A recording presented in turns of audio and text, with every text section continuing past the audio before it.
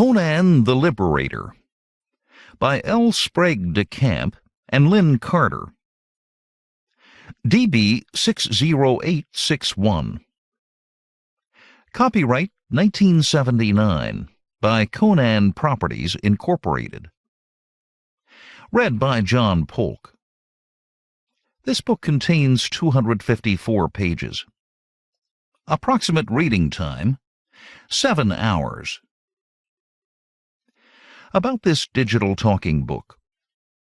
This book contains markers allowing direct access to the opening announcements, table of contents, introduction, chapters, and closing announcements. Library of Congress annotation.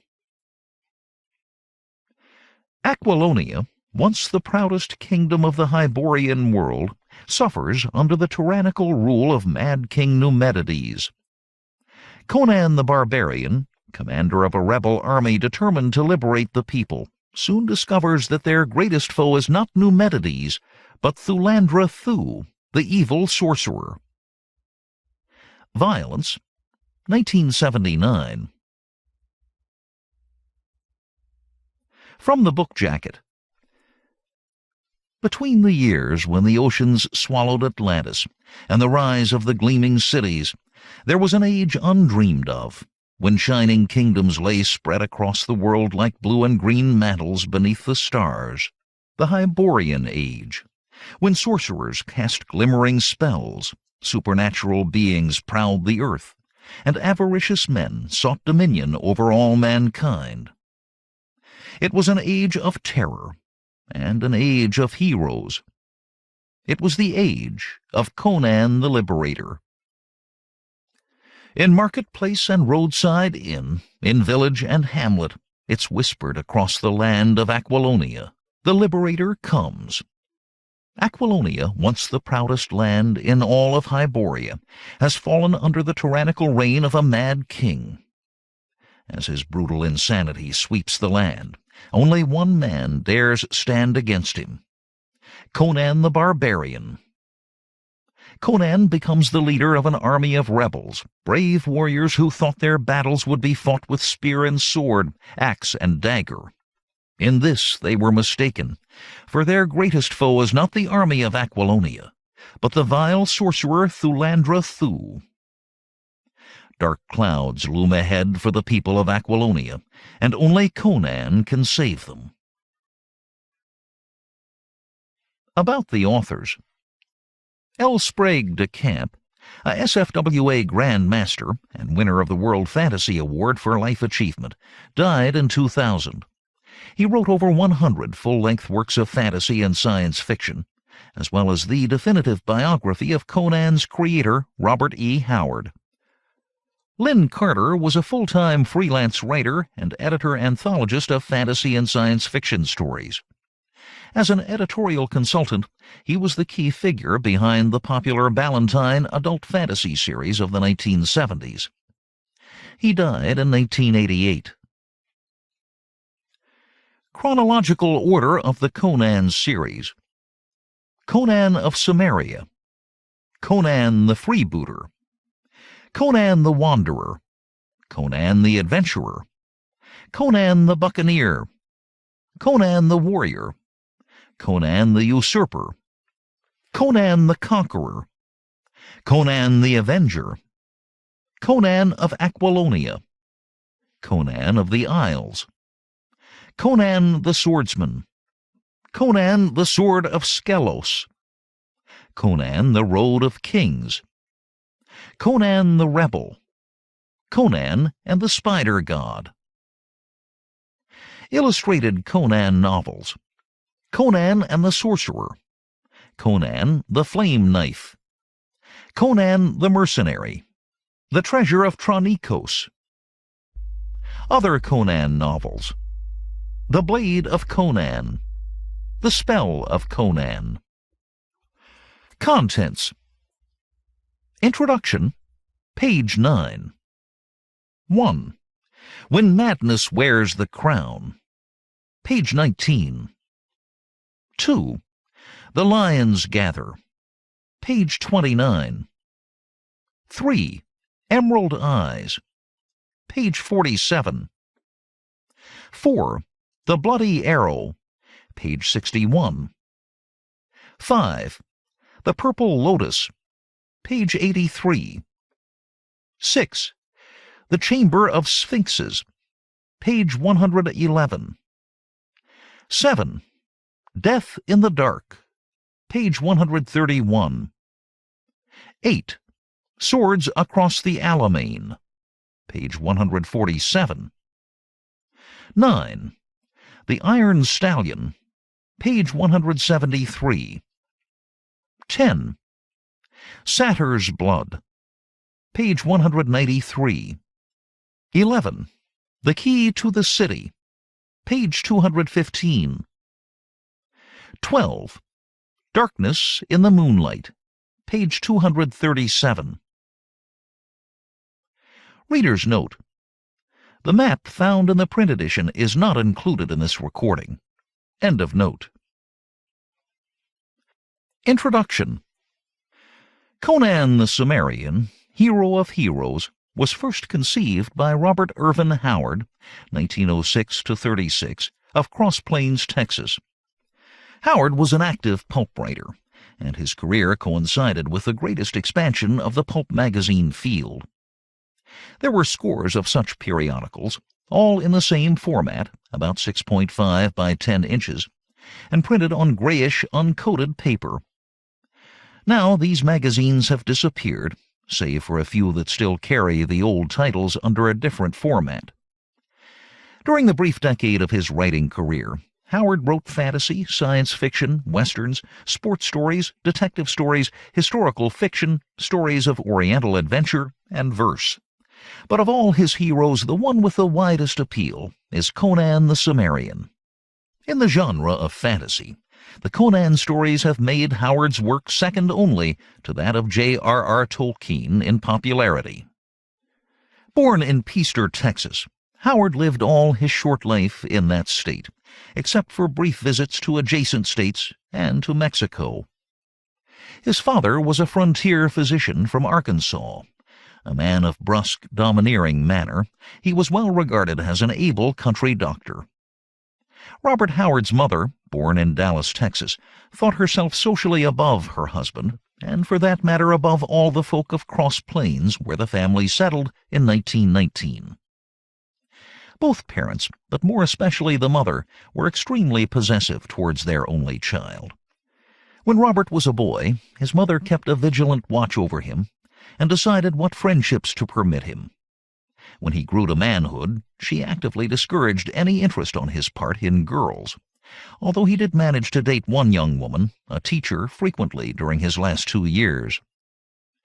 Robert grew up slavishly devoted to his intermittently sickly mother. When he bought an automobile, he took her with him on long trips around Texas. Puny and bullied as a small boy, Robert matured into a large, powerful man. He weighed nearly 200 pounds, most of it muscle. He kept himself in shape by bag punching and weightlifting. His favorite sport, both active and passive, was boxing. He also became a football fan. Despite his rugged exterior, Robert Howard was a voracious bookworm. A fast and omnivorous reader, he would race through an entire shelf in a public library in a few hours. While still an adolescent, he determined to pursue a writing career. When in 1928 he finished 1 year of non-credit courses at Howard Payne Academy in Brownwood, Texas, his father agreed to let him try freelance writing for a year before putting pressure on him to get a more conventional job. At the end of that time, his sales, while modest, had been encouraging enough for his family to let him follow his bent. Robert also grew up extremely moody, alternating between moments of wit, charm, and spellbinding garrulity, and spells of black depression, despair, and misanthropy. He was hardly out of adolescence when he became fascinated with suicide.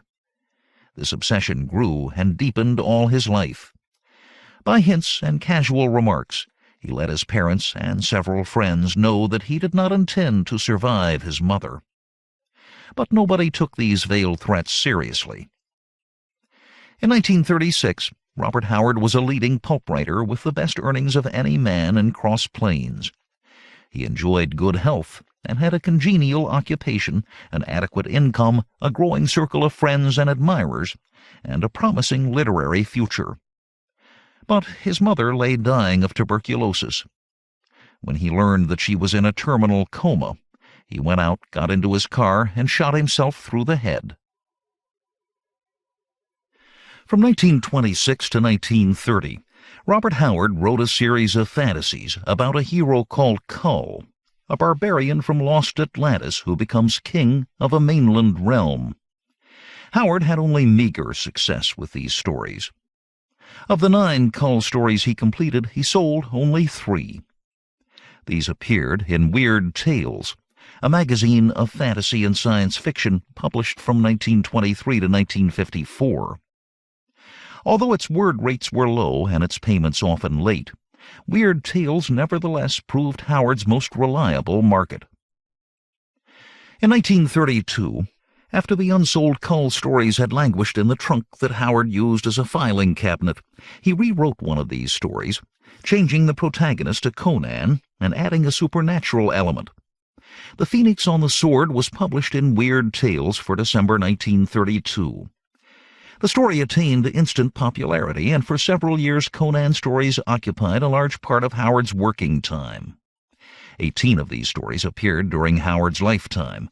Others were either rejected or unfinished. In some late letters, Howard considered dropping Conan to devote all his time to westerns. Conan was both a development of King Kull and an idealization of Robert Howard himself, a picture of Howard as he would like to have been.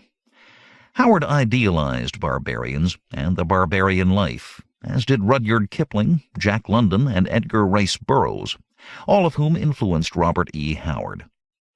Conan is the rough, tough, ruthless, violent, far-traveled, irresponsible adventurer of gigantic strength and stature that Howard, whose own life was quiet, reclusive, aloof, and introverted, liked to imagine himself.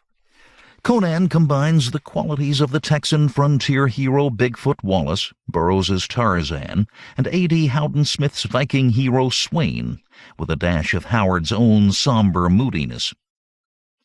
Howard himself spoke in a letter to H.P. Lovecraft of Conan's having stalked full-grown out of oblivion and set me to work recording the saga of his adventures.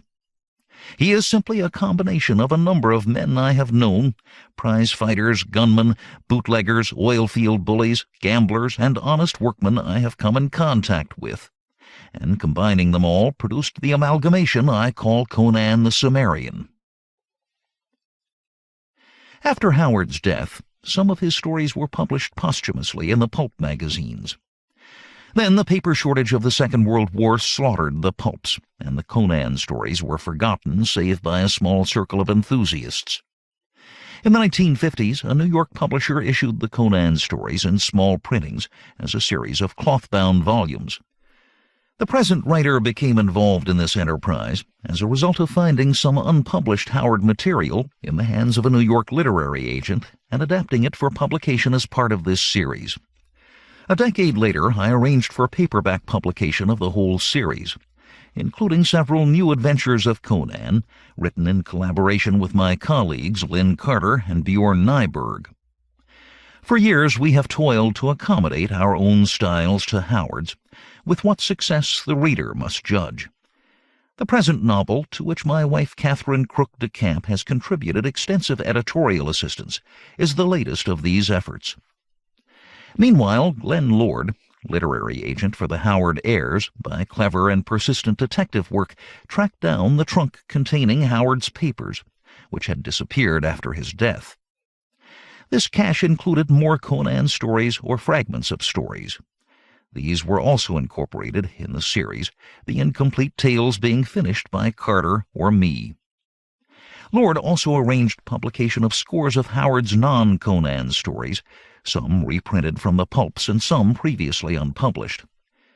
While Howard's posthumous success has been gratifying, those who have taken part in it cannot help a feeling of sadness that Howard himself did not live to enjoy it. There are several explanations for the extraordinary surge in Robert Howard's posthumous popularity. Some attribute it to the zeitgeist. Many readers have grown tired of the anti-heroes, the heavily subjective psychological stories, and the focus on contemporary socio-economic problems that colored so much fiction in the 1950s and 60s. For a time, it looked as if fantasy had become a casualty of the machine age. But the success of Tolkien's The Lord of the Rings three-decker showed that a revival of fantasy was due. The Conan stories were among the first in the genre to benefit from this revival, and since their publication they have begotten a host of imitations. Equal credit for their success must go to Howard's own ability as a writer. He was a natural storyteller, and this is the sine qua non of fiction writing.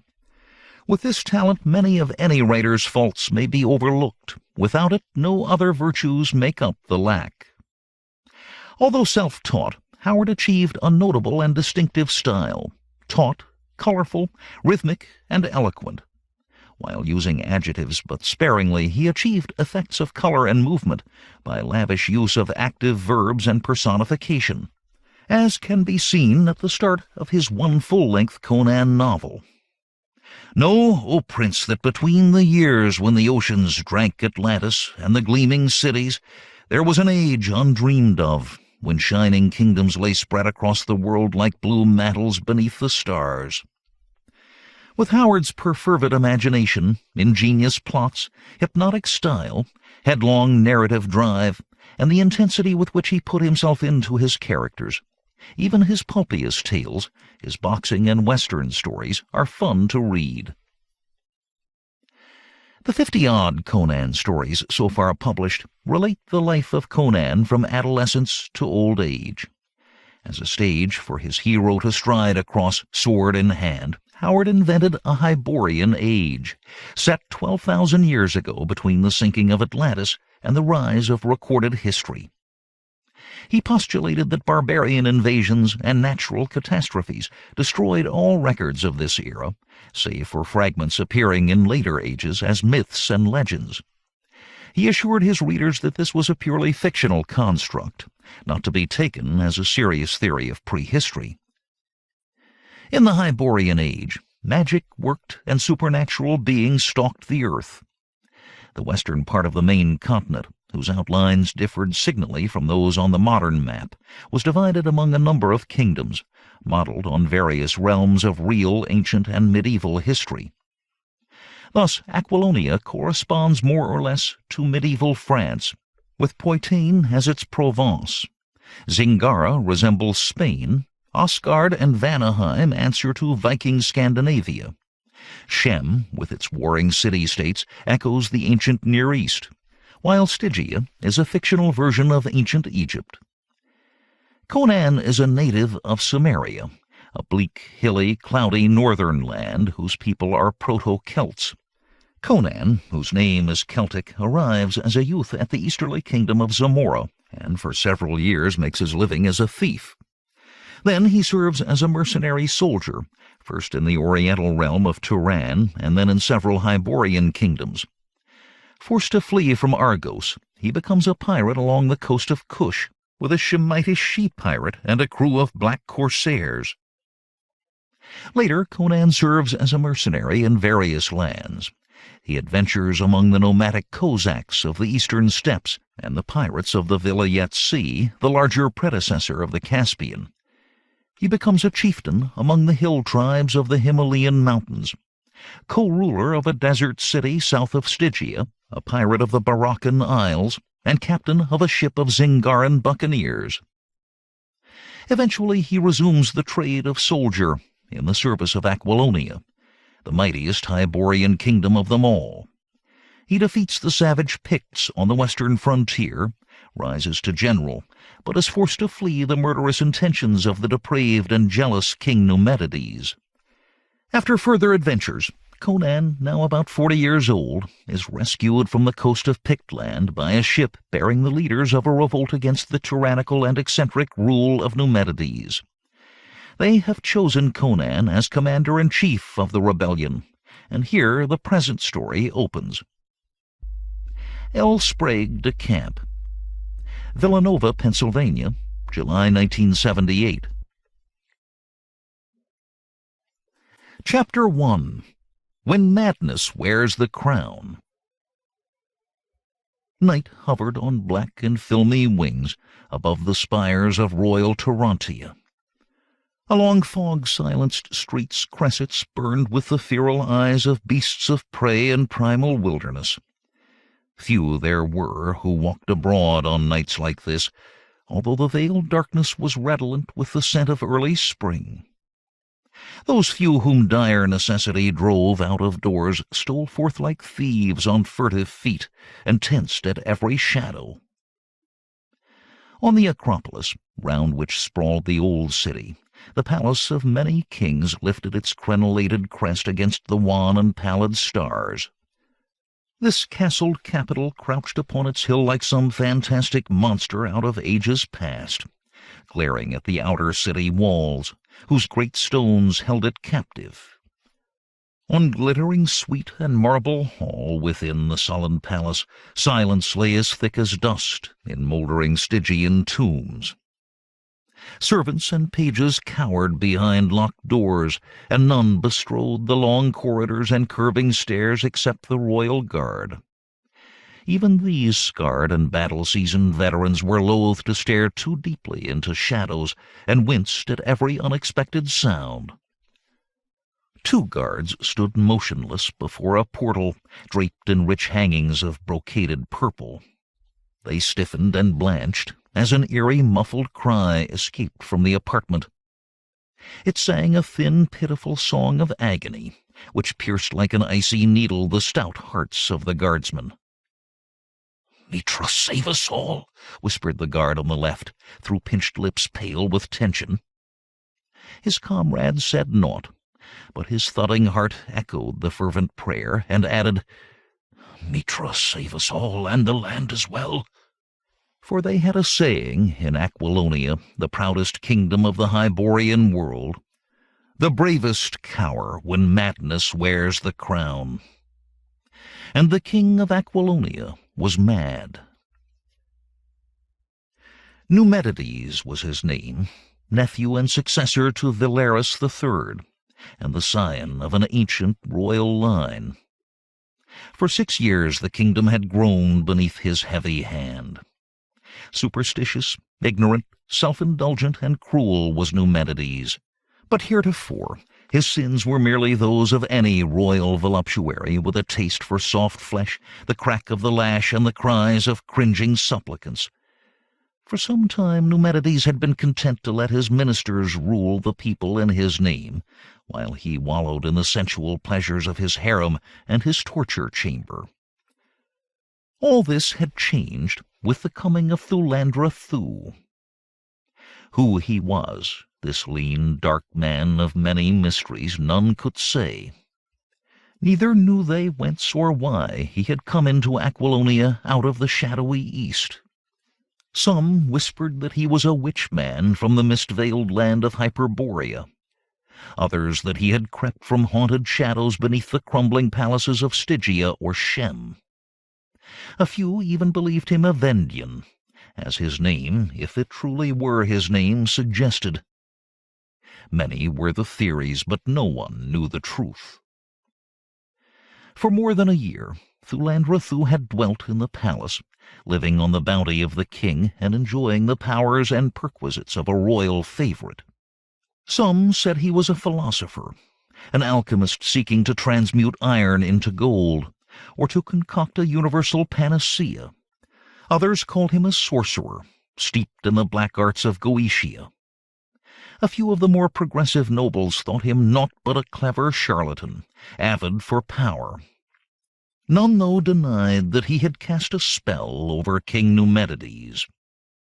Whether his vaunted mastery of alchemical science, with its lure of infinite wealth, had aroused the king's cupidity, or whether he had in sooth enmeshed the monarch in a web of sorcerous spells, none could be sure. But all could see that Thulandra Thuu, not Numedides, ruled from the ruby throne. His slightest whim had now become the law. Even the king's chancellor, Vibius Latro, had been instructed to take orders from Thulandra as if they had been issued from the king himself. Meanwhile, Numedides' conduct had grown increasingly strange. He ordered the golden coinage in his treasury cast into statues of himself adorned with royal jewels, and oft held converse with the blossoming trees and nodding flowers that graced his garden walks. Woe unto any kingdom when the crown is worn by a madman who moreover is the puppet of a crafty and unscrupulous favorite, whether a genuine magician or clever mountebank. Behind the brocaded hangings of the guarded portal lay a suite whose walls were hung with mystic purple. Here a bizarre tableau unfolded. In a translucent sarcophagus of alabaster, the king lay as if in deepest slumber. His gross body was unclothed. Even in the slackness of repose, his form testified to a life besmirched with vicious self-indulgence. His skin was blotched, his moist lips sagged, and his eyes were deeply pouched. Above the edge of the coffin bulged his bloated paunch, obscene and toad-like. Suspended by her ankles, a naked 12-year-old girl hung head down above the open casket. Her tender flesh bore the marks of instruments of torture. These instruments now lay among the glowing embers in a copper brazier that stood before a throne-like chair of sable iron, inlaid with cryptic sigils wrought in softly glowing silver. The girl's throat had been neatly cut, and now bright blood ran down her inverted face and bedrabbed her ash-blonde hair. The casket beneath the corpse was awash with steaming blood, and in this scarlet bath the corpulent body of King Numedides lay partially immersed. Set in a precise ellipse around the sarcophagus, to illuminate its contents, stood 19 massive candles, each as tall as a half-grown boy. These candles had been fashioned, so rumor ran among the palace servants, of tallow stripped from human cadavers. But none knew whence they came. Upon the black iron throne brooded Thulandra Thuu, a slender man of ascetic build, and seemingly of middle years. His hair, bound by a fillet of ruddy gold wrought in the likeness of a wreath of intertwining serpents, was silver-gray. And serpentine were his cold, thick-lidded eyes. His mien declared him a philosopher, but his unwinking stare bespoke the zealot. The bones of his narrow face seemed molded by a sculptor. His skin was dark as teakwood, and from time to time he moistened his thin lips with a darting, pointed tongue. His spare torso was confined by an ample length of mulberry brocade, wrapped round and draped across one shoulder, leaving the other bare and exposing to view both of his scrawny arms. At intervals he raised his eyes from the ancient python-bound tome that lay upon his lap, to stare thoughtfully into the alabaster casket, wherein the bloated body of King Numedides rested in its bath of virgin's blood. Then, frowning, he would again return to the pages of his book. The parchment of this monstrous volume was inscribed in a spidery hand, in a language unknown to scholars of the West. Row upon row of hooked and cursive characters marched down the page in columns, and many of the glyphs were writ in inks of emerald, amethyst, and vermilion, unfaded by the passage of the years. A water clock of gold and crystal, set on a nearby taboret, chimed with a silvery tinkle. Thulandra Thuu once more looked deep into the casket. The tight-lipped expression on his dark visage bore wordless testimony to the failure of his undertaking. The rich red bath of blood was darkening. The surface became dull with scum, as vitality faded from the cooling fluid.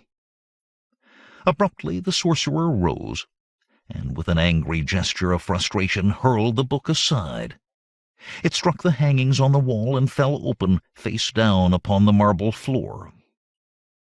Had anyone been present to study the inscription on the spine, and understand its cryptic signery, he would have discovered that this arcane volume was entitled The Secrets of Immortality, according to Guchupta of Shambhala. Awakened from his hypnotic trance, King Numedides clambered out of the sarcophagus and stepped into a tub of flower-scented water. He wiped his coarse features with a thirsty towel, while Thulandra Thuu sponged the blood from his heavy body. The sorcerer would allow no one, not even the king's tiring men, into his oratory during his magical operations. Therefore he must himself attend to the cleansing and tiring of the monarch. The king stared into the brooding, hooded eyes of the magician. "Well?" demanded Numedides hoarsely. "What were the results? Did the signum vitalis enter my body when drained from that little brat?" "Some, great king," replied Thulandra Thuu in a toneless staccato voice. "Some, but not enough." Numedides grunted, scratching a hairy paunch with an unpared fingernail. The thick curly hair of his belly, like that of his short beard, was rusty red, fading into gray. "Well, shall we continue then? Aquilonia has many girls whose kin would never dare report their loss, and my agents are adept." "Allow me to consider, O king. I must consult the scroll of Amendarath to make certain that my partial failure lies not in an adverse conjunction or opposition of the planets, and I fain would cast your horoscope again. The stars foretoken ominous times." The king, who had struggled into a scarlet robe, picked up a beaker of empurpled wine, upon which floated the crimson buds of poppies, and downed the exotic drink. I know, he growled. "Troubles flaring at the border, plots afoot in half the noble houses. But fear not, my trepidatious thaumaturge. This royal house has lasted long and will survive long after you are dust." The king's eyes glazed, and a small smile played at the corner of his mouth as he muttered, "Dust, dust. All is dust. All save Numedides." Then, seeming to recover himself, he demanded irritably, "Can you not give answer to my question? Would you have another girl-child for your experiments?" "Aye, O king," replied Thulandra Thuu after a moment of reflection. "I have bethought me of a refinement in the procedure that I am convinced will bring us to our goal." The king grinned broadly and thumped a hairy hand against the sorcerer's lean back. The unexpected blow staggered the slender mage. A flicker of anger danced across the alchemist's dark features and was instantly extinguished as by an unseen hand. "Good, sir magician," roared Numedides, "make me immortal to rule forever this fair land, and I will give you a treasury of gold. Already I feel the stirrings of divinity, albeit I will not yet proclaim my theophany to my steadfast and devoted subjects." "But, Majesty," said the startled sorcerer, recovering his composure, "the country's plight is of more moment than you appear to know. The people grow restless. There are signs of insurrection from the south and from the sea. I understand not—" The king waved him aside. "I've put down treasonous rascals oft ere this, and I shall counter them again." What the king dismissed as trifling inconveniences were, in truth, matters worthy of a monarch's grave concern. More than one revolt simmered along the western borders of Aquilonia, where the land was rent asunder by wars and rivalries among the petty barons. The populace groaned beneath their rulers' obduracy and cried out for relief from oppressive taxation and monstrous maltreatment by agents of the king, but the worries of the common folk concerned their monarch little. He turned a deaf ear to their cries. Yet Numedides was not so wedded to his peculiar pleasures that he failed to mark the findings of his spies, collected for him by his able minister Vibius Latro. The chancellor reported rumors of no less a leader of the commons than the rich and powerful Count Trocero of Poitain. Trocero was no man idly to be dismissed, not with his peerless force of armored cavalry, and a warlike, fiercely loyal people ready to rise at his beckoning. "Sorcerer," mused the king, "must be destroyed, it's true. But he's too strong for open confrontation. We must needs seek out a skilful poisoner. Meanwhile, my faithful, hard-fisted Amulius Procus is stationed in the southern border region. He has crushed more than one arrogant landowner who dared turn revolutionary." Inscrutable were the cold black eyes of Thulandra Thuu. "Omens of danger overwhelming to your general I read upon the face of heaven. We must concern ourselves." Numedides ceased to listen. His trance-like slumber, together with the stimulus of the poppied wine, had flogged his sensual appetite. His harem newly housed a delectable full-breasted Cushite girl, and a torture yet unnamed was forming in his twisted brain. "I'm off," he said abruptly. "Detain me not, lest I blast you with my shafts of lightning." The king pointed a taut forefinger at Thulandra Thuu and made a guttural sound. Then, roaring with boorish mirth, he pushed aside a panel behind the purple arras and slipped through. Thence a secret passage led to that part of the harem whispered of with loathing as the house of pain and pleasure.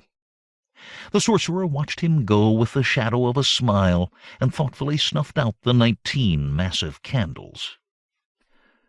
"O king of toads," he muttered in his unknown tongue, "you speak the very truth, save that you have the characters reversed.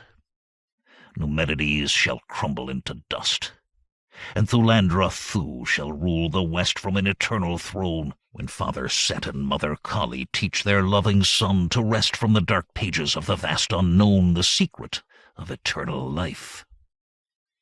The thin voice pulsed through the darkened chamber like the dry rustle of serpents' scales slithering over the pallid bones of murdered men. Chapter 2. The Lions Gather. Far south of Aquilonia, a slender war galley cleft the stormy waters of the western ocean. The ship of Argosian lines was headed shoreward, where the lights of Messantia glimmered through the twilight. A band of luminescent green along the western horizon marked the passing of the day, and overhead the first stars of evening bejeweled the sapphire sky, then paled before the rising of the moon. On the forecastle, leaning upon the rail above the bow, stood 7 persons cloaked against chill bursts of spray that fountained as the bronzen ram rose and dipped, cleaving the waves asunder. One of the 7 was Nexithius, a calm-eyed, grave-faced man of mature years, dressed in the flowing robes of a priest of Mitra. Beside him stood a broad-shouldered, slim-hipped nobleman, with dark hair tinged with gray, who wore a silvered cuirass on the breast of which the 3 leopards of Poitain were curiously worked in gold. This was Sorcerer, Count of Poitain, and his motif of 3 crimson leopards was repeated on the banner that fluttered from the foremast high above his head. At Count Sorcerer's elbow, a younger man of aristocratic bearing, elegantly clad in velvet beneath a silvered shirt of mail, fingered his small beard. He moved quickly, and his ready smile masked with gaiety the mettle of a seasoned and skilful soldier. This was Prospero, a former general of the Aquilonian army. A stout and balding man, wearing neither sword nor armor, and unmindful of the failing light, worked sums with a stylus on a set of wax tablets braced against the rail. Publius had been the royal treasurer of Aquilonia before his resignation in despairing protest against his monarch's policies of unlimited taxation and unrestrained expenditure. Nearby, 2 girls clutched the inconstant rail. One was Belesa of Corzetta, a noblewoman of Zingara, slender and exquisite, and but recently come to womanhood. Her long black hair streamed in the sea wind like a silken banner. Nestled against her in the curve of one arm, a pale flaxen-haired child stared wide-eyed at the lights that rimmed the waterfront. An Ophirian slave, Tina had been rescued from a brutal master by the Lady Belesa, niece of the late Count Valenso. Mistress and slave, inseparable, had shared the moody Count's self-exile in the Pictish wilderness. Above them towered a grim-faced man of gigantic stature. His smoldering eyes of volcanic blue and the black mane of coarse straight hair that brushed his massive shoulders suggested the controlled ferocity of a lion in repose. He was a Cimmerian, and Conan was his name. Conan's sea boots, tight breeches, and torn silken shirt disclosed his magnificent physique. These garments he had looted from the chests of the dead pirate admiral bloody Tranikos, where in a cave on a hill in Pictland the corpses of Tranikos and his captains still sat around a table heaped with the treasure of a Stygian prince. The clothes, small for so large a man, were faded, ripped, and stained with dirt and blood. But no one looking at the towering Cimmerian and the heavy broadsword at his side would mistake him for a beggar. "If we offer the treasure of Tranikos in the open marketplace," mused Count Trocero, "King Milo may regard us with disfavor. Hitherto he has entreated us fairly, but when rumors of our hoard of rubies, emeralds, amethysts, and such-like trinkets set in gold do buzz about his ears, he may decree that the treasure shall escheat to the crown of Argos." Prospero nodded. "Aye, Milo of Argos loves a well-filled treasury as well as any monarch, and if we approach the goldsmiths and money-lenders of Messantia, the secret will be shouted about the town within an hour's time." "To whom, then, shall we sell the jewels?" asked Trocero. "Ask our commander-in-chief," Prospero laughed slyly. "Correct me if I'm wrong, General Conan, but did you not once have acquaintance with, Conan shrugged. "You mean, was I not once a bloody pirate with a fence in every port? Aye, so I was, and that I might have once again become, had you not arrived in time to plant my feet on the road to respectability." He spoke Aquilonian fluently, but with a barbarous accent. After a moment's pause, Conan continued, "My plan is this. Publius shall go to the treasurer of Argos and recover the deposit advanced upon the usage of this galley, minus the proper fee. Meanwhile, I'll take our treasure to a discreet dealer, whom I knew in former days. Old Varro always gave me a fair price for plunder." "Men say," quoth Prospero, "that the gems of Tranikos have greater worth than all the other jewels in all the world. Men such as he of whom you speak would give us but a fraction of their value." "Prepare for disappointment," said Publius. "The value of such baubles ever gains in the telling, but shrinks in the selling." Conan grinned wolfishly. "I'll get what I can, fear not. Remember, I have often dealt beneath the counter. Besides, even a fraction of the treasure is enough to set swinging all the swords in Aquilonia." Conan looked back at the quarter-deck, where stood the captain and the steersman. "Ho there, Captain Zeno!" he roared in Argosian. "Tell your rowers that if they put us ashore ere the tavern shutter for the night, it's a silver penny apiece for them above their promised wage. I see the lights of the pilot boat ahead." Conan turned back to his companions and lowered his voice. "Now, friends, we must guard our tongues as concerns our riches. A stray word overheard might cost us the wherewithal to buy the men we need. Forget it not." The harbor boat, a gig rowed by 6 burly Argosians, approached the galley. In the bow a cloak-wrapped figure wagged a lantern to and fro, and the captain waved an answer to the signal. As Conan moved to go below and gather his possessions, Belesa laid a slender hand upon his arm. Her gentle eyes sought his face, and there was anguish in her voice. "Do you still intend to send us to Zingara?" she asked. "It is best to part thus, lady. Wars and rebellions are no places for gentlewomen. From the gems I gave you, you should realize enough to live on, with enough to spare for your dowry. If you wish, I'll see to converting them to coin. Now I have matters to attend to in my cabin." Wordlessly, Belisa handed Conan a small bag of soft leather, containing the rubies that Conan had taken from a chest in the cave of Tronikos. As he strode aft along the catwalk to his cabin in the poop, Belisa watched him go. All that was woman within her responded to the virility that emanated from him, like heat from a roaring blaze.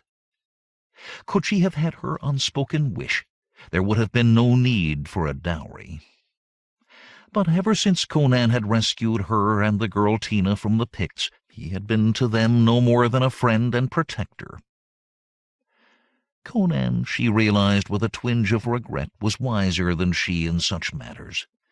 He knew that a delicate high-born lady, imbued with Zingaran ideals of womanly modesty and purity, could never adapt herself to the wild, rough life of an adventurer. Moreover, if he were slain, or if he tired of her, she would become an outcast, for the princely houses of Zingara would never admit a barbarian mercenary's drab into their marble halls. With a small sigh, she touched the girl who nestled beside her. "Time to go below, Tina, and gather our belongings." Amid shouts and hails, the slender galley inched up to the quay. Publius paid the harbor tax and rewarded the pilot. He settled his debt to Captain Zeno and his crew, and, reminding him of the secrecy of the mission, bade the Argosian skipper a ceremonious farewell. As the captain barked his orders, the sail was lowered to the deck and stowed beneath the catwalk. The oars were shipped amid oaths and clatter and placed under the benches. The crew, officers, sailors, and rowers, streamed merrily ashore, where bright lights blazed in inns and taverns, and painted slatterns beckoning from second-story windows exchanged raillery and cheerful obscenities with the expectant mariners. Men loitered about the waterfront street. Some lurched drunkenly along the roadway, while others snored in doorways or relieved themselves in the dark mouths of alleys. One among the loiterers was neither so drunk nor so bleary-eyed as he appeared. A lean, hatchet-faced Zingaran he was, who called himself Quesado. Limp blue-black ringlets framed his narrow face, and his heavy-lidded eyes gave him a deceptive look of sleepy indolence. In shabby garments of sober black, he lounged in a doorway as if time itself stood still. And when accosted by a pair of drunken mariners, he retorted with a well-worn jest that sent them chuckling on their way. Quesado closely observed the galley as it tied up to the quay. He noted that after the crew had roistered off, a small group of armed men, accompanied by 2 women, disembarked and paused as they reached the pier, until several loungers hurried up to proffer their services. Soon the curious party disappeared, followed by a line of porters with chests and sea bags slung across their shoulders or balanced on their heads. When darkness had swallowed up the final porter, Quesado sauntered over to a wine shop, where several crewmen from the ship had gathered. He found a cozy place beside the fire, ordered wine, and eyed the seamen. Eventually he chose a muscular, sunburned Argosian rower, already in his cups, and struck up a conversation. He bought the youth a jack of ale, and told a bawdy jest. The rower laughed uproariously, and when he had ceased chuckling, the Zingaran said indifferently, "Aren't you from that big galley moored at the 3rd pier?" The Argosian nodded, gulping down his ale. "Merchant galley, isn't she?" The rower jerked back his tousled head and stared contemptuously. "Trust a damned foreigner not to know one ship from another," he snorted. "She's a ship of war, you spindle-shanked fool. That's the Arianus, pride of King Milo's navy." Quesado clapped a hand to his forehead. "Oh, gods, how stupid of me. She's been abroad so long I scarce recognized her. But when she put in, was she not flying some device with lions on it?" "Those be the crimson leopards of Poitain, my friend," the oarsman said importantly. "And the Count of Poitain no less hired the ship and himself commanded her." "I can scarcely credit it," exclaimed Quesado, acting much amazed. "Some weighty diplomatic mission, that I'll warrant." The drunken roar, puffed by the wind of his hearer's rapt attention, rushed on.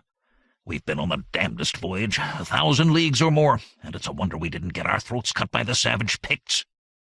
He broke off as a hard-faced officer from the Arianus clapped a heavy hand upon his shoulder. "Hold your tongue, you babbling idiot," snapped the mate, glancing suspiciously at the Zingaran. "The captain warned us to keep close-mouthed, especially with strangers. Now shut your gob." "Aye, aye," mumbled the rower. Avoiding Quesado's eye, he buried his face in his jack of ale. "It's naught to me, mates," yawned Quesado with a careless shrug.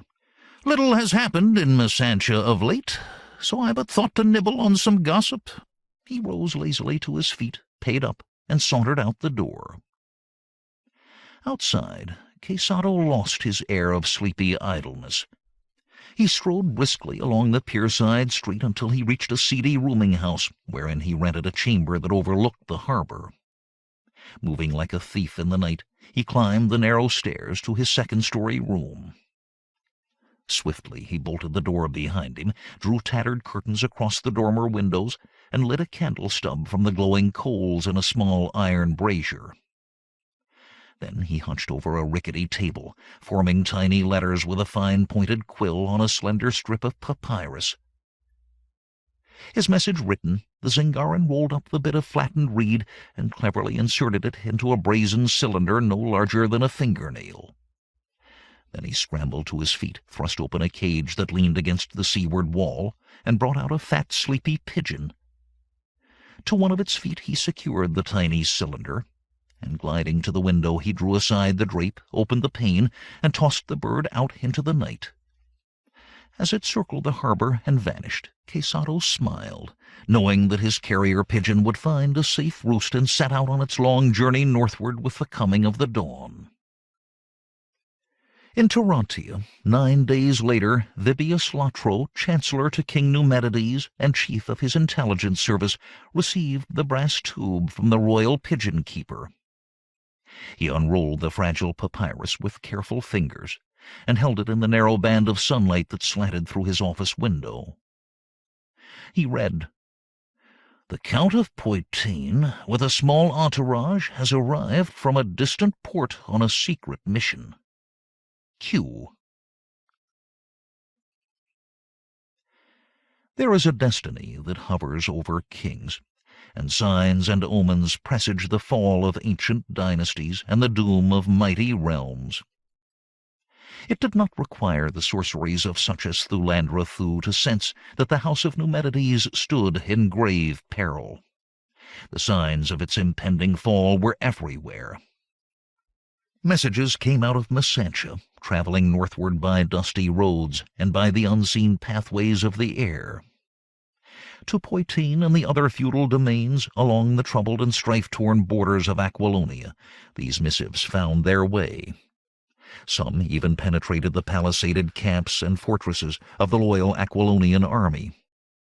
For stationed there were swordsmen and pikemen, horsemen and archers who had served with Conan when he was an officer of King Numedides, men who had fought at Conan's side in the great battle of Velitrium, and even before that at Massacre Meadow when Conan first broke the hosts of savage Picts, men of his old regiment, the Lions, who well remembered him. And like the beasts whose name they bore, they remained loyal to the leader of the pride. Others who hearkened to the call were wearied of service to a royal maniac who shrugged aside the business of his kingdom to indulge his unnatural lusts and to pursue mad dreams of eternal life. In the months after Conan's arrival in Messantia, many Aquilonian veterans of the Pictish wars resigned or deserted from their units and drifted south to Argos. With them, down the long and lonesome roads tramped Poitanians and Bossonians, gundermen from the north, yeomen of the Tauran, petty nobles from Tarantia, impoverished knights from distant provinces, and many a penniless adventurer. "Whence come they all?" marveled Publius, as he stood with Conan near the large tent of the commander-in-chief, watching a band of ragtail knights ride into the rebel camp. Their horses were lean, their trappings ragged, their armor rusty, and they were caked with dust and dried mud. Some bore bandaged wounds. "Your mad king has made many enemies," grumbled Conan. "I get reports of knights whose lands he has seized, nobles whose wives or daughters he has outraged, sons of merchants whom he has stripped of their pelf, even common workmen and peasants, stout-hearted enough to take up arms against the royal madman. Those knights yonder are outlaws driven into exile for speaking out against the tyrant." "Tyranny oft breeds its own downfall," said Publius. "How many have we now?" "Over 10,000 by yesterday's reckoning." Publius whistled. "So many? We had better limit our recruits ere they devour all the coin in our treasury. Vast as is the sum that you obtained for the jewels of Tranikos, 'twill melt like snow in the springtime if we enlist more men than we can afford to pay." Conan clapped the stout civilian on the back. "It's your task as treasurer, good Publius, to make our purse outlast this feast of vultures. Only today I importuned King Milo for more camp space. Instead, he drenched me with a cataract of complaints. Our men crowd Masantia. They overtax the facilities of the city. They drive up prices. Some commit crimes against the citizens. He wants us hence either to a new camp or on our way to Aquilonia." Publius frowned. "Whilst our troops train, we must remain close to the city and the sea for access to supplies. 10,000 men grow exceedingly hungry when drilled as you drill them, and 10,000 bellies require much food, or their owners grow surly and desert."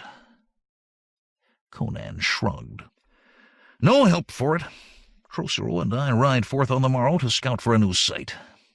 The next full moon should see us on the road to Aquilonia." "Who is that?" murmured Publius, indicating a soldier who, released from the morning's drill, was sauntering by close to the general's tent. The man, clad in shabby black, had swilled a tankard full that afternoon, for his lean legs wobbled beneath him, and once he tripped over a stone that lay athwart his path. Sighting Conan and Publius, he swept off his battered cap, bowed so low that he quite unbalanced himself, recovered, and proceeded on his way. Conan said, "A Zingaran who turned up at the recruiting tent a few days past. He seemed a mousy little fellow, no warrior, but he has proved a fair swordsman, an excellent horseman, and an artist with a throwing knife. So Prospero signed him on with all the rest. He called himself, I think it was Quesado." "Your reputation, like a lodestone, draws men from near and far," said Publius. "So I had better win this war," replied Conan. "In the old days, if I lost a battle, I could slip away to lands that knew me not and start over again with nobody the wiser. That were not so easy now. Too many men have heard of me." "'Tis good news for the rest of us," grinned Publius. "That fame robs leaders of the chance to flee." Conan said nothing. Parading through his memory marched the arduous years since he had plunged out of the wintry north, a ragged, starveling youth. He had warred and wandered the length and breadth of the Thurian continent. Thief, pirate, bandit, primitive chieftain, all these he had been. And common soldier, too, rising to general and falling again with the ebb of fortune. From the savage wilderness of Pictland to the steppes of Hyrcania, from the snows of Nordheim to the steaming jungles of Kush, his name and fame were legend. Hence warriors flocked from distant lands to serve beneath his banner. Conan's banner now proudly rode the breeze atop the central pole of the general's tent. Its device, a golden lion rampant on a field of sable silk, was Conan's own design. Son of a Cimmerian blacksmith, Conan was not at all of armigerous blood. But he had gained his greatest recognition as commander of the Lion Regiment in the battle at Velitrium. Its ensign he had adopted as his own, knowing that soldiers need a flag to fight for. It was following this victory that King Numedides, holding the Cimmerian's fame a threat to his own supremacy, had sought to trap and destroy his popular general, in whom he sensed a potential rival. Conan's growing reputation for invincibility he envied. His magnetic leadership he feared. After eluding the snare Numedides had set for him, thus forfeiting his command, the Cimmerian looked back upon his days with the lions with fond nostalgia. And now the banner under which he had won his mightiest victories flew above his head again, a symbol of his past glories, and a rallying point for his cause. He would need even mightier victories in the months ahead, and the golden lion on a field of black was to him an auspicious omen. For Conan was not without his superstitions. Although he had brawled and swaggered over half the earth, exploring distant lands and the exotic lore of foreign peoples, and had gained wisdom in the ways of kings and priests, wizards and warriors, magnates and beggars, the primitive beliefs of his Cimmerian heritage still smoldered in the depths of his soul.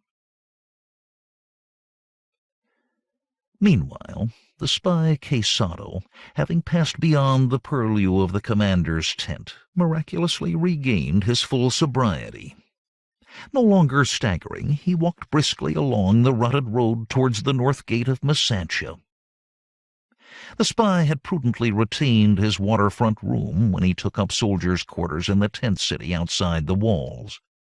And in that room, pushed under the rough-hewn door, he found a letter. It was unsigned, but Quesado knew the hand of Vibius Lotro. Having fed his pigeons, Quesado sat down to decipher the simple code that masked the meaning of the message. It seemed a jumble of domestic trivia, but by marking every fourth word, Quesado learned that his master had sent him an accomplice. She was, the letter said, a woman of seductive beauty. Quesado allowed himself a thin, discreet smile. Then he penned his usual report on a slender strip of papyrus and sent it winging north to far Tarantia. While the army drilled, sweated, and increased in size, Conan bade farewell to the Lady Belesa and her youthful protege. He saw their carriage go rattling off along the coastal road to Zingara, with a squad of sturdy guards riding before and behind. Hidden in the baggage, an iron-bound box enclosed sufficient gold to keep Belesa and Tina in comfort for many years, and Conan hoped that he would see no more of them.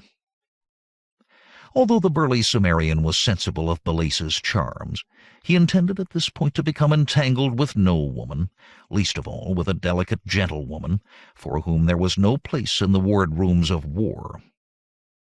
Later, should the rebellion triumph, he might require a royal marriage to secure his throne, for thrones, however high their cost in common blood, must ofttimes be defended by the mystic power engendered by the blood of kings. Still, Conan felt the pangs of lust no less than any active, virile man. Long had he been without a woman, and he showed his deprivation by curt words, sullen moods, and stormy explosions of temper. At last Prospero, divining the cause of these black moods, ventured to suggest that Conan might do well to set his eyes upon the tavern thralls of Masantia. "With luck and discernment, General," he said, "you could find a bedmate to your fancy." Prospero was unaware that his words buzzed like horseflies in the ears of a lank Zingaran mercenary, who huddled nearby with his back against a tent stake, head bowed forward on his knees, apparently asleep. Conan, equally unmindful, shrugged off his friend's suggestion. But as the days passed, desire battled with his self-control, and with every passing night his need waxed more compelling. Day by day the army grew. Archers from the Bossonian marches, pikemen from Gunderland, light horse from Poitain, and men of high and low degree from all of Aquilonia streamed in. The drill field resounded to the shouts of commands, the tramp of infantry, the thunder of cavalry, the snap of bowstrings and the whistle of arrows. Conan, Prospero, and Trocero labored ceaselessly to forge their raw recruits into a well-trained army. But whether this force, cobbled together from far-flung lands and never battle-tested, could withstand the crack troops of the hard-riding, hard-fighting, and victorious Amulius Procas, no man knew. Meanwhile, Publius organized a rebel spy service. His agents penetrated far into Aquilonia. Some merely sought for news. Some spread reports of the depravity of King Numedides, reports which the rumor-mongers found needed no exaggeration. Some begged for monetary aid from nobles who, while sympathetic to the rebel cause, had not yet dared declare themselves in favor of rebellion. Each day, at noon, Conan reviewed his troops. Then, in rotation, he took his midday meal in the mess tent of each company, for a good leader knows many of his men by name and strengthens their loyalty by personal contact. A few days after Prospero's talk about the public women of Masantia, Conan dined with a company of light cavalry. He sat among the common soldiers and traded bawdy jests as he shared their meat, bread, and bitter ale. At the sound of a sibilant voice suddenly upraised, Conan turned his head. Nearby, a narrow-faced Zingaran, whom Conan remembered having seen before, was orating with grandiloquent gestures. Conan left a joke caught in an endless pause, and listened closely, for the fellow was talking about women, and Conan felt a stirring in his blood. "There's a certain dancing girl," cried the Zingaran, "with hair as black as a raven's wing and eyes of emerald green. And there is a witchery in her soft red lips and in her limber body, and her breasts are like ripe pomegranates." Here he cupped the ambient air with mobile hands. "Every night she dances for thrown coppers at the Inn of the Nine Swords, and bears her swaying body to the eyes of men. But she is a rare one, this Alcina, a haughty, fastidious minx who denies to all men her embrace. She has not met the man who could arouse her passion, or so she claims. Of course," added Quesado, winking lewdly, "there are doubtless lusty warriors in this very tent who could woo and win that haughty lass. Why, our gallant general himself—" At that instant Quesado caught Conan's eye upon him. He broke off, bent his head, and said, "1,000 pardons, noble general. Your excellent beer so loosened my poor tongue that I forgot myself. Pray ignore my indiscretion, I beg you, my good lord." "I'll forget it," growled Conan, and turned back, frowning, to his food. But that very evening he asked his servants for the way to an inn called the Nine Swords. As he swung into the saddle, and with a single mounted groom for escort pounded off towards the north gate, Quesado, skulking in the shadows, smiled a small, complacent smile. Chapter 3. Emerald Eyes. When dawn came laughing to the azure sky, a silver-throated trumpet heralded the arrival of an envoy from King Milo. Brave in embroidered tabard, the herald trotted into the rebel camp on a bay mare, brandishing aloft a sealed and beribboned scroll. The messenger sniffed disdainfully at the bustling drill ground, where a motley host was lining up for roll call. When he thundered his demand for escort to General Conan's tent, one of Trocero's men led the beast towards the center of the camp. "This means trouble," murmured Trocero to the priest Exithius as they gazed after the Argosian herald. The lean, bald Mitran priest fingered his beads. "We should be used to trouble by now, my lord Count," he replied, "and much more trouble lies ahead, as well you know." "You mean Numedides?" asked the Count with a wry smile.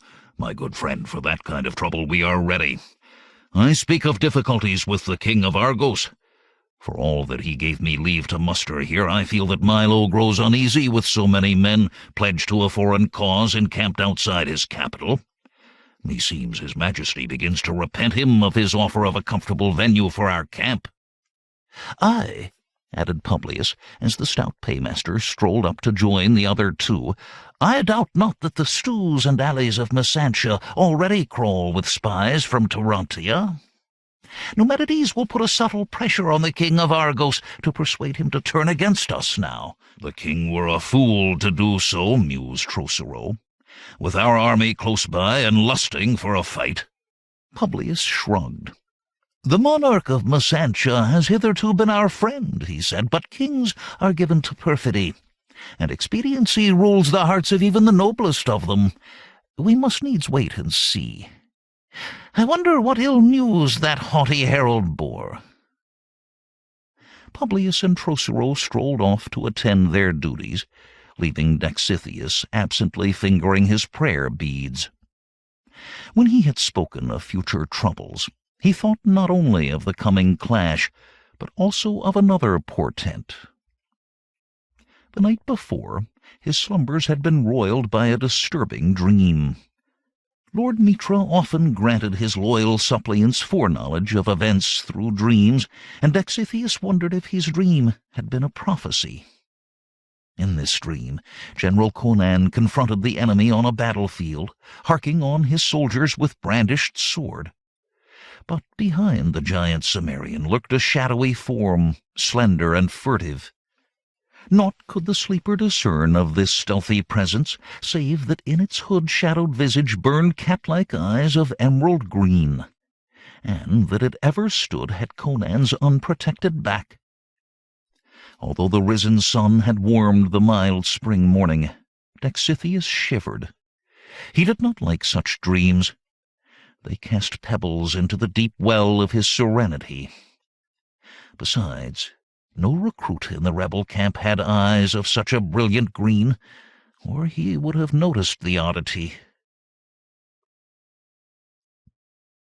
Along the dusty road back to Messantia cantered the herald, as messengers went forth to summon the leaders of the rebel host to council. In his tent, the giant Cimmerian barely checked his anger, as his squires strapped him into his harness for his morning exercise with arms. When Prospero, Trocero, Dexithius, Publius, and the others were assembled, he spoke sharply, biting off his words. "Briefly, friends," he rumbled. "It is His Majesty's pleasure that we withdraw north to the grassy plains, at least 9 leagues from Messantia. King Milo feels our nearness to his capital endangers both his city and our cause. Some of our troops, quoth he, have been enjoying themselves a bit too rowdily of late, shattering the king's peace and giving trouble to the civic guard." "I feared as much," sighed Dexithius. "Our warriors are much given to the pleasures of the goblet and the couch. Still in all, it asks too much of human nature to expect soldiers, especially a mixed crowd like ours, to behave with the meekness of hooded monks." "True," said Trocero, "and luckily we are not unprepared to go. When shall we move, General?" Conan buckled his sword-belt with a savage gesture. His blue eyes glared lion-like beneath his square-cut black mane. "He gives us 10 days to be gone," he grunted, "but I am fain to move at once. Messantia has too many eyes and ears to please me, and too many of our soldiery have limber tongues, which a stoup of wine sets wagging. I'll move not 9 leagues, but 90 from this nest of spies. So let's be off, my lords. Cancel all leaves and drag our men out of the wine shops, by force if need be. This night I shall proceed with a picked troop to study the route and choose a new campsite. Trocero, you shall command until I rejoin the army." They saluted and left. All the rest of that day, soldiers were rounded up, provisions readied, and gear piled into wagons. Before the next morning's sun had touched the gilded pinnacles of Messantia with its lances of light, tents were struck and companies formed for the line of march. While the ghosts of fog still floated on the lowlands, the army got under way. Knight and yeoman, archer and pikeman, all well guarded by scouts and flankers before, behind, and on the sides. Conan and his troop of Poitanian light horse had trotted off to northward, while darkness veiled the land. The barbarian general did not entirely trust King Milo's friendship. Many considerations mold the acts of kings. and Numedides' agents might have already persuaded the Argosian monarch to ally himself with the ruler of Aquilonia, rather than espouse the unpredictable fortunes of the rebels. Surely Argos knew that if the insurrection failed, Aquilonia's vengeance would be swift and devastating. And if a king is bent upon destruction, an army is best attacked while on the march, with the men strung out and encumbered by their gear. So the lions moved north. Company by company, the unseasoned army tramped the dusty road, splashed across the fords of shallow rivers, and snaked through the low Didymian hills. No one ambushed, attacked, or harassed the marching men. Perhaps Conan's suspicions of King Milo were unjustified. Perhaps the army was too strong for the Argosians to try conclusions with them.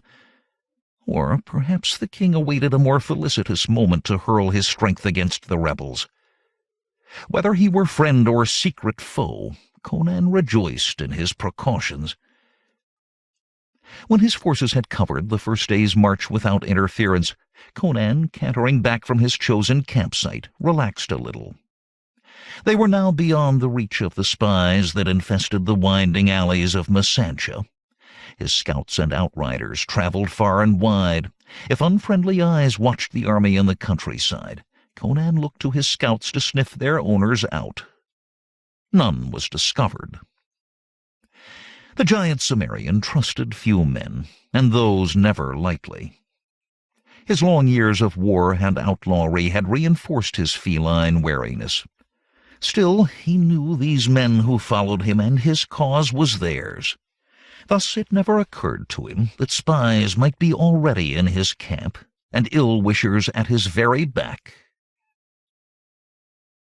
2 days later, the rebels forded the river Astar in Hypsonia and entered the plain of Palos. To the north loomed the Hyborian mountains, a serrated line of purple peaks marching like giants into the sunset. The army made its camp at the edge of the plain, on a low, rounded hillock that would offer some protection when fortified around the top by ditch and palisade. Here, so long as supplies came regularly from Masantia or from nearby farms, the warriors could perfect their skills before crossing the Alimane into Poitain, the southernmost province of Aquilonia. During the long day after their arrival, the grumbling soldiers labored with pick, shovel, and mattock to surround the camp with a protective rampart. Meanwhile, a troop of light horse cantered back along the road by which they had come to escort the plodding supply wagons. But during the second watch of that night, a slender figure glided from the darkness of Conan's tent into a pool of moonlight. It was robed and muffled in a long, full caftan of amber wool, which blended into the raw earth beneath its feet. This figure came upon another, shrouded in the shadow of a nearby tent. The two exchanged a muttered word of recognition. Then slim, beringed fingers pressed a scrap of parchment into the other's labor-grimed hands. "On this map I have marked the passes that the rebels will take into Aquilonia," said the girl in the silken sibilant whisper of a purring cat. "Also the disposition of the regiments." "I'll send the word," murmured the other. "Our master will see that it gets to Procus. You have done well, Lady Alcina." "There is much more to do, Quesado," said the girl. "We must not be seen together." The Zingaran nodded and vanished into the darkest shadows. The dancer threw back her hood and looked up at the argent moon. Although she had just come from the lusty arms of Conan the Cimmerian, her moonlit features were icily unmoved. Like a mask carved from yellow ivory was that pallid oval face, and in the cool depths of her emerald eyes lurked traces of amusement, malice, and disdain. That night, as the rebel army slept upon the plain of Palos in the embrace of the Hyborian mountains, one recruit deserted. His absence was not discovered until roll call the next morning, and when it was, Trocero deemed it a matter of small moment. The man, A Zingaran named Quesado was reputedly a lazy malingerer whose loss would be of little consequence. Despite his feckless manner, Quesado was in truth anything but lazy. The most diligent of spies, he masked with seeming indolence his busy watching, listening, and compiling of terse but accurate reports. And that night, while the encampment slumbered, he stole a horse from the paddock, eluded the sentinels, and galloped northward hour after weary hour. 10 days later, splashed with mud, covered with dust, and staggering with exhaustion, Quesado reached the great gates of Tarantia. The sight of the sigil he wore above his heart gained him swift access to Vibius Latro, Numedides' chancellor. The master of spies frowned over the map that Alcina had slipped into Quesado's hand, and that the Zingaran now handed to him. Sternly, he asked, "Why did you bring it yourself? You know you are needed with the rebel army." The Zingaran shrugged. "It was impossible to send it by carrier pigeon, my lord.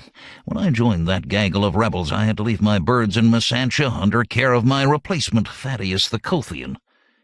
Vibius Latro stared coldly. "Then why did you not take the map to Thaddeus, who could have flown it hither in the accustomed manner? You could have remained in that nest of traitors to follow the winds of change. I counted on your knife at Conan's back." Quesado gestured helplessly.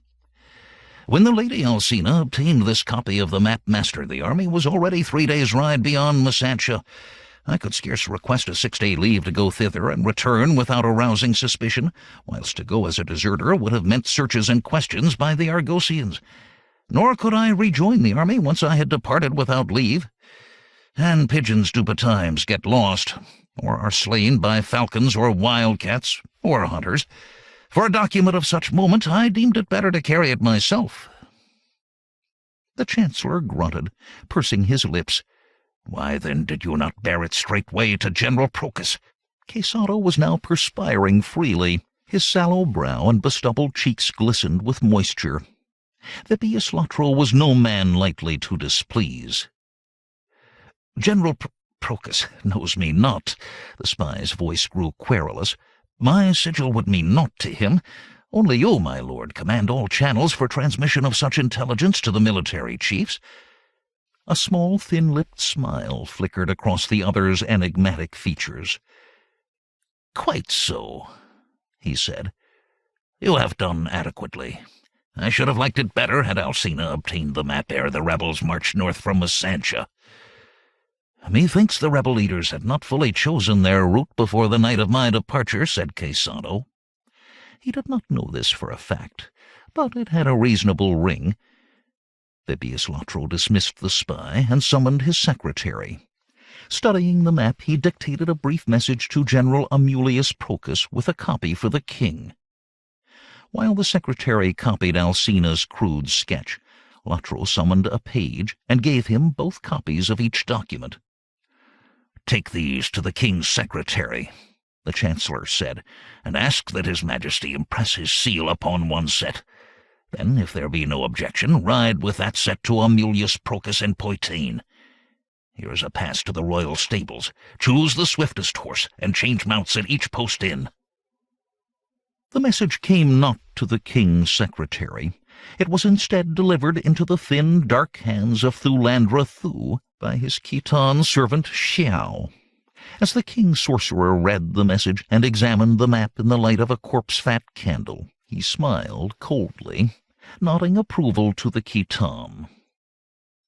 "It fell out as you predicted, master," said Xiao. "I told the page that his majesty and his scribe were closeted with you, so he handed the scrolls to me." "You have done well, good Xiao," said Thulandra Thuu. "Fetch me the wax. I will seal the scrolls myself. There is no need to distract his majesty from his pleasures for a trifle." From a locked coffer the sorcerer took a duplicate of the king's seal ring, and folding together one copy each of map and message, he lit a taper from one of the massive candles. Touching the sealing wax to the flame, he dripped the molten wax along the open edge of the packet. Thulandra then stamped the cooling wax with the duplicate seal ring and handed the package to the Khitan. "Give this to Latro's courier," he said, "and tell him that His Majesty desires it to go post-haste to General Procus. Then draft me a letter to Count Ascalante of Thun, at present commanding the 4th Tauranian Regiment at Palea. I require his presence here." Xiao hesitated. "Dread lord," he said. Thulandra Thuu looked at his servant sharply. "Well?" "It is not unknown to this unworthy person that you and General Procus are not always in accord. Permit me to ask, is it your wish that he shall triumph over the barbarian rebel?" Thulandra Thuu smiled thinly. Xiao knew that the wizard and the general were fierce rivals for the king's regard, and Xiao was the only person in the world in whom the sorcerer was willing to confide. Thulandra murmured, "For the time being. As long as Procus remains in the southern provinces, far from Tarantia, he cannot threaten my position here. And I must risk that he add another victory to his swollen list, since neither he nor I would welcome Conan at the gates of Tarantia. Procus stands betwixt the rebels and their march upon the capital. I intend that he shall crush the insurrection, aye, but in such wise that the credit shall fall to me. Then, perchance, an accident may take our heroic general from us in his moment of victory, ere he can return in triumph to Tarantia. Now, be on your way." Xiao bowed low and silently withdrew. Thulandra Thuu unlocked a chest of ebony and placed therein his copies of the documents. Trocero stared in puzzlement at his commander, who paced the tent like a caged tiger, angry impatience smoldering in his fierce blue eyes. "What ails you, General Conan?" he demanded. "I thought it was lack of a woman, but since you carried off the dancing girl, that explanation is a punctured wineskin. What troubles you?" Conan ceased his restless pacing and came over to the field table. Glowering, he poured himself a cup of wine. "Not that I can set a name to," he growled, "but of late I grow fretful, staring at shadows." He broke off, eyes suddenly alert, as he stared into one corner of the tent. Then he forced a gruff laugh and threw himself back in his leather campaign chair. "Crom, I'm as restless as a bitch in heat," he said. "Forsooth, I know not what is gnawing at my vitals. Sometimes when we confer, I half believe that the very shadows listen to our words." "Shadows do betimes have ears," said Trocero, "and eyes as well." Conan shrugged. "I know there be none here save you and me, with the lass at rest, and my 2 squires burnishing my armor, and the sentries tramping outside the tent," he muttered. "Still in all, I sense a listening presence." Trocero did not scoff, and foreboding grew upon him. He had learned to trust the Cimmerian's primitive instincts, knowing them keener by far than those of civilized men like himself. But Trocero was not without instincts of his own, and one of these bade him distrust the supple dancing girl whom Conan had borne off as his willing mistress. Something about her bothered Trocero, although he could not put his finger on the reason. Certainly she was beautiful, if anything too beautiful to dance for thrown coppers in a Masanchan pierside tavern. Also, she was too silent and secretive for his taste. Trocero could usually charm a woman into a babbling stream of confidences, but when he had tried to draw Alcina out, he had no success at all. She answered his questions politely but concomitantly, leaving him no wiser than before. He shrugged, poured himself another cup, and consigned all such perturbations to the 9 hells of Mitra. "The inaction chafes you, Conan," he said. "Once we are on the march, with the lion banner floating overhead, you'll feel yourself again. No more listening shadows then." "Aye," grunted Conan. What Trocero had said was true enough.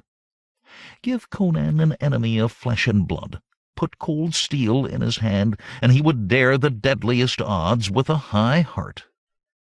But when he strove against impalpable foes and insubstantial shadows, the primitive superstitions of his tribal ancestors crowded into his mind.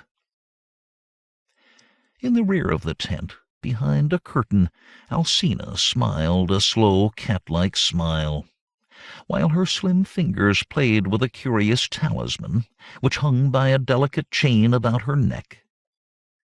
There was only one match to it in all the world. Far to the north, beyond the plains and the mountains and the river Alimane, Thulandra Thuu sat upon his wrought-iron throne. On his lap, partly unrolled, he held a scroll inscribed with astrological diagrams and symbols. Before him, on a tabouret, stood an oval mirror of black volcanic glass. From one edge of this mystic mirror, a semicircular chip was missing, and it was this half-disk of obsidian, bound to the main glass by subtle linkages of psychic force, that hung between the rounded breasts of Alcina, the dancing girl. As the sorcerer studied the chart on his knee, he raised his head betimes to glance at the small water dock of gilt and crystal which stood beside the mirror. From this rare instrument came a steady drip-drip, inaudible to all but the keenest ears. When the silver bell within the clock chimed the hour, Thulandra Thuu released the scroll. He moved a claw-like hand before the mirror, muttering an exotic charm in an unknown tongue. Gazing into the mirror's depths, he became one in mind and soul with his servant, the Lady Alcina. For when a mystic trance linked the twain, at a moment determined by certain aspects of the heavenly bodies, the sights Alcina saw and the words she uttered were transmitted magically to the sorcerer in Tarantia. Truly, the mage had little need of the men of Vibius Latro's corps of spies, and truly Conan's keen senses served him well. Even the shadows in his tent had eyes and ears. Chapter 4. The Bloody Arrow. Each dawn the brazen trumpets routed the men from slumber to drill for hours upon the plain of Palos, and with the setting sun dismissed them to their night's repose. And still the army grew. And with the newcomers came news and gossip from Masantia. The moon had shrunk from a silver coin to a sickle of steel when the captains of the rebellion gathered in Conan's tent for supper. After washing down their coarse campaign fare with draughts of weak green beer, the leaders of the host consulted. "Daily," mused Trocero, "it seems King Milo grows more restive." Publius nodded.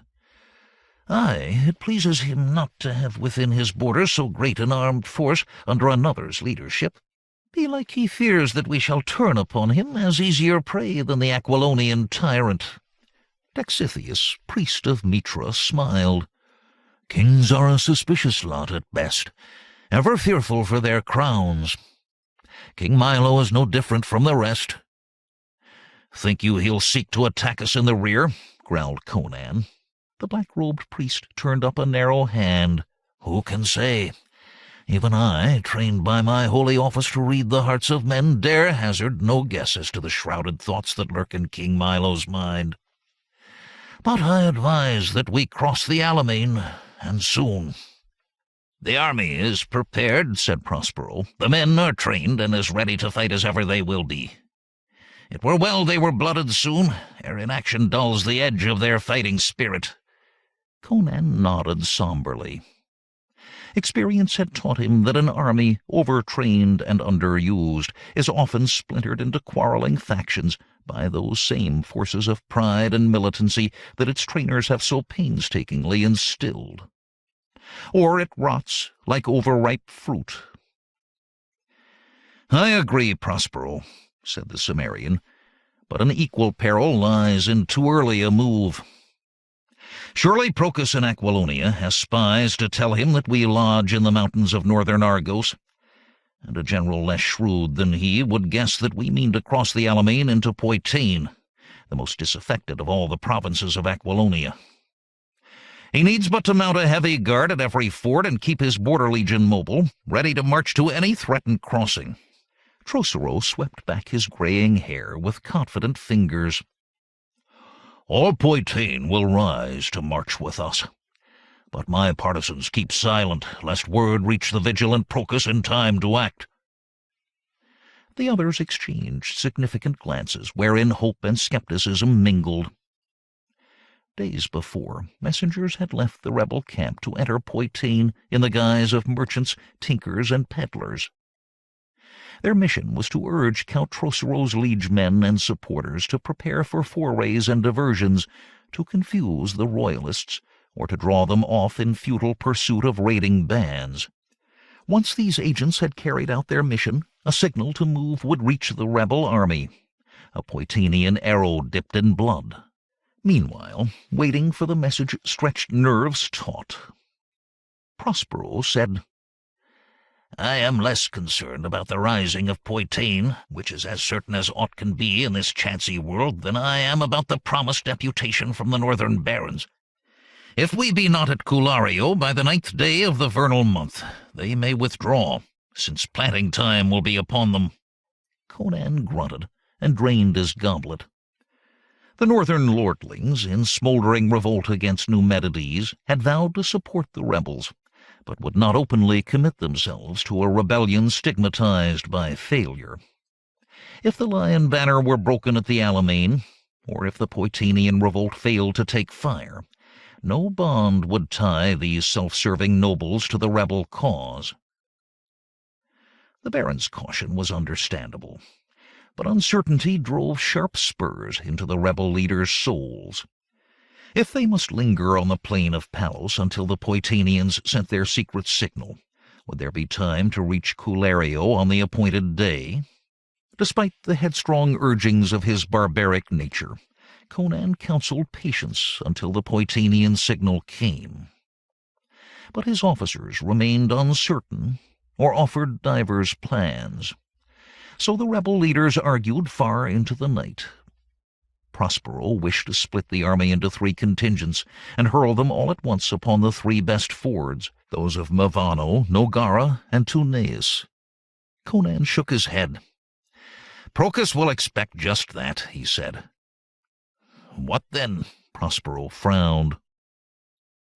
Conan spread the map and with a scarred forefinger pointed to the middle ford, Nogara. We'll feint here, with 2 or 3 companies only. You know tricks to convince the foe that our numbers are vaster than they truly are. We'll set up empty tents, light extra campfires, and parade companies within view of the foe, and then swing them out of sight behind a copse and around the circuit again. We'll unlimber a couple of ballistas on the river bank to harass the crossing guards. Those screeching darts should entice Procus and his army thither in a hurry. You, Prospero, shall command the diversion, Conan added. Learning that he would miss the main battle, the young commander began to object, but Conan silenced him. Trocero, you and I shall take the remaining troops, half to Mavano and the balance to Tuneis, and force the 2 crossings. With luck, we may catch Procus in a nutcracker. Perchance you're right, murmured Trocero. Without Poitínians in revolt in Procus's rear. May the gods smile upon your plan, General, said Publius, mopping his brow. If not, all is lost. Ah, gloomy one, said Trocero. War is a chancy trade, and we have no less to lose than you. Win or lose, we all must stand together. Aye, even at the foot of the gallows, muttered Publius. Behind the partition in Conan's tent, his mistress lay couched on a bed of furs, her slender body gleaming in the feeble light of a single candle, whose wavering flame reflected strangely in her emerald eyes, and in the clouded depths of the small obsidian talisman that reposed in the scented valley of her breasts. She smiled a cat-like smile. Before dawn, Trocero was roused from his couch by the urgent hand of a sentry. The Count yawned, stretched, blinked, and irritably struck the guard's hand aside. "Enough," he barked. "I am awake, lout, though it scarcely seems light enough for roll call." His face went blank and his voice died as he saw what the guard held out to him. It was a Poitinian arrow, coated from barb to feathers with dried blood. "How came this here?" he asked, "and when?" "A short time past, my lord Count, borne by a rider from the north," replied the guard. "So summon my squires, sound the alarm, and bear the arrow forthwith to General Conan," cried Trocero, heaving himself to his feet. The guard saluted and left. Soon 2 squires, knuckling sleep from their eyes, hastened in to attire the Count and buckle on his armor. "Action at last, by Mitra, Ishtar, and Crom of the Cimmerians," cried Trocero. "You there, Minister, summon my captains to council. And you, boy, has Black Lady been fed and watered? See to her saddling, and quickly. Draw the girth tight. I've no wish for a cold bath in the waters of the Alimane." Before a ruby sun inflamed the forested crests of the Hyborian mountains, the tents were struck, the sentries recalled, and the wains laden. By the time bright day had chased away the laggard morning mists, the army was on the march in 3 long columns, heading for Sacyrs Pass through the mountains and beyond it for Aquilonia and war. The land grew rugged and the road tortuous. On either side rose barren rongers toothed with stony outcrops. These were the foothills of the Hyborians, which scurried westward following the stately tread of the adjacent mountains. Hour after hour, warriors and camp servants trudged up the long slopes and down the further sides. The hot sun beat upon them as they manhandled heavy vehicles over steep rises, clustering about the wains like bees around a hive to push, heave, and pull. On the downward slopes each teamster belayed one wheel with a length of chain, so that, unable to rotate, it served to brake the vehicle. Dust devils eddied skyward, besmudging the crystalline mountain air. As they crested each rise, the main range receded mirage-like before them, but when the purple shadows of late afternoon fingered the eastern slope of every hill, the mountains opened out like curtains drawn aside. They parted to disclose Sacyrs Pass, a deep cleft in the central ridge, as if made by a blow from an axe in the hand of an angry god. As the army struggled upwards towards the pass, Conan commanded a contingent of his scouts to clamber up the steep sides of the opening, to make sure no ambush awaited his coming. The scouts signaled that all was clear, and the army tramped on through. The footfalls of men, the rattle of equipment, the drum of hooves, and the creak of axles reverberated from the rocky cliffs on either hand. As the men emerged from the confines of the pass, the road wound downward, losing itself in the thick stands of cedar and pine that masked the northern slopes. In the distance, beyond the intermediate ranges, the men glimpsed the Alimane, coiling through the flatlands like a silvery serpent warmed by the last rays of the setting sun.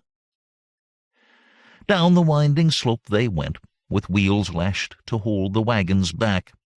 As the stars throbbed in the darkening sky, they reached a fork in the road beyond the pass. Here the army halted and set up camp.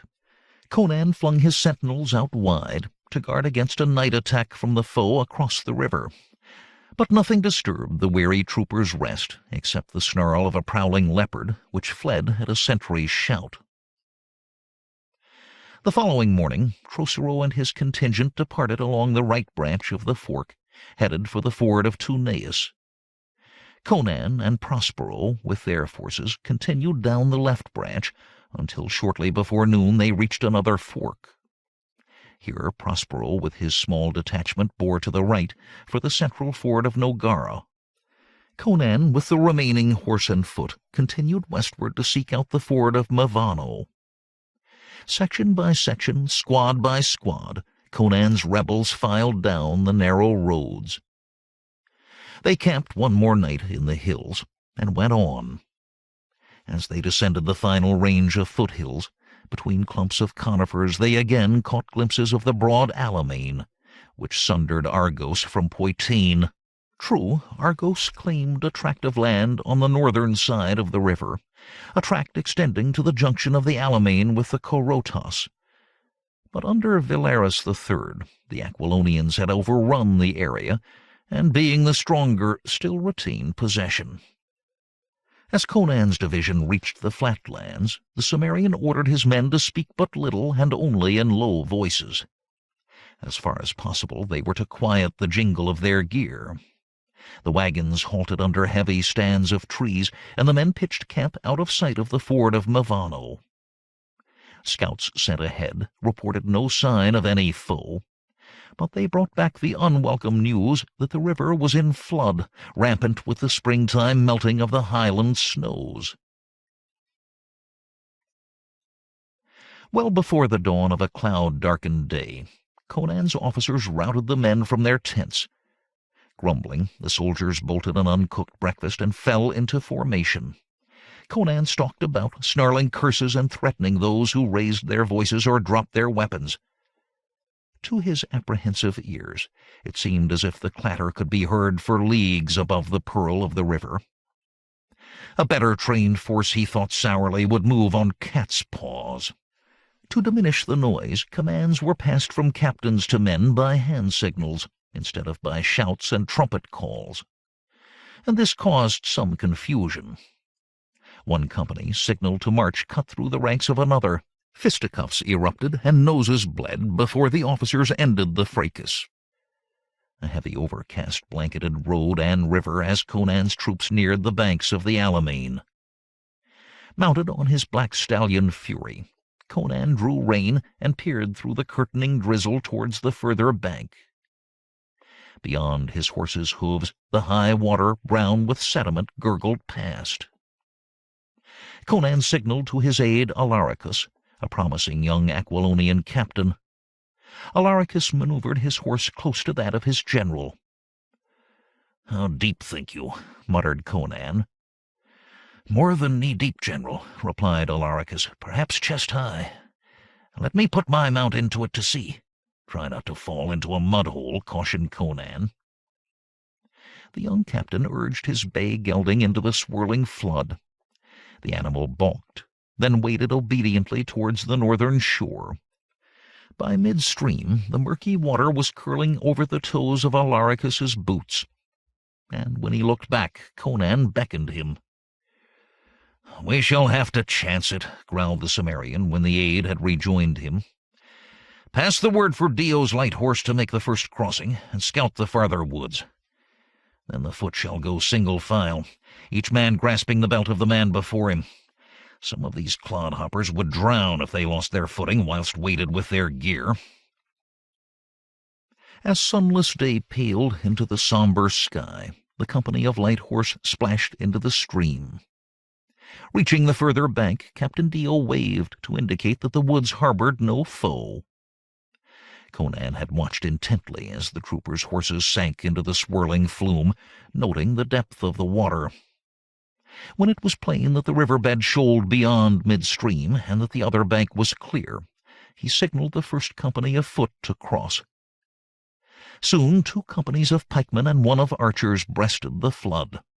Each soldier gripped the man in front, while the archers held aloft their bows to keep them dry.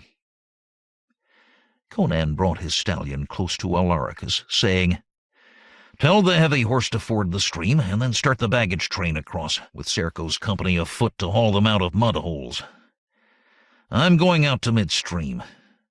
Fury stumbled into the river, gaskin deep in the rushing brown water. When the charger flinched and whinnied, as if sensing unseen danger, Conan tightened his grip on the reins and forced the beast through the deepest part of the central channel. His keen eyes searched the jade-green foliage along the northern shore, where a riot of flowering shrubs, their colors muted by the overcast, surrounded the boles of ancient trees. The road became a dark tunnel amid the new-leaved oaks, which seemed to bear the weight of the leaden sky. Here was ample room for concealment, thought Conan somberly. The light cavalry still waited, bunched into the small clearing where the road dipped into the river, although they should have searched far into the surrounding woods before the first foot soldiers reached the northern bank. Conan gestured angrily. "Dio!" he roared from the midstream shallows. If any foe was present, he would long since have observed the crossing, so Conan saw no point in keeping silence. "Spread out and beat the bushes! Move, damn your soul!" The 3 companies of infantry scrambled out on the northern bank, muddy and dripping, while Dio's horsemen broke into squads and pushed into the thickets on either side of the road. An army is at its most vulnerable when fording a stream, this Conan knew, and foreboding swelled in his barbaric heart. He wheeled his beast about to survey the southern shore. The heavy cavalry was already knee-deep in the stream, and the leading wains of the baggage train were struggling through the flood. A couple had bogged down in the mud of the river bottom. Soldiers, heaving on the wheels, manhandled them along. A sudden cry ripped the heavy air. As Conan swung around, he caught a flicker of movement in the bushes at the junction of road and river. With a short bark of warning, Conan reined his steed, and an arrow meant for him flashed past his breast, and swift as a striking viper buried itself in the neck of the young officer behind him. As the dying man slumped into the roiling water, Conan spurred his horse forward, bellowing orders. He must, he thought, command the troops in contact with the foe, whether they faced a paltry crossing guard or the full might of Procus's army. Suddenly Fury reared and staggered beneath the impact of another arrow. With a shriek, the animal fell to its knees, hurling Conan from the saddle. The Cimmerian gulped a swirl of muddy water and struggled to his feet, coughing curses. Another arrow struck his cuirass, glanced off and tumbled into the torrent. All about him the stagnant calm of the leaden day hung in tatters. Men howled war cries, screamed in fear and pain, and cursed the very gods above. Blinking water from his stinging eyes, Conan perceived a triple line of archers and crossbowmen in the blue surcoats of the Border Legion. As one man, they had leaped from the lush foliage to rake the floundering river-bound rebels with a hail of arrows. The screeching whistle of arrows mingled with the deeper thrum of crossbow bolts. Although the arbalisters could not shoot their cumbersome weapons so fast as the longbowmen, their crossbows had the greater range, and their iron bolts could pierce the stoutest armor. Man after man fell, screaming or silent, as the muddy waters closed over their heads and rolled their bodies along the scoured shoals. Wading shoreward, Conan searched out a trumpeter to call his milling men into battle formations. In the shallows he found one, a tow-headed gunderman staring dumbly at the carnage. Growling curses, Conan splashed towards the awestruck lout. But as he sought to seize the fellow's jerkin, the gunderman doubled up and pitched headfirst into the water, a bolt buried in his vitals. The trumpet fell from his flaccid grip and was tumbled out of reach by the current. As Conan paused to catch his breath, glaring about like a cornered lion, an augmented clatter from the clearing riveted his attention. Aquilonian cavalry, armored lancers and swordsmen on sturdy mounts, thundered out of the woods and swept down upon the milling mass of rebel light horse and infantry. The smaller horses of the rebel scouts were brushed aside. The men on foot were ridden down and trampled. In a trice, the north bank was cleared of rebels. Then, with clock-like precision, Procus's armored squadrons opened out into a troop-wide rank of horsemen, which plunged into the water to assail those rebels who struggled in the deeps. "To me!" roared Conan, brandishing his sword. "Form squares!" But now the survivors of the debacle, who had been swept back into the river by the Aquilonian cavalry, thrashed through the water in panic flight, pushing aside or knocking over comrades who floundered northward. Through the turbulent current pounded Procus's horse amid fountains of spray. Behind the second line, a third line opened out, and then another and another. And from the flanks Procus's archers continued their barrage of missiles, to which the rebel archers with unstrung bows could not reply. "General!" cried Alaricus. Conan looked around to see the young captain breasting the water towards him. "Save yourself! They're broken here, but you can rally the men for a stand on the southern bank. Take my horse!" Conan spat a curse at the fast-approaching line of armored horsemen. For an instant he hesitated, the thought of rushing among them single-handed, hewing right and left, flickering in his mind. But the idea was banished as soon as it appeared. In an earlier day, Conan might have essayed such a mad attack. Now he was a general, responsible for the lives of other men, and experience had tempered his youthful recklessness with caution. As Alaricus started to dismount, Conan seized the aide's stirrup with his left hand, growling, "Stay up there, lad! Go on, head for the south bank! Crom blast it!" Alaricus spurred his horse, which struggled towards the Argosian shore. Conan, gripping the stirrup, accompanied him with long, half-leaping strides amid the retreating mass of rebels, horsed and afoot, all plunging southward in confused and abject flight. Behind them rode the Aquilonians, spearing and swording the laggards as they fought the flood. Already the muddy waters of the Alimane ran red below the ford of Mavano. Only the fact that the pursuers, too, were hampered by the swirling stream saved Conan's advance units from utter annihilation. At length the fugitives reached a company of heavy cavalry that had broached the river behind the rebel infantry. The fleeing men pushed between the oncoming horses, yammering their terror. Thus beset, the frightened beasts reared and plunged until their riders also joined the retreat. Behind them, mired in the river bottom, teamsters strove to turn their cumbersome supply wagons around, or in despair abandoned them to leap into the water and splash back towards the southern shore. Coming upon the abandoned vehicles, the Aquilonians butchered the bellowing oxen and pressed on. Sodden corpses rolled along by the current, wedged together into grisly human log jams. Wagons were overturned. Their loads of tent canvas and poles, bundles of spears and sheaves of arrows floated downstream on the relentless flood. Conan, shouting himself hoarse, struggled out on the south bank, where the remaining companies had awaited their turn to cross. He tried to rally them into defensive formations, but everywhere the rebel host was crumbling into formless clots of fleeing men. Throwing away pikes, shields, and helmets, they sought safety, running in all directions out of the shallows and across the flats that bordered the river. All discipline, so painfully inculcated during the preceding months, was lost in the terror of the moment. A few knots of men stood firm as the Aquilonian cavalry reached them and fought with stubborn ferocity, but they were ridden down and slain or scattered. Conan found Publius in the crush and seized him by the shoulder, shouting in his ear. Unable to hear his commander above the uproar, the treasurer shrugged helplessly, pointing. At his feet lay the body of Conan's aide, which Publius was shielding from the rough boots of the fleeing soldiery. Alaricus's horse had disappeared. With an angry bellow, Conan dispersed the crowd around him by striking about with the flat of his blade. Then he hoisted Alaricus to his shoulder and headed southward at a jog trot. The stout Publius ran, puffing, beside him. Not far behind, the Aquilonian cavalry clambered out of the river to pursue the retreating rebels. They enveloped the line of wains drawn up along the shore, awaiting their turn to breast the flood. Further inland, some of the teamsters managed to turn their clumsy carts and lashed their oxen into a shambling run back towards the safety of the hills. The road south was black with fleeing men, while hundreds of others darted off across the meadows to lose themselves in the sheltering woods. Since the day was young and the Aquilonian forces fresh, Conan's division faced annihilation at the hands of their well-mounted pursuers. But here occurred a check, not a great one, but enough to give the fugitives some small advantage. The Aquilonians who had surrounded the supply wagons, instead of pushing on, pulled up to loot the vehicles, despite the shouted commands of their officers. Hearing them, Conan panted, "Publius, where's the pay chest?"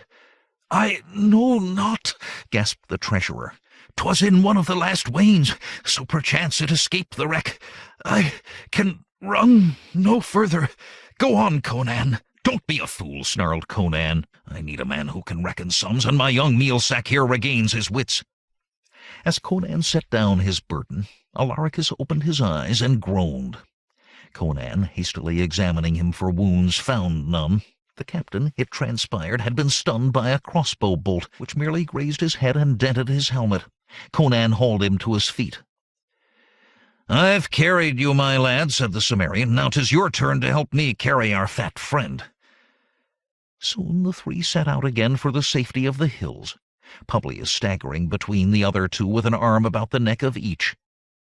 Rain began to fall, gently at first, and then in torrents. The winds of misfortune blew cold on Conan's head that night, as he sat in a hollow of the Iberian mountains. The day was plainly lost. His men dispersed, those who had survived the battle and the bloody vengeance meted out by the royalist general and his searching parties. In a few hours it seemed their very cause had foundered, sunk in the muddy, blood-stained waters of the river Alimane. Here, in a rocky hollow, hidden amid oak and pine, Conan, Publius, and 50 other rebels waited out the dark and hopeless night. The refugees were a mixed lot. Renegade Aquilonian knights, staunch yeomen, armed outlaws, and soldiers of fortune. Some were hurt, though few mortally, and many hearts pounded drumbeats of despair. The legions of Amulius Procus, Conan knew, were sniffing through the hills, bent on slaughtering every survivor. The victorious Aquilonian evidently meant to smash the rebellion for all time by dealing speedy death to every rebel he could catch. Conan grudgingly gave the veteran commander credit for his plan. Had Conan been in Amulius Procus's place, he would have followed much the same course. Sunk in silent gloom, Conan fretted over the fate of Prospero and Trocero. Prospero was to have fainted at the ford of Nogara, drawing thither the bulk of Procus's troops, so that Conan and Trocero should have only minor contingents of crossing guards to contend with. Instead, Procus's massed warriors had erupted out of concealment, when Conan's van, waist-deep in the Alimane, was at a hopeless disadvantage. Conan wondered how Procus had so cleverly divined the rebels' plans. Gathered around their fugitive leader in the lonely dark huddled men who had been soaked by rain and river. They dared not light a fire, lest it become a beacon guiding forces for their destruction. The coughs and sneezes of the fugitives told the knell of their hopes. When someone cursed the weather, Conan growled, "Thank your gods for that rain. Had the day been fair, Procus would have butchered the lot of us. No fire!" he barked at a soldier who tried to strike a light with flint and steel. "Would you draw Procus's hounds upon us? How many are we? Sound off, but softly. Count them, Publius."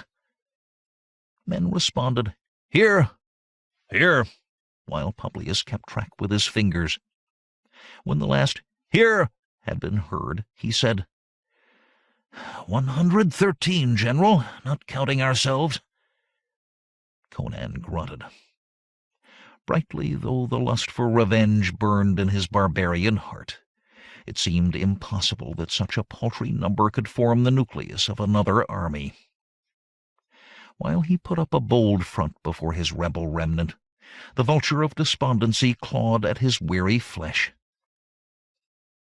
He set out sentries, and during the night exhausted men, guided by these sentinels, stumbled into the hollow in ones and twos and threes. Towards midnight came Dexithius, the priest of Mitra, limping along on an improvised crutch, leaning heavily on the arm of the sentry who guided him, and wincing with the pain of a wrenched ankle. Now there were nearly twice 100 fugitives, some gravely wounded, gathered in the hollow. The Mitraist priest, despite the pain of his own injury, set to work to tend the wounded, drawing arrows from limbs and bandaging wounds for hours, until Conan brusquely commanded him to rest. The camp was rude, its comforts primitive, and Conan knew the rebels had little chance of seeing another nightfall. But at least they were alive. Most still bore arms, and many could put up a savage fight if Procus should discover their hiding place. And so, at last, Conan slept. Dawn mounted a sky where clouds were breaking up and dwindling, leaving a clear blue vault.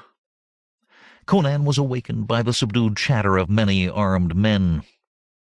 The newcomers were Prospero and his diversionary detachment, 500 strong. "Prospero!" cried Conan, struggling to his feet to clasp his friend in a mighty embrace. Then he led the officer aside and spoke in a low voice, lest ill tidings should further depress the spirits of the men. "Thank Mitra. How went your day? How did you find us? What of Trocero?" "One at a time, General," said Prospero, catching his breath.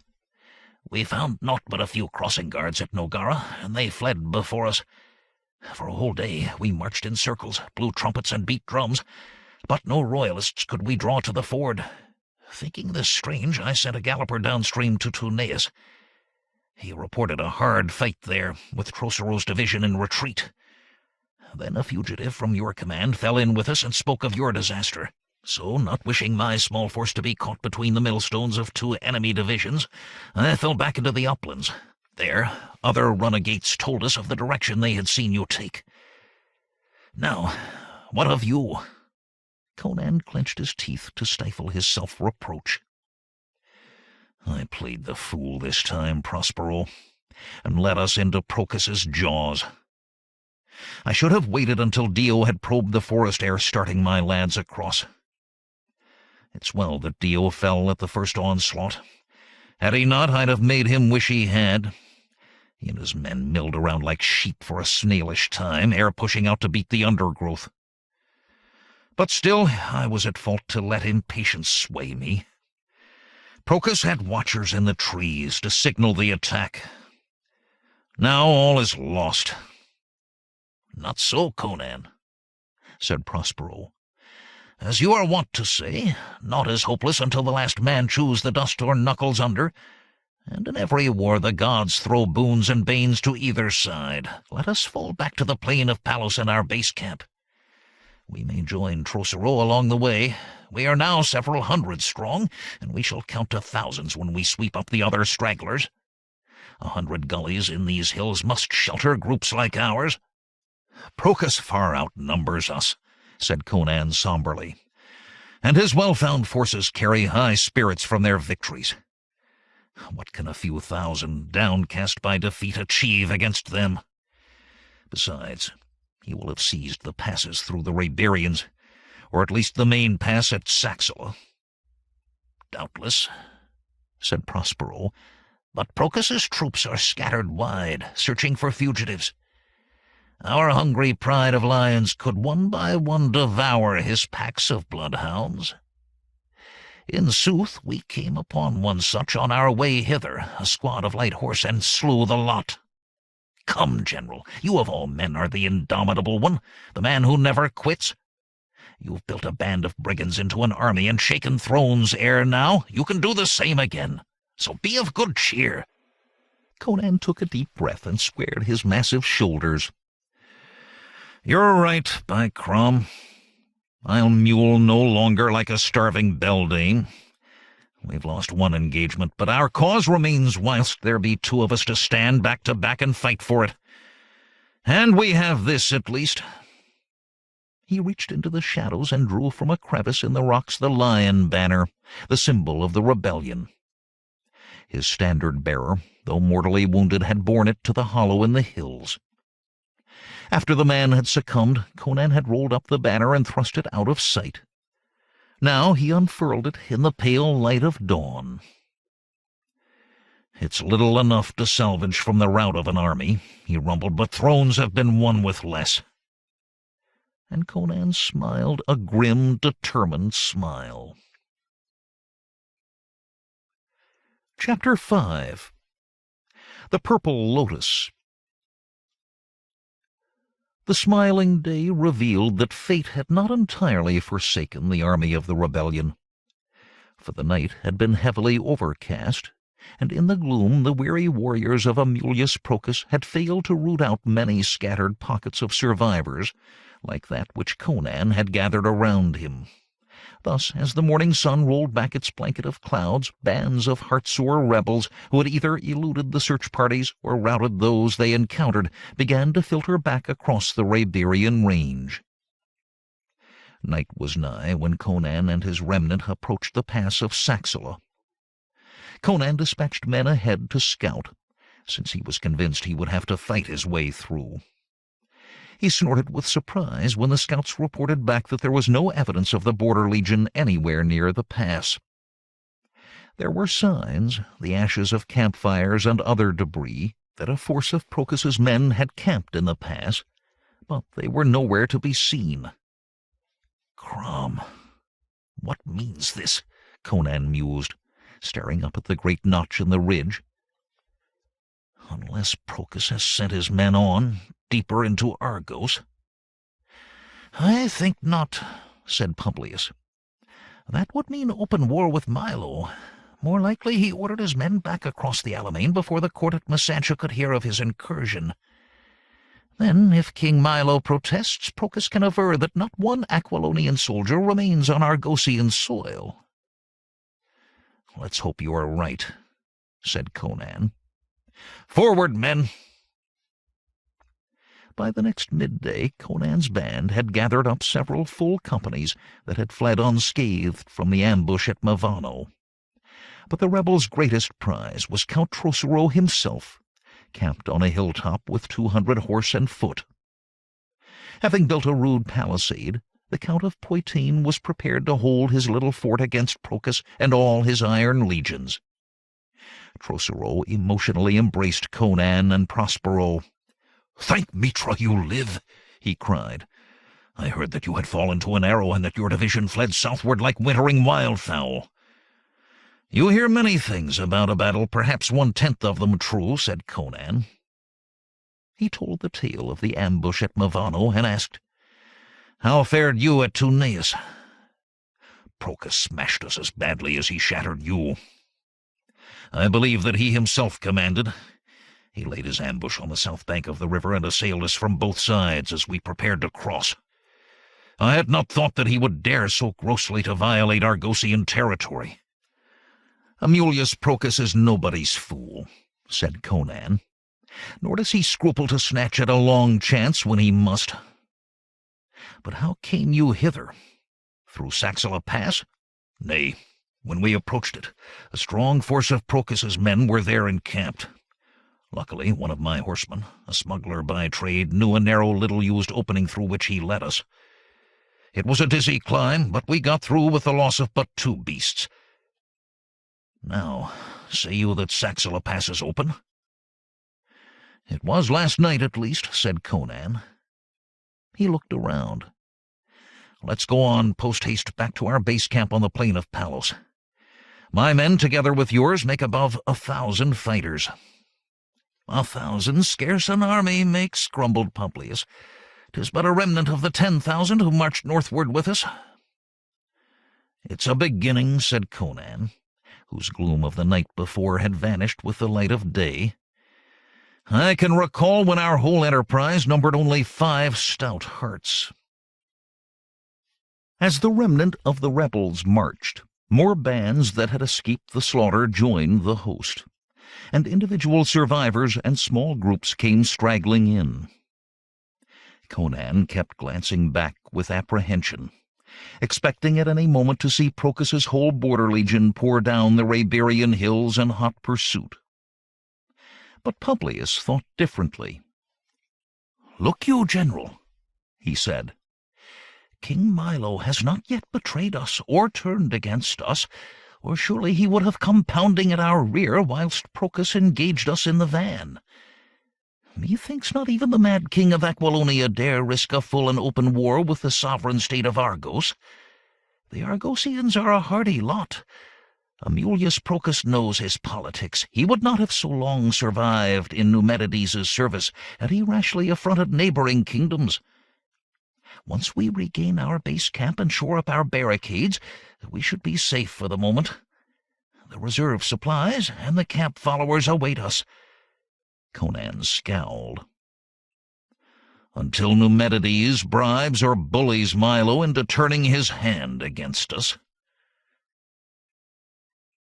In a sense, Conan was right. For even at that hour, the agents of Aquilonia were closeted with King Milo and his councilmen. Chief among these agents was Quesado the Zingaran, who had reached Masantia with his party by a long, hard ride from Tarantia, swinging wide of the embattled armies. Quesado, now resplendent in black velvet with boots of fine red Cordovan leather, had changed, and the change was not to his employer's advantage. Hearing of the spy's exploits in the service of Vibius Latro, a delighted King Numedides had insisted on promoting Quesado to the diplomatic corps. This proved a mistake. The Zingaran had been an excellent spy, long trained to affect an unassuming, inconspicuous air. Now suddenly raised in pay and prestige, he let his facade of humility crumble, and the pompous pride and hauteur of a would-be Zingaran gentleman began to show through the gaps. Looking down his beak of a nose, he endeavored by thinly veiled threats to persuade King Milo and his counselors that it were wiser to court the favor of the king of Aquilonia than to support his raggle-taggle foes. "My lord king and gentlemen," said Quesado in a sharp schoolmasterish voice, "surely you know that if you choose to be no friend of my master, you must be counted amongst his enemies. And the longer you permit your realm to shelter our rebellious foes, the more you will be tainted with the poison of treason against my sovereign lord, the mighty king of Aquilonia." King Milo's broad face flushed with anger, and he sat up sharply. A heavy-set man of middle years, whose luxuriant gray beard overspread his chest, Milo gave the impression of stolid taciturnity, more like some honest peasant than the ruler of a rich and sophisticated realm. Slow to make up his mind, he could be exceedingly stubborn once he had reached his decision.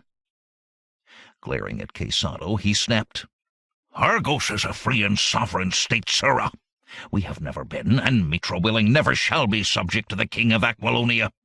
Treason means a misdeed of a subject against his overlord. Do you claim that fat Numedides is overlord of Argos?" Quesado began to perspire. His bony forehead gleamed damply in the soft light that streamed in ribbons of azure, vert, and scarlet through the stained-glass windows of the council chamber. "Such was not my intention, your majesty," he hastily apologized. More humbly he pleaded, "But with all respect, sire, I must point out that my master can hardly overlook assistance given by a neighboring brother monarch to rebels against his divinely established ruby throne." "We have given them no help," said Milo, glowering. "Your spies will have apprised you that their remnants are encamped upon the plain of Palos, and lacking supplies from Massancha are desperately scouring the countryside for food. Their famed Bossonian archers employ their skill in pursuing ducks and deer. You say your general Procus's victory was decisive? What then has mighty Aquilonia to fear from a gaggle of fugitives, reduced by starvation to mere banditry? We are told they have but a tithe of their original strength, and that desertions further reduce their numbers day by day." "True, my lord king," said Quesado, who had recovered his poise, "but by the same token, what has cultured Argos to gain by sheltering such a band? Unable to assail their rightful ruler, they must needs maintain themselves by depredations against your own loyal subjects." Scowling, Milo lapsed into silence, for he had no convincing answer to Quesado's argument. He could hardly say that he had given his word to an old friend, Count Trocero, to let the rebels use his land as a base for operations against a neighboring king. Moreover, he resented the Aquilonian envoy's efforts to rush him into a decision. He liked to make up his own mind in his own time, without hectoring. Lumbering to his feet, the king curtly adjourned the session. "We will consider the requests of our brother monarch, Ambassador Quesado. Our gentlemen shall inform you of our decision at our pleasure. You have our leave to withdraw." Lips curled in a false smile, Quesado bowed his way out, but venom ate at his heart. Fortune had favored the rebellious Cimmerian this time, he thought, but the next throw of the dice might have a different outcome. For though he knew it not, Conan nursed a viper in his bosom. The army of the Lion was in no wise so enfeebled or reduced to famine as Milo and Quesado believed. Now numbering over 1,500, it daily rebuilt its strength and gathered supplies. The lean horses grazed on the long grass of the plain. The women camp followers who had been left at the base camp when the army marched northward nursed the wounded. Much of the baggage train had been salvaged, and ragged survivors continued to limp and straggle in, to swell the thin but resolute ranks of the rebellion. The forests whispered to the footfalls of hunters and rang to the axes of woodcutters, while in the camp Fletchers whittled spear and arrow shafts, and the anvils of blacksmiths clanged with the beat of hammers on point and blade. Most encouraging was the tale that the rear guard, 1,000 strong under the Aquilonian Baron Groder, had escaped the debacle at Tuneus and was wandering in the mountains to the east. To investigate, Conan sent Prospero with a troop of light horse to search for their lost comrades and guide them to the base. Dexithius prayed to Mitra that this rumor might prove true, for the addition of Groder's force would nearly double their strength. Kingdoms had fallen ere this to fewer than 3,000 determined warriors. A full moon glared down upon the plain of Palos like the yellow eye of an angry god. A chill, uneasy wind rustled through the tall meadow grasses and plucked with ghostly fingers at the cloaks of sentries who stood watch about the rebel camp. In his candle-lit tent, Conan sat late over a flagon of ale, listening to his officers. Some, still downcast by their recent defeat, were reluctant to contemplate further conflicts at this time. Others, avid for revenge, urged an early assault, even with their present diminished might. "Look you, General," said Count Trosero, "Amulius Procus will never expect an attack so soon upon the heels of our disaster, so we shall take him by surprise. Once across the Alimane, we shall be joined by our Poetanian friends, who only await our coming to raise the province." Conan's savage soul incited him to heed his friend's advice. To strike across the border now, at the very ebb of their fortunes, would wrest victory from defeat with a vengeance. He urgently needed a vigorous sally to mend the men's morale. Already some were drifting away, deserting what they viewed as a hopeless cause. Unless he could shore up the dikes of loyalty with hopes of triumph, the leakage of the disaffected would soon become a flood, leaching his army away to nothing. Yet the mighty Cimmerian had, during his years of campaigning, grown wise in the ways of war. Experience cautioned him to rein in his eagerness, rather than commit his remaining strength, at least until Prospero returned with word of Baron Groder and his force. Once Conan knew he could count upon this powerful reinforcement, he could then determine whether the moment for assault was at hand. Dismissing his commanders, Conan sought the warm arms and soft breasts of Alcina. The golden dancing girl had entranced him with her wily ways of assuaging his passions, but this night she laughingly eluded his embrace to proffer a goblet of wine. "'Tis time, my lord, that you enjoyed a gentleman's drink, instead of swilling bitter beer like any peasant," she said. "I brought a flask of fine wine from Masantia for your especial pleasure." "Crom and Mitra, girl, I've drunk enough this night. I thirst now for the wine of your lips, not for the pressings of the grape." "It is but a gentle stimulant, lord, to augment your desires, and my enjoyment of them," she wheedled. Standing in the candlelight in a length of sheer saffron silk, which did little to hide the lush lines of her body, she smiled seductively and thrust the goblet towards him, saying, "It contains spices from my homeland to rouse your senses. Will you not drink it, my lord, to please me?" Looking eagerly upon the moon-pale oval of her face, Conan said, "I need no rousing when I smell the perfume of your hair. But give it to me. I'll drink to this night's delights." He drank the wine in 3 great gulps, ignoring the faintly acrid taste of the spices, and slammed the goblet down. Then he reached for the delectable girl, whose wide-set eyes were fixed upon him. But when he sought to seize her in his arms, the tent reeled crazily about him, and a searing pain bloomed in his vitals. He snatched at the tent pole, missed, and fell heavily. Alcina leaned over his supine body. In his blurring vision her features melted into a mist, through which her green eyes burned like incandescent emeralds. "Crom's blood, wench!" Conan gasped. "You've poisoned me!" He struggled to rise, but it seemed to the Cimmerian that his body had turned to lead.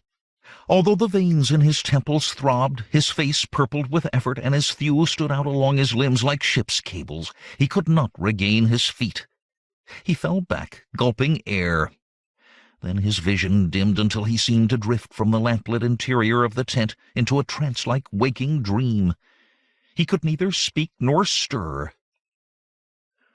"Conan," the girl murmured, bending over him. But he made no reply. In a silken whisper she said, "So much for you, barbarian pig. And soon your wretched remnant of an army will follow you back to the hells whence you and they once crawled." Calmly seating herself, she drew forth the amulet she bore between her breasts. A glance at the time candle on a tabouret showed that half an hour must yet elapse before she could commune with her master. In sphinx-like silence she sat unmoving until the time approached. Then she focused her mind upon the obsidian fragment. In far-off Tarantia, Thulandra Thuu, gazing into his magical mirror, gave a dry chuckle as he observed the quiescent form of the giant Cimmerian. Rising, he replaced the mirror in its cabinet, roused his servant, and sent him with a message to the king. Shao found Numedides unclothed, enjoying a massage by 4 handsome naked girls.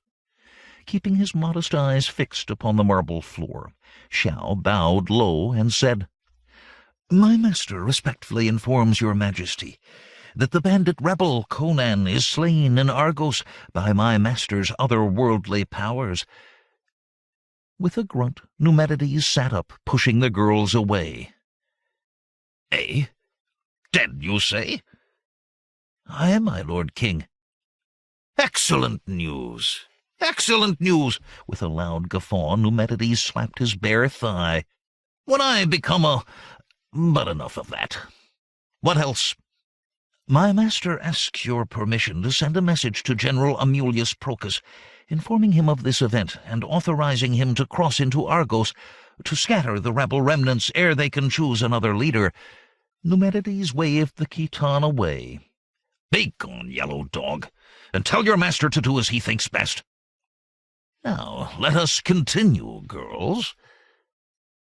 Thus, later that night, a courier set out along the far-flung road to General Procus's headquarters on the Argosian frontier. The message, which bore the seal of King Numedides, would in less than a fortnight loose the fury of the Border Legion upon the leaderless men who followed the lion banner.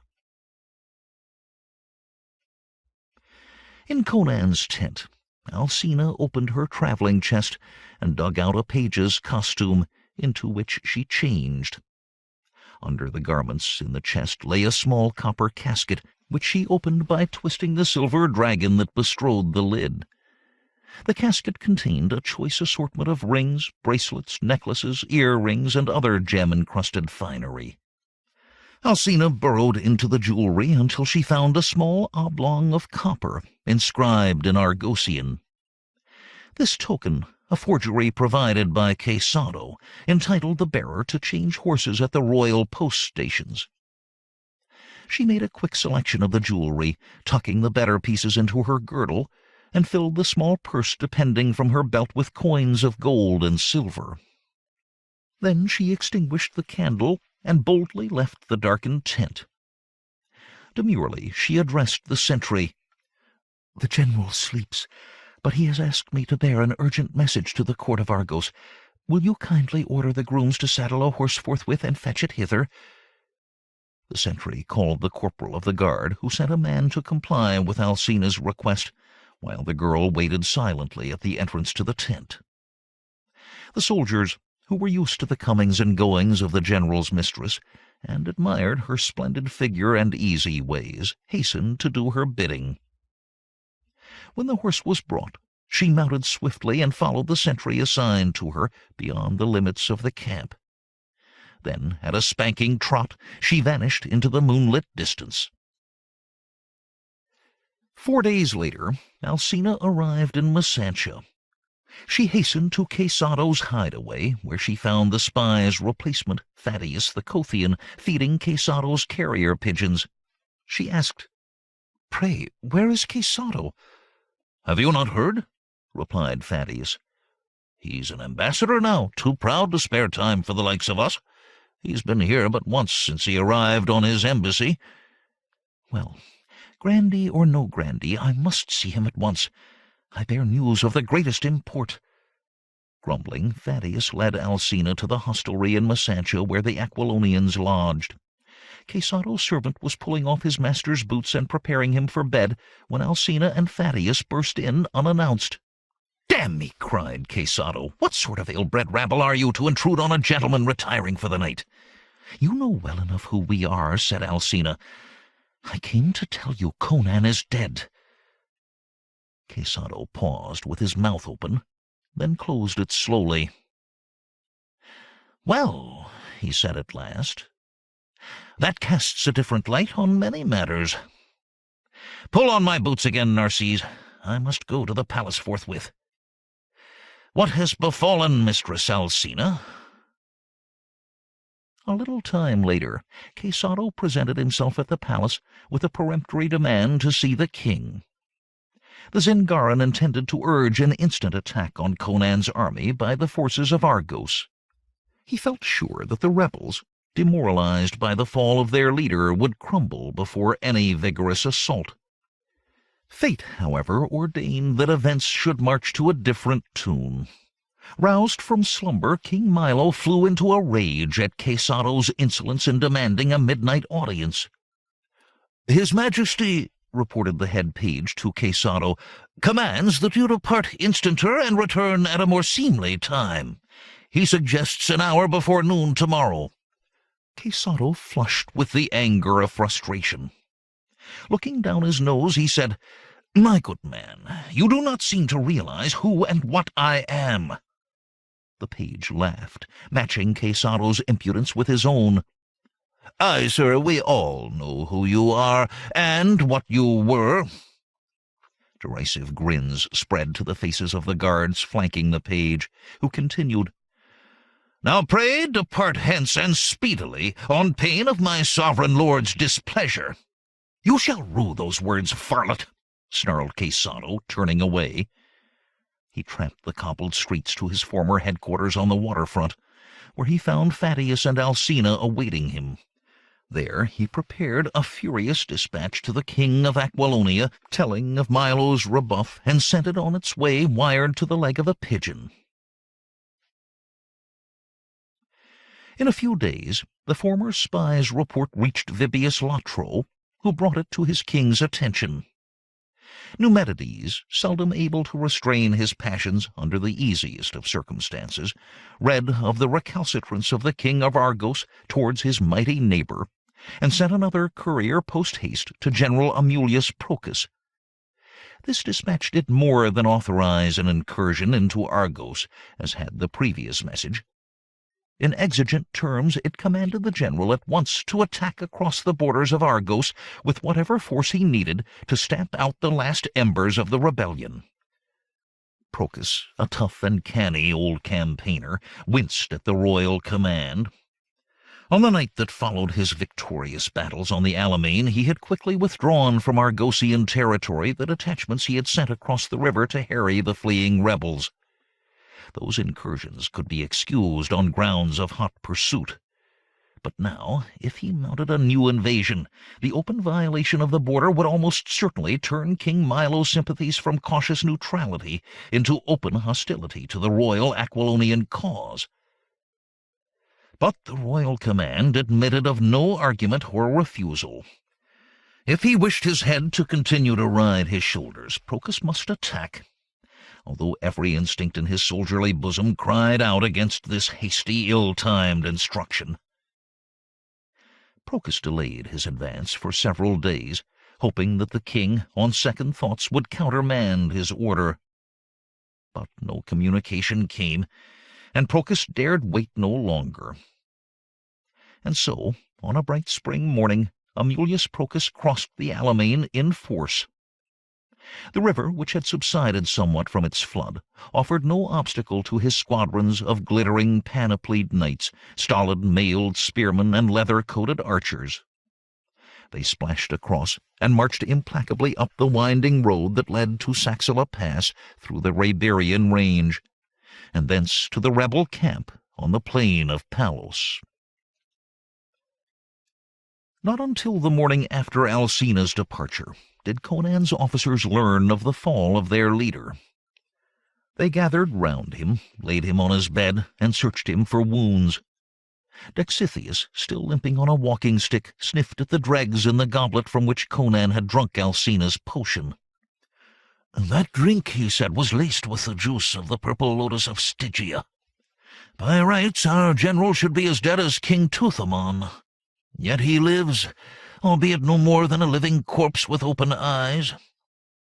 Publius flicked his fingers as he did mental sums, and mused, "Perchance the poisoner used only so much of the drug as would suffice to slay an ordinary man, unmindful of Conan's great size and strength." "'Twas that green-eyed witch!" cried Trocero. "I've never trusted her, and her disappearance last night proclaims her guilt. Were she in my power, I'd burn her at the stake." Dexithius turned on the Count. "Green eyes, quotha? A woman with green eyes?" "Aye, as green as emeralds. But what of it? Surely you know Conan's concubine, the fair Alcina." Dexithius shook his head with a frown of foreboding. "I heard that our general had taken a dancing girl from the wine-shops of Argos," he murmured, "but I try to ignore such whoredoms among my sons, and Conan tactfully kept her out of my sight. Woe unto our cause! For the Lord Mitra warned me in a dream to beware a green-eyed shadow hovering near our leader, although I knew not that the evil one already walked amongst us. Woe unto me, who failed to confide the warning to my comrades." "Enough of this," said Publius. "Conan lives, and we can thank our gods that our fair poisoner is no arithmetician. Let none but his squires attend him, or even enter the tent. We must tell the men that he is ill of a minor tisic, whilst we continue to rebuild our force. If he recovers, he recovers, but meanwhile you must take command, Trocero." The Poitanian count nodded somberly. "I'll do what I can, since I am second in command. You, Publius, must mend the nets of your spy system so that we shall have warning of Procus's moves. It's time for morning roll call, so I must be off. I'll drill the lads as hard as Conan ever drilled them, aye, and more."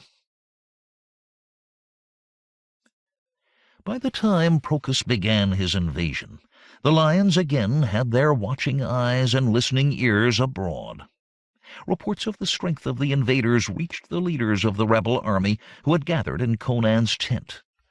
Trocero, wearing the silvery badge of age, and the lines of weariness but self-assured withal, asked Publius, "What know we of the numbers of the foe?" Publius bent his head to work sums on his waxen tablets. When he raised his eyes, his expression showed alarm. "Thrice our strength and more," he said heavily. "This is a black day, my friends. We can do little save make a final stand." "Be of good cheer," said the Count, slapping the stout treasurer on the back.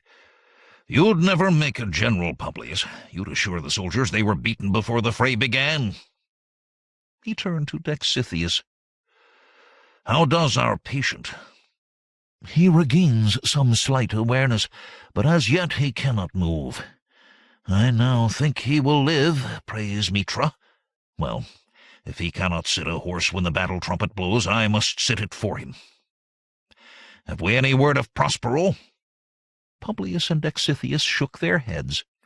Trocero shrugged, saying, "Then we must make do with what we have. The foe will close within striking distance on the morrow, and we must needs decide whether to fight or flee." Down from the mountains streamed the armored cavalry and infantry of the Border Legion. A swirl of galloping scouts preceded them, and in their midst rode General Amulius Procus in his chariot. Drawn up to confront them, the rebels formed their battle lines in the midst of the plain. The still air offered no respite from the myriad fears and silent prayers of the waiting men. The broad front of the superior Aquilonian force allowed Count Trocero no opportunity for clever flanking or enveloping moves. Yet to retreat now would mean the instant dissolution of the rebel force. The Count knew there could be no shrewdly timed withdrawal, with rearguard actions to delay pursuit. Such a fighting retreat was only for well-trained, self-confident troops. These men, discouraged by their fortune on the Alimane, would simply flee, every man for himself, while the Aquilonian light horse rode down the fugitives, slaying and slaying until nightfall sheltered the survivors beneath its dragon wings. Trocero, scanning the oncoming host from his command post on a hillock, presently signaled his groom to fetch his charger. He adjusted a strap on his armor and heaved himself into the saddle. To the few hundred horsemen who gathered around him, he said, "You know our plan, my friends. 'Tis a slim chance, but our only one." For Trocero had decided that their only hope lay in a suicidal charge into the Aquilonian array, in a mad effort to reach Amulius Procus himself. He knew that the enemy commander, a stout man of middle years slowed by ancient wounds, found riding hard on his aging joints and preferred to travel by chariot. He knew, too, that the general's charioteer would have difficulty in maneuvering the clumsy vehicle in the press of battle. Thus, if the rebel horse could by some miracle reach and slay the Aquilonian general, his troops might falter and break. The outlook, as Trocero had said, was black, but the plan was the best he could devise. Meanwhile, he strove to give his subordinates no sign of his discomfiture. He laughed and joked as if he faced certain victory instead of a forlorn attempt to vanquish thrice their number of the world's best soldiery. Once again, destiny intervened on the side of the rebels, in the royal person of Milo, king of Argos. Even before the Aquilonian invasion began, an Argosian spy, killing 3 horses in his haste to reach Messantia, brought word to the court of Numedides' command to violate the territory of Argos. Thus King Milo learned of the planned attack as soon as did the rebel commanders. Already affronted by the arrogance of Ambassador Quesado, the usually even-tempered Milo flew into a rage. At once he commanded the nearest division of his army to speed north on forced marches to intercept the invasion. In a calmer moment, Milo might have temporized. Since he did not think that Numedides meant to seize a portion of his land, as the late King Valeris had done, he had sound reasons for delaying any irrevocable action. But by the time his temper had cooled, his troops were already on the march northward, and with his usual stubbornness the king refused to change his decision. Amulius Procus had halted his army, and was meticulously ordering his troops for an assault, when a breathless scout galloped up to his chariot. "General," he cried, gasping for breath, "a great cloud of dust is rising from the southern road. It is as if another army approached." Procus made the scout repeat his message. Then, bluing the air with curses, he tugged off his helmet and hurled it with a clang to the floor of his chariot. It was as he had feared. King Milo had got wind of the invasion and was sending troops to block it. To his aides he barked, "Tell the men to stand at ease and see that they have water. Order the scouts to swing around the rebel army and probe to southward to learn the numbers and composition of the approaching force. Pitch a tent and call my high officers to a conference." When, an hour later, the scouts reported that 1,000 cavalry were on the march, Amulius Procus found himself caught on the horns of a dilemma. Without explicit orders from his king, he dared not provoke Argos into open warfare. Neither did he dare disobey a direct command from Numedides without some overriding reason. True, Procus's army could doubtless crush the rebels and chase Milo's cavalry back to Messantia, but such an action would presage a major war, for which Aquilonia was ill prepared. While his country was the larger and more populous kingdom, her king was at least eccentric, and his rule had gravely weakened mighty Aquilonia. The Argosians, moreover, fighting with righteous indignation, an invader on their native soil might, with the aid of a small rebel force like that assembled beneath the lion banner, tip the scales against Procus's homeland. Neither could Procus retreat.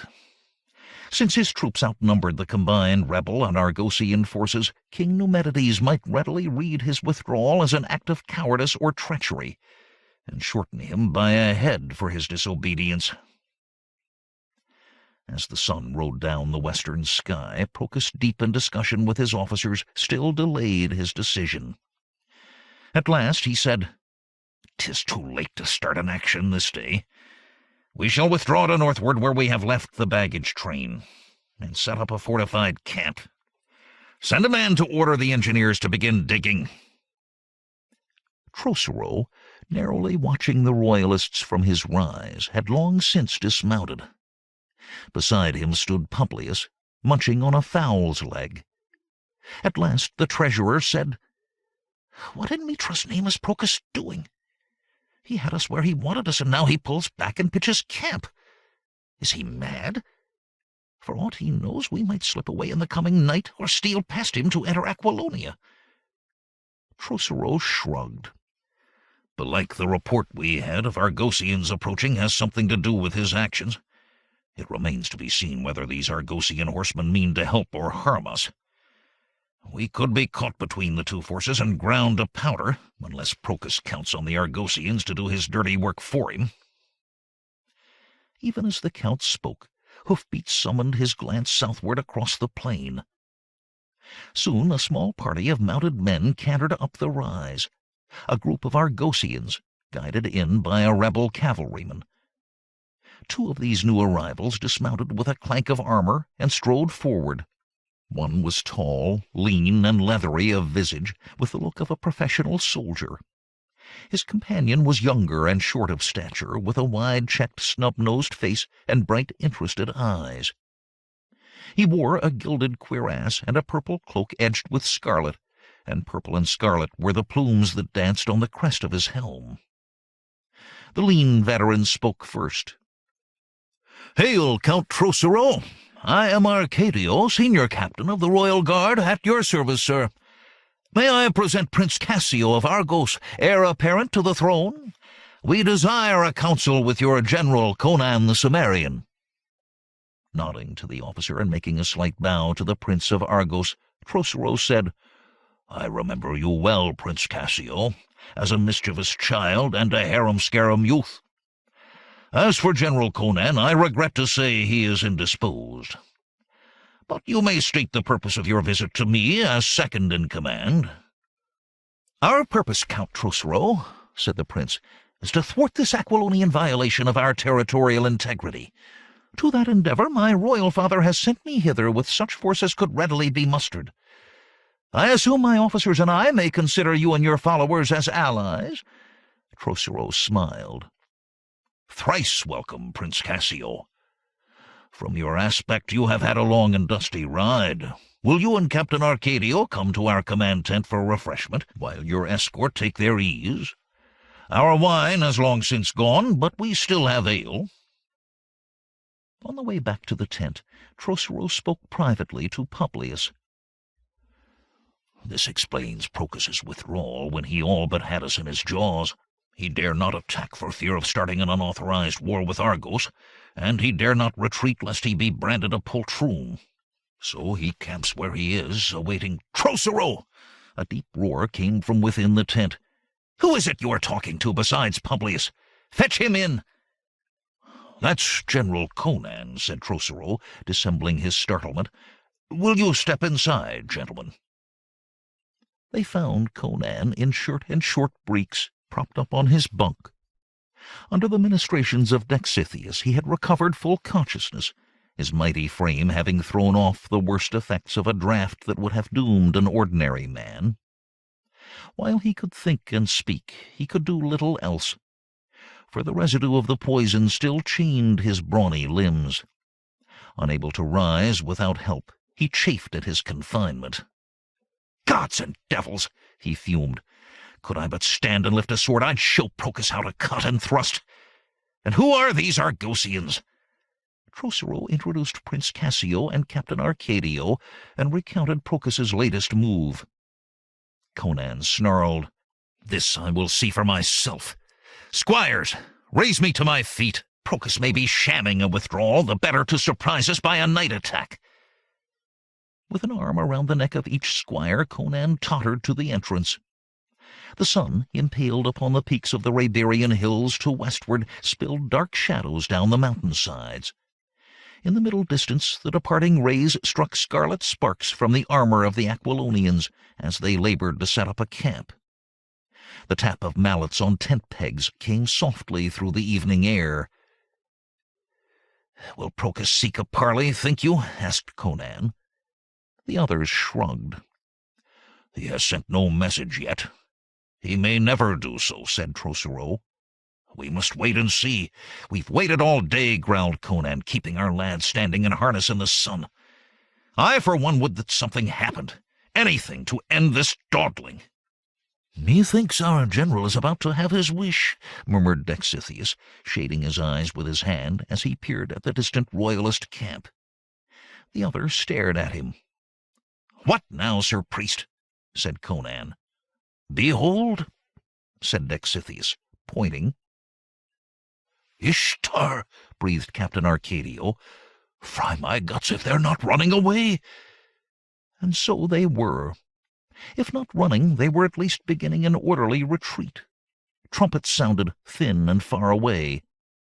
Instead of continuing to strengthen the fortification of their camp, the men of the Border Legion, ant-like in the distance, were striking the tents they had just set up, loading the supply wagons, and streaming out, company by company, towards the pass in the Hyborian hills. Conan and his comrades looked at one another in perplexity. The cause of this withdrawal soon transpired. Marching briskly from the east, a fourth host came around the slope of a hill. More than 1,500 strong, as Trocero estimated them, the newcomers deployed and advanced on a broad front, ready for battle.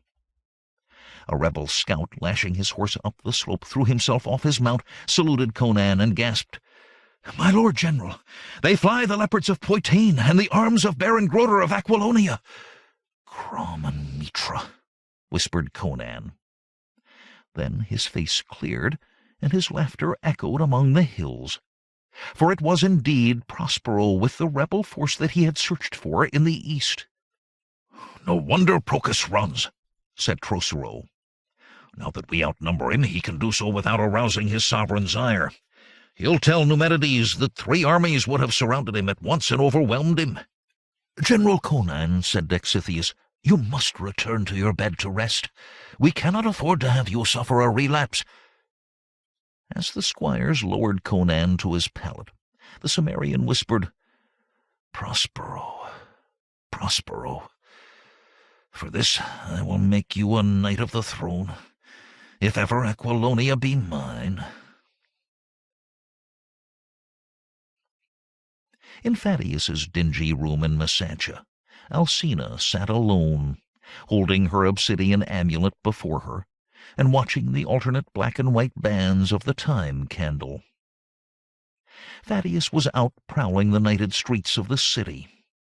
Alcina had brusquely ordered him forth so that she could privately commune with her master. The flickering flames sank lower as the candle burned down through one of the black stripes in the wax. As the last of the sable band dissolved into molten wax, and the flame wavered above a white band, the witch-dancer raised her talisman and focused her thoughts. Faintly, like words spoken in a dream, there came into her receptive mind the dry tones of Thulandra Thuu, while before her, Barely visible in the dim-lit chamber appeared a vision of the sorcerer himself, seated in his iron chair. Thulandra Thuu's speech rustled so softly through Alcina's mind that it demanded rapt attention, together with a constant surveillance of the lips and the gestures of the vision, to grasp the magician's message. "You have done well, my daughter. Has aught befallen in Masantia?" She shook her head, and the ghostly whisper continued. "Then I have another task for you.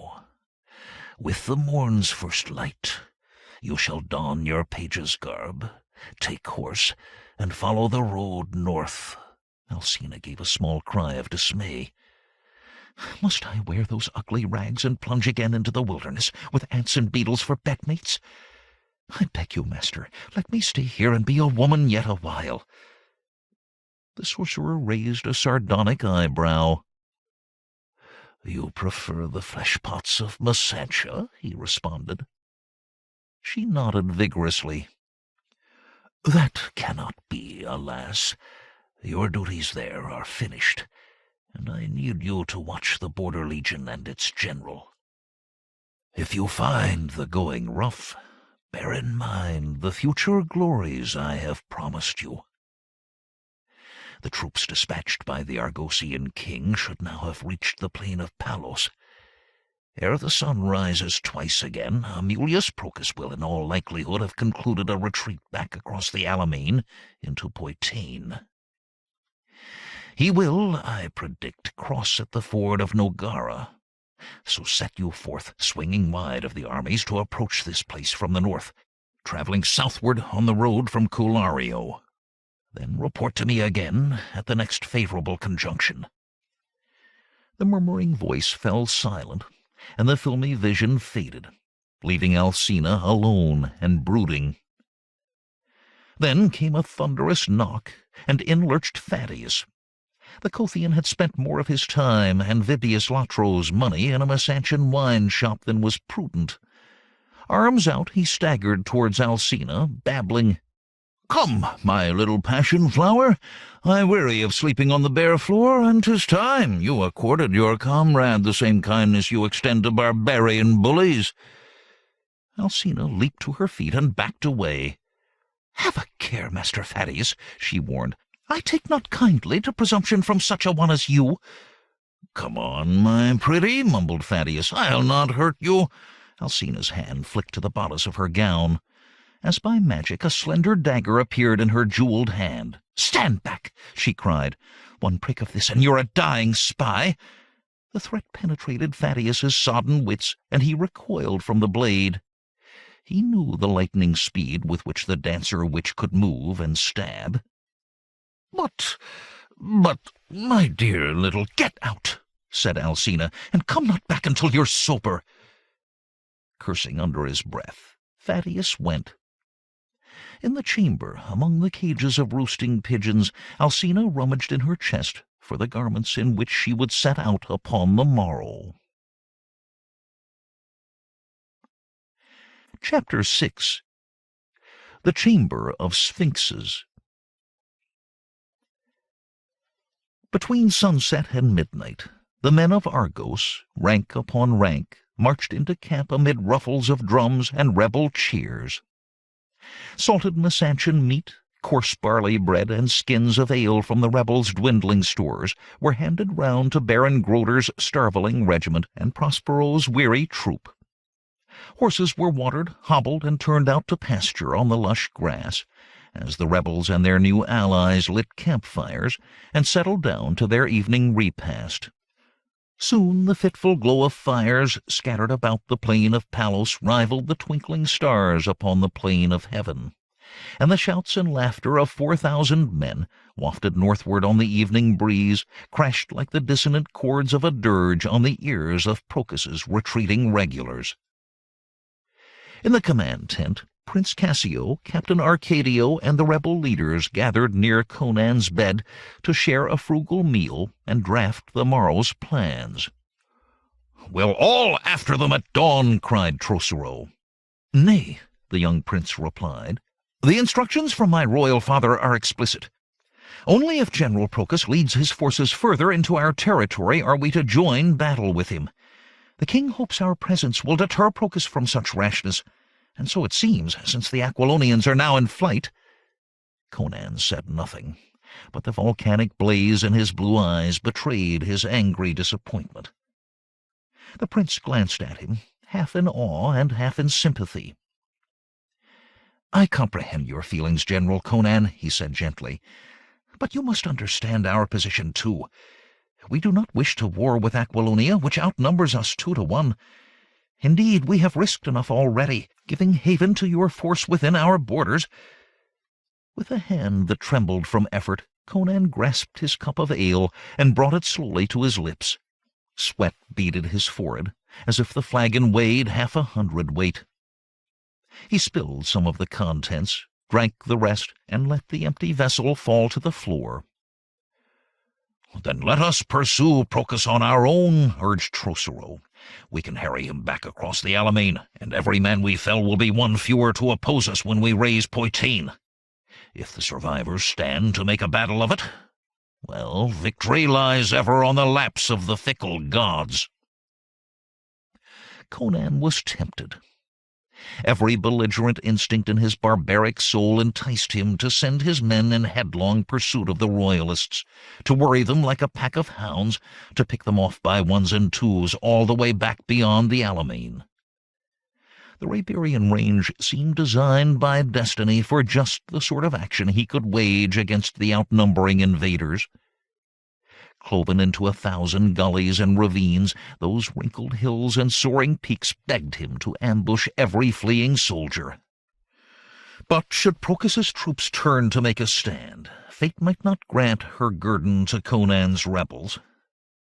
They were poor in provisions, and weak in weaponry even now. And the regiment that Prospero had rescued were worn and weary, on gaunt, shambling mounts, after days of hiding out and foraging in the field. Moreover, a general who cannot ride a horse or wield a sword cannot greatly inspire his followers to deeds of dash and daring. Enfeebled as he still was by Alcina's poison, Conan knew full well that he had no choice except to remain in camp or to travel in a litter as a spectator at the fray. As night slipped into misty dawn and trumpets sounded the reveille, Conan, supported by 2 squires, looked out across the waking camp and pondered his position. He must not let Procus get back to Aquilonia unscathed. At the same time, to overcome the mighty border legion, he must devise some unexpected manner of warfare, some innovation to give advantage to his lesser numbers. He required a force that was mobile and swiftly maneuverable, yet able to strike the foe from a distance.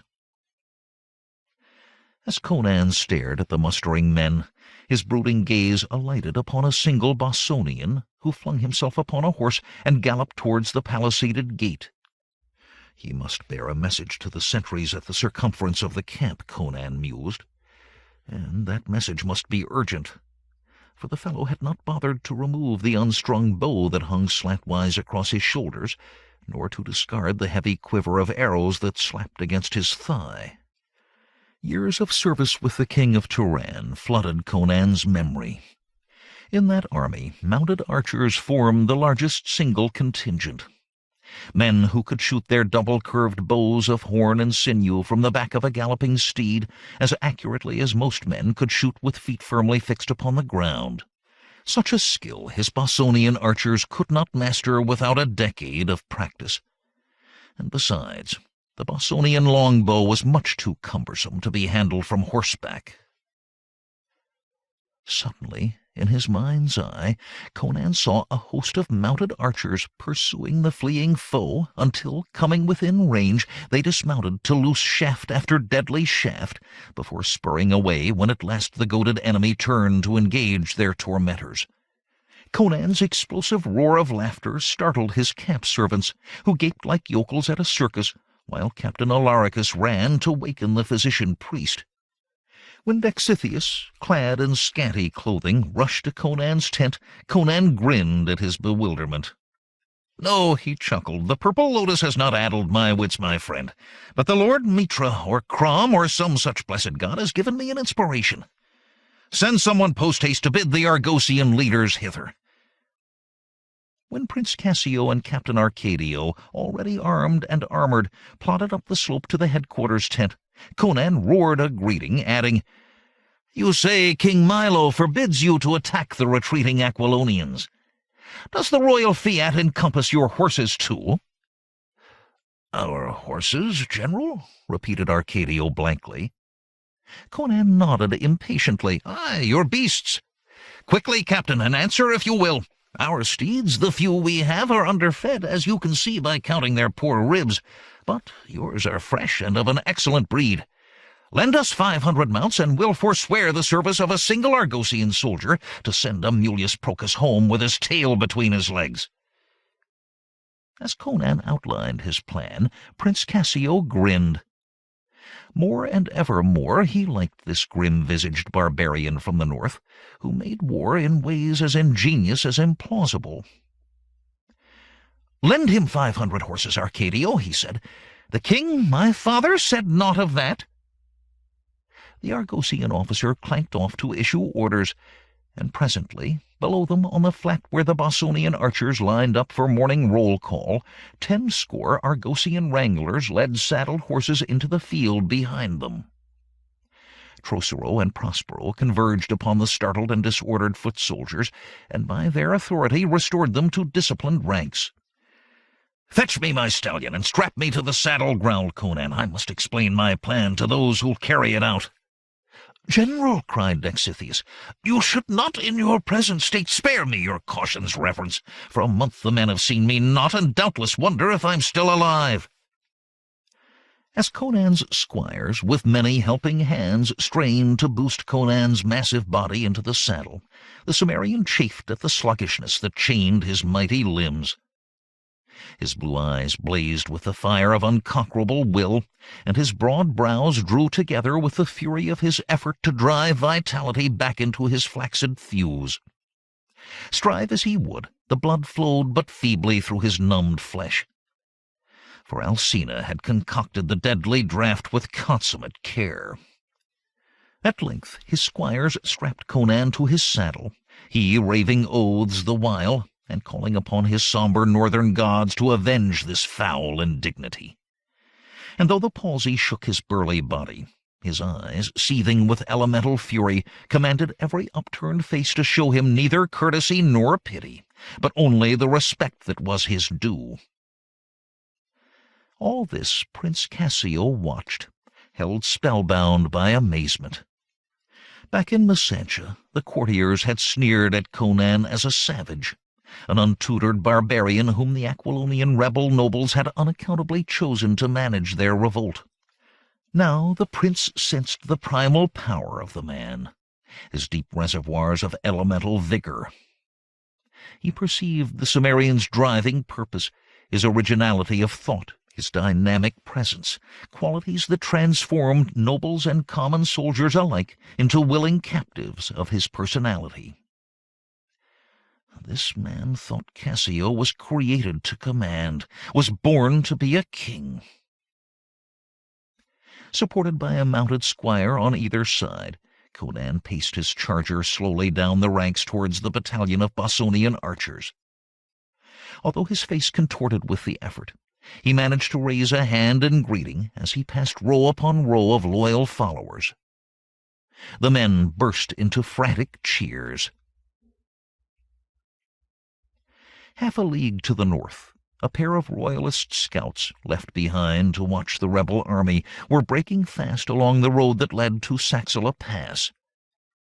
The cheers came faintly to their ears, and they exchanged glances of alarm. "What betides yonder?" asked the younger man. The other shaded his eyes. "'Tis too far to see, but something must have happened to hearten the rebel host. One of us had best report to General Procus. I'll go. You stay." The second speaker gulped his last bite, rose, untied his horse from a nearby tree, and mounted. The morning air echoed the fading drumbeat of hooves, as he vanished up the road. Quieting his men with a small motion of his upraised hand, Conan addressed the lines of archers. They were selected, he told them, from the entire army to inflict destruction on the retreating invaders. They were to move on silent hooves against pockets of the enemy, and then dismount and knock their shafts. Shooting from cover in twos and threes, they could pick off scores of fleeing men, and when at last the enemy turned at bay, they, unencumbered by heavy armor, could quickly remount and soon outdistance the heavy-laden Aquilonian knights sent in pursuit. Each squad would be commanded by an experienced cavalryman who would make certain that the beasts were well handled and would hold the horses while the archers were dismounted. As for those who had seldom ridden, here Conan smiled a trifle grimly. They had but to grip the saddle or the horse's mane. For such temporarily mounted infantry, fine horsemanship was unimportant.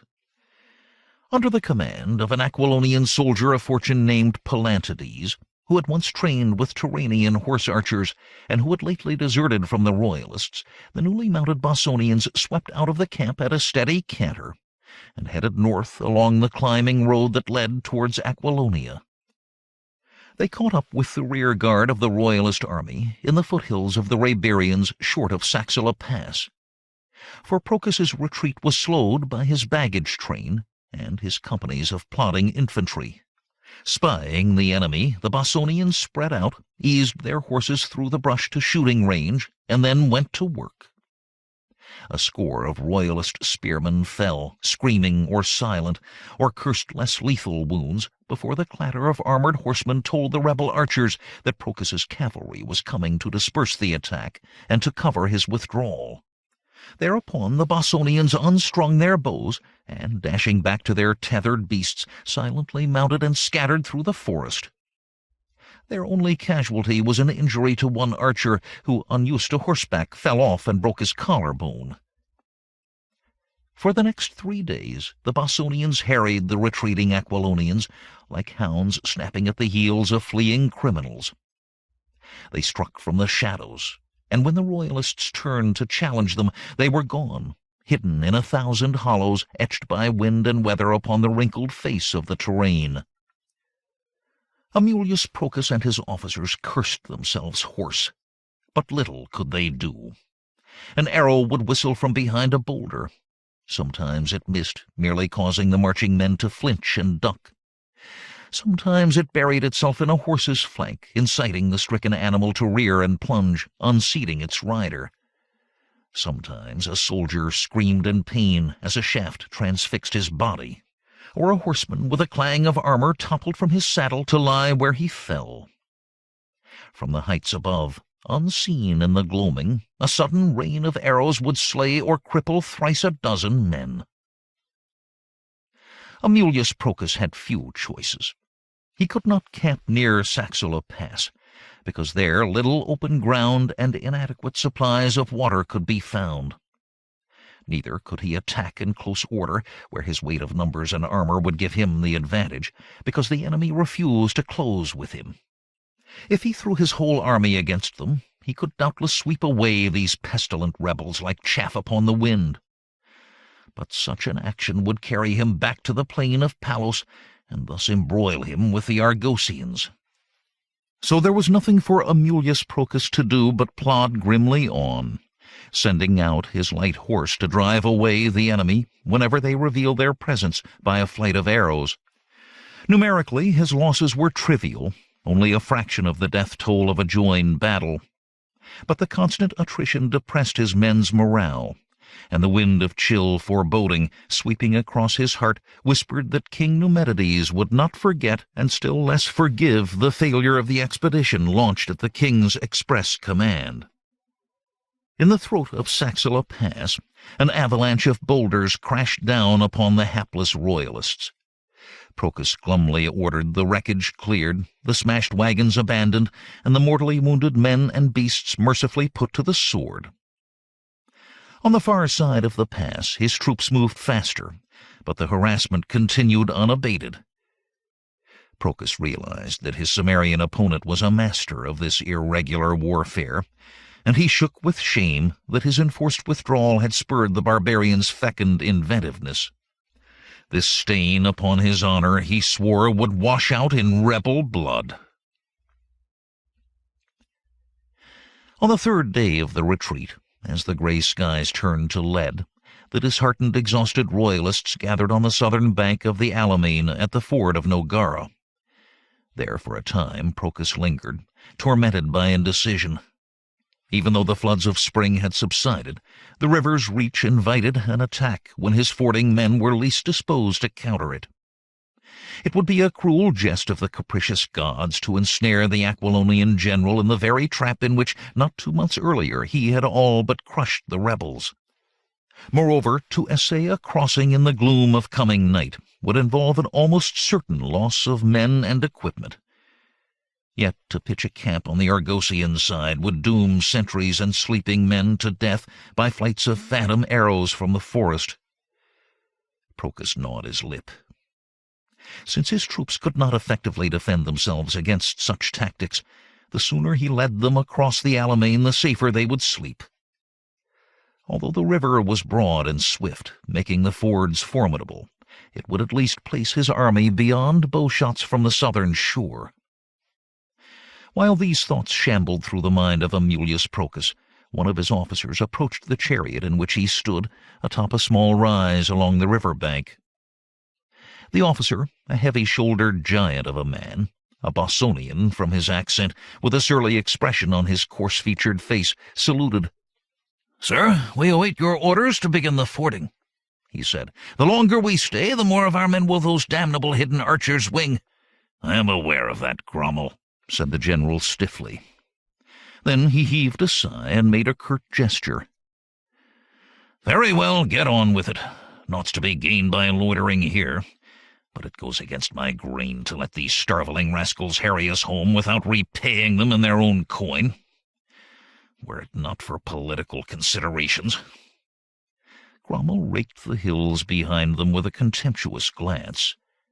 "Curse these politics, which tie the soldiers' hands," he growled. "The cowards will not stand and fight, knowing we should wipe them out. So there is nothing for it save to gather on the soil of Poitain, there to stand ready to crush them if they essay the fords again." "We shall be ready," said Procus sternly. "Sound the trumpets."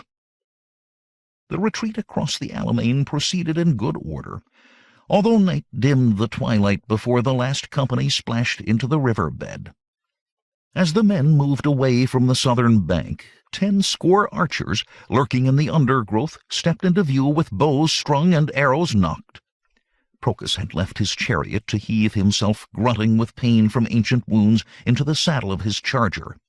Commanding a small rear-guard of light horse, the dour old veteran was among the last to wade his steed into the darkling flood, while arrows from shore whistled past like angry insects. In midstream the general suddenly exclaimed, clapping a hand to his leg. At his cry, the Bossonian officer who had addressed him earlier rode nigh and reined in. He opened thick lips to ask what was amiss, then spied the rebel arrow that had pierced the old man's thigh above the knee. A gleam of satisfaction flickered in Grommel's porcine eyes and quickly vanished, for he was a man implacably bent on pursuit of promotion, however he might attain it. Stoically, Procus sat his steed across the river.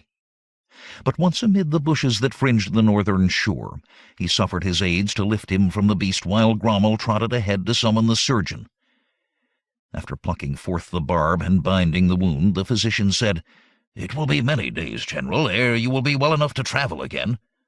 "Very well," said Procus stolidly. "Pitch my tent on yonder hillock. Here we shall camp and let the rebels come to us, if they've got the stomach for it." Ghostly among the shadows of the trees nearby, a slender figure clad in the garments of a page, much worn and travel-stained, watched and listened.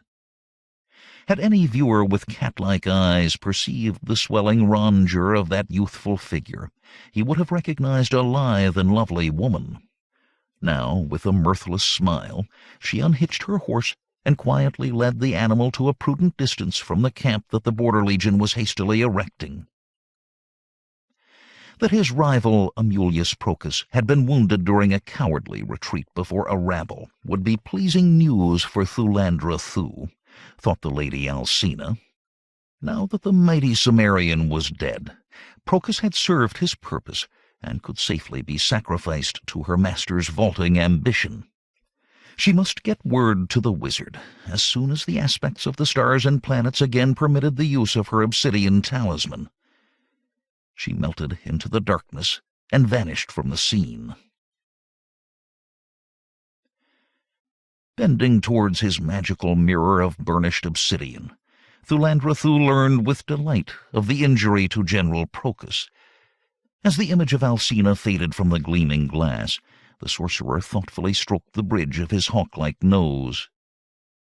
Reaching out a slender hand, he raised a metal mallet and smote the skull-shaped gong that hung beside his iron throne, and its sonorous note echoed dully through the purple-shrouded chamber. Presently the draperies drew aside, revealing Xiao the Khitan. Arms tucked into the voluminous sleeves of his green silk robe, he bowed, silently awaiting his master's commands. "Does the Count of Thun still wait upon me in the antechamber?" the sorcerer inquired. "Master, Count Ascalante attends your pleasure," murmured the yellow servant. Thulandra Thuu nodded. "Excellent. I will speak to him forthwith. Inform him that I shall receive him in the Chamber of the Sphinxes, and go yourself to notify the king that I shall presently request an audience upon urgent business of state. You have my leave to go." Xiao bowed and withdrew, and the draperies fell back into place, concealing the door through which the Khitan had passed. The Chamber of the Sphinxes, which Thulandra Thuu had converted to his own use from a disused room in the palace, was aptly named. Tomb-like in its barrenness, it was walled and floored in roseate marble and contained no visible furnishings beyond a limestone seat placed against the further wall. This seat, shaped like a throne, was upheld by a pair of stone supports carved in the likeness of feline monsters with human heads. This motif was repeated in the matching tapestries that hung in rich array against the wall behind the throne. Here, cunningly crafted in glittering threads, two cat-like beasts with man-like faces, bearded and imperious, stared out with cold and supercilious eyes. The only light in this chill chamber was provided by a pair of copper torchères, the flames of which danced in the silver mirrors set into the wall behind them. Not unlike the Sphinxes was Ascalante, officer, adventurer, and self-styled Count of Thun. A tall and supple man, elegantly clad in plum-colored velvet, he prowled around the chamber with a feline grace. For all his military bearing and debonair deportment, his eyes, like those of the embroidered monsters, were cold and supercilious. But they were wary, too, and a trifle apprehensive. For some time now, Ascalante had awaited an audience with the all-powerful sorcerer of unknown origin. Although Thulandra Thuu had recalled Ascalante from the eastern frontier and demanded his daily presence at court, the magician had let him cool his heels outside the audience chamber for several days. Now it might be that his fortunes were about to change. Suddenly Ascalante froze, his hand instinctively darting to the hilt of his dagger. One of the tapestries lifted to reveal a narrow doorway, within which stood a slender, dark-skinned man, silently regarding him. The cool, amused intelligence behind those hooded eyes seemed capable of reading a man's thoughts as if they were painted on his forehead. Recovering his composure, Ascalante made a courtly obeisance as Thulandra Thuu entered the room. The sorcerer bore an ornately carven staff, which writhed with intertwined inscriptions in characters unknown to Ascalante. Thulandra strode unhurriedly across the chamber and seated himself on the sphinx-supported throne. He acknowledged the other's bow with a nod and the shadow of a smile, saying, "I trust you are well, Count, and that your enforced inactivity has not wearied you." Ascalante murmured a polite reply. "Count Ascalante," said the magician, "your experience and accomplishments have not eluded those who serve as my eyes and ears in distant places. Neither, I may add, has your lust for high office, nor a certain lack of scruple as regards the means whereby you hope to attain it. I hasten to assure you that the king and I approve of your ambition and of your practicality."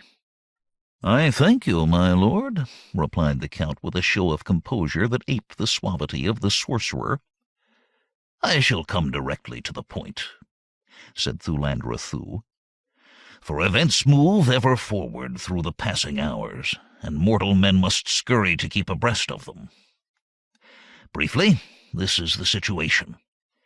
It has pleased His Majesty to withdraw his favor from the Honorable Amulius Procus, commander of the Border Legion." Amazement burned in the inscrutable eyes of Ascalante, for the news astounded him. All knew that Procus was the ablest commander Aquilonia could put in the field, now that Conan had left the king's service.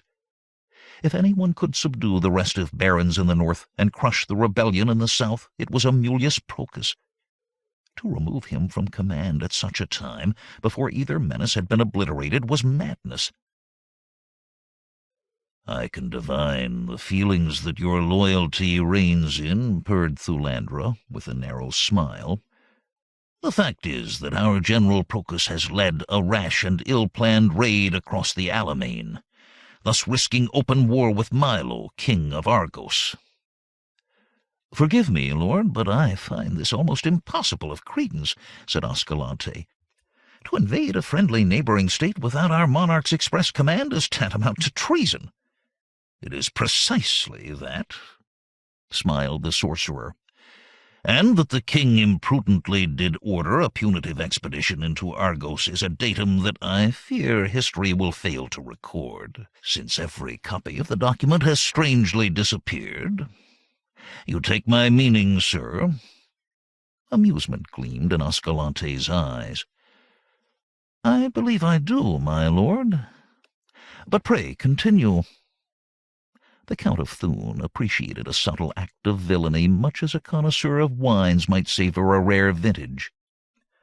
"The general might have avoided censure," Thulandra Thuu added with mock regret, "if he had stamped out the last sparks of the rebellion. For the rumors you have heard about the self-styled army of liberation now gathered north of the Hyborians are true. An adventurer who called himself Conan the Cimmerian, that giant of a man who last year led the Lion Regiment of Aquilonia to victory over the marauding Picts," cried Ascalante. "The same," replied Thulandra.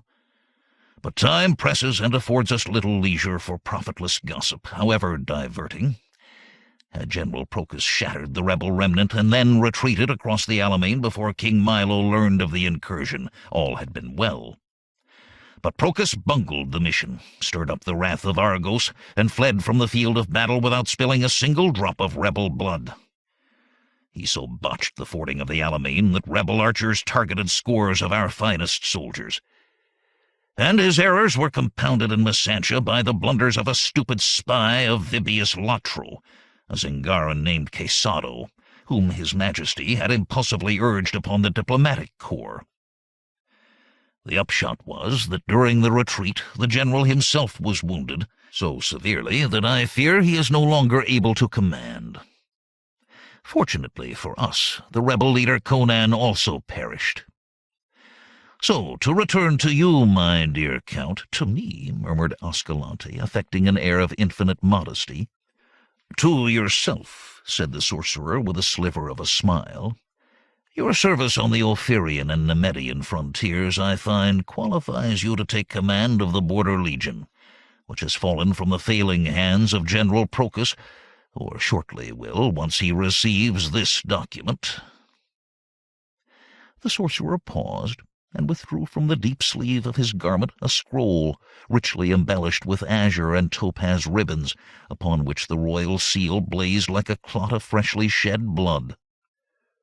"I begin to understand," said Ascalante. and eagerness welled up within his heart like a bubbling spring beneath a stone. "You have long awaited the call of opportunity to ascend to high office in the realm and earn the preferment of your king. That opportunity approaches. But—" and here Thulandra raised a warning finger and continued in a voice sibilant with emphasis, "You must fully understand me, Count Ascalante." "My lord." "I am aware that the Herald's Court has not as yet approved your assumption of the Countship of Thun, and that certain irregularities surround the demise of your elder brother, the late lamented Count, who perished in a hunting accident." Flushing, Ascalante opened his lips to make an impassioned protest, but the sorcerer silenced him with lifted hand and a bland, uncaring smile. "These are but minor disagreements, which shall be swept away in the acclaim that greets the laureled victor. I will see you well rewarded for your service to the crown," Thulandra Thuu continued craftily. "But you must obey my orders to the letter, or the county of Thun will never fall to you. I am aware that you have little actual experience in border warfare, or in commanding more men than constitute a regiment. The actual command of the Border Legion, then, I shall place in the hands of a certain senior officer, Grommel the Bossonian by name, who has been well-blooded in our recent warfare against the Picts. I have long had Grommel under observation, and I plan to bind him to me with hopes of recompense. Therefore, while he shall deploy and order the actual battle lines, you will retain the nominal command. Is this quite understood?" "It is, my lord," hissed Ascalante between clenched teeth. "Good. Now that Conan lies dead, you and Grommel between you can easily immobilize the remaining rebels south of the Alimane until the fractious horde disintegrates from hunger and lack of accomplishment." Thulandra Thuu proffered the scroll, saying, "Here are your orders. An escort awaits you at the south gate. Ride for the fort of Nogara on the Alimane with all dispatch." "And what, lord, if Amulius Procus refuses to accept my bona fides?" inquired Ascalante, who liked to make certain that he held all the winning pieces in any game of fortune. "A tragic accident may befall our gallant general before your arrival to assume command," smiled Thulandra Thuu. "An accident which, when you officially report it, will be termed a suicide, due to despondency over cowardice in the face of insubstantial foemen and repentance for provoking hostilities against a neighboring realm. When this occurs, be sure to send the body home to Torontia. Alive, Procus would not have been altogether welcome here. Dead, he will play the leading role in a magnificent funeral. Now be on your way, good sir, and forget not to obey orders to be given to you from time to time by one Alcina, a trusted green-eyed woman in my service." Grasping the embossed scroll, Ascalante bowed deeply and departed from the Chamber of Sphinxes. Watching his departure, Thulandra Thuu smiled a slow and mirthless smile. The instruments that served his will were all weak and flawed, he knew. But a flawed instrument is all the more dispensable should it need to be discarded after use. Chapter 7. Death in the Dark. For many days, the presence of the army of Amulius Procus on the far side of the Alimane deterred the rebels from attempts to ford the river. Although Procus himself, injured and unable to walk or ride, remained secluded in his tent, his seasoned officers kept a vigilant eye alert for any movement of the rebel forces. Conan's men marched daily up and down the river's southern shore, feinting at crossing one or another ford, but Procus's scouts remarked every move, and naught occurred to give pleasure to the Cimmerian or his cohorts. "Stalemate," groaned the restive Prospero. "I feared that it might come to this. "What we require for our success," suggested Dexithius, "is a diversion of some kind, but on a colossal scale, some sudden intervention of the gods, perchance." "In a lifetime devoted to the arts of war," responded the Count of Poitín, "I have learned to rely less upon the deities than on my own poor wits. Excuse me, your reverence, but methinks if any diversion were to deter Amulius Procus, it would be one of our own making, and I believe I know what that diversion well may be, for our spies report that the pot of my native county is coming to the boil." That night, with the approval of the general, a man clad all in black swam the deeper reaches of the Alimane, crept dripping into the underbrush, and vanished. The night was heavily overcast, dark and moonless, and a clammy drizzle herded the royalist sentries beneath the cover of the trees and shut out the small night sounds that might otherwise have alarmed them. The swimmer in dark raiment was a Poitínian, a yeoman of Count Trocero's domain. He bore against his breast an envelope of oiled silk, carefully folded, in which lay a letter penned in the Count's own hand and addressed to the leaders of the simmering Poitínian revolt. Amulius Procus did not sleep that night. The rain, sluiced against the fabric of his tent, depressed his fallen spirits and inflamed his aching wound. Growling barbarous oaths recalled from years spent as a junior officer along the frontiers of Aquilonia, the old general sipped hot-spiced wine to ward off chills and fever, and distracted his melancholy with a board game played against one of his aides, a sergeant. His wounded leg, swathed in bandages, rested uneasily on a rude footstool. The grumble of thunder caused the army veteran to lift his grizzled head. "'Tis only thunder, sir," said the sergeant. "The night's a stormy one." "A perfect night for Conan's rebels to attempt a crossing of the fords," said Procus. "I trust the sentries have received instruction to walk their rounds instead of lurking under trees." "They have been so instructed, sir," the sergeant assured him. "Your play, sir? Observe that my queen has you in check." So she has," muttered Procus, frowning at the board. Uneasily, he wondered why a cold chill pierced his heart at hearing those harmless words, "My queen has you in check." Then he scoffed at these womanish night fears, and downed a swallow of wine. It was not for old soldiers like Amulius Procus to flinch from frivolous omens, but still would that he had been in Fettle personally to inspect the sentries, who inevitably grew slack in the absence of a vigilant commander. The tent flap twitched aside, revealing a tall soldier. "What is it, man?" asked Procus. "Do the rebels stir?" "Nay, General, but you have a visitor." "A visitor, you say?" repeated Procus in perplexity. "Well, send him in. Send him in." "It's her, sir, not him," said the soldier. As Procus gestured for the entry of the unknown visitor, his partner at the board game rose, saluted, and left the tent. Presently the soldier ushered in a girl, attired in the vestments of a page. She had boldly approached the sentries, claiming to be an agent of King Numedides' ministers. None asked how she had traveled thither, being impressed by her icy air of calm authority, and by the strange light that burned in her wide-set emerald eyes. Procus studied her dubiously. The sigil that she showed meant little to him. Such baubles can be forged or stolen. Neither gave he much credence to the documents she bore, but when she claimed to carry a message from Thulandra Thuu, his curiosity was aroused. He knew and feared the lean, dark sorcerer, whose hold over Numedides he had long envied, distrusted, and tried to counteract. "Well," growled Amulius Procus at length, "say on." Alcina glanced at the two sentries standing at her elbows with hands on sword hilts. "It is for your ears only, my general," she said gently.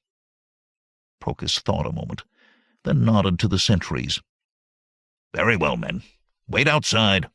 "But, sir," said the elder of the two, "we ought not to leave you alone with this woman. Who knows what tricks that son of evil Conan may be up to?" "Conan!" cried Alcina. "But he's dead." No sooner had she uttered those impetuous words than she would have gladly bitten off her tongue could she have thus recalled them. The older sentry smiled. "Nay, lass, the barbarian has more lives than a cat. They say he suffered a wasting illness in the rebel camp for a while, but when we crossed the river, there he was behind us on his horse, shouting to his archers to make hedgehogs of us." Amulius Procus rumbled. "The young woman evidently thinks that Conan perished, and I am fain to learn the reason for her view. Leave us, men. I am not yet such a drooling dotard that I need fear a wisp of a girl." When the sentries had saluted and withdrawn, Amulius Procus said to Alcina with a chuckle, "My lad sees every opportunity to stay in out of the rain. And now repeat to me the message from Thulandra Thuu. Then we shall investigate the other matters." Rain pounded on the tent, and thunder rolled as Alcina fumbled at the fastenings of the silken shirt she wore beneath her rain-soaked page's tunic. Presently she said, "The message from my master, sir, is—" A bolt of lightning and a crash of thunder drowned her following words. At the same time she dropped her voice to just above a whisper. Procus leaned forward, thrusting his graying head to within a hand's breadth of her face in an effort to hear. She continued in that same sweet murmur, "That the time has come." With the speed of a striking serpent, she drove her slender dagger into Amulius Procus's chest, aiming for the heart. "For you to die," she finished, leaping back to escape the flailing sweep of the wounded general's arms. True though her thrust had been, it encountered a check. Beneath his tunic, Procus wore a shirt of fine mesh mail. Although the point of the dagger pierced one of the links and drove between the general's ribs, as the blade widened it became wedged within the link and so penetrated less than a finger's breadth. And in her frantic struggle to wrench it free, Alcina snapped off the blade's tip, which remained lodged in the general's breast. With a hoarse cry, the old soldier rose to his feet, despite his injury, and lunged, spreading his arms to seize the girl. Alcina backed away, and upsetting the taboret on which the candle stood, snuffed out the flame and plunged the tent into darkness deeper than the tomb. Amulius Procus limped about in the ebon dark until his strong hands chanced to grasp a handful of silken raiment. For a fleeting instant Alcina thought that she was doomed to die, choking beneath the general's thick, gnarled fingers. But as the fabric ripped, the old soldier gasped and staggered. His injured leg gave way, and death rattled in his throat as he fell full length across the carpet. The venom on Alcina's blade had done its work. Alcina hastened to the entrance and looked out through a crack in the tent flap. A flash of lightning limned the two sentries, huddled in their sodden cloaks, standing like statues to the left and right. She perceived with satisfaction that the rumble of the storm had masked the sounds of struggle within the general's tent. Fumbling in the darkness, Alcina discovered flint, steel, and tinder, and with great difficulty relighted the candle. Quickly she examined the general's body, then curled his fingers around the jeweled hilt of her broken dagger. Darting back to the tent flap, she peered at the soldiers, standing stiffly still, and began to croon a tender song, slowly raising her voice until the flowing rhythm carried to the sentinels. The song she sang was a kind of lullaby, whose pattern of sound had been carefully assembled to hypnotize the hearer. Little by little, unaware of the fragile otherworldly music, the sentries slipped into a catatonic lethargy, in which they no longer heard the rain that spattered on their helmets. An hour later, having eluded the guards at the boundaries of the camp, Alcina regained her own small tent on a wooded hilltop near the river. With a gasp of fatigue, she threw herself into the shelter and began to doff her rain-soaked garments. The shirt was torn, a ruin. Then she clapped a hand to her breast, where had reposed the obsidian talisman. But there it lay no longer. Appalled, she realized that Procus, in seizing her in the darkness, had grasped the slender chain on which it hung and snapped it off. The glassy half-circle must now be lying on the rug that floored the general's tent. But how could she recover it?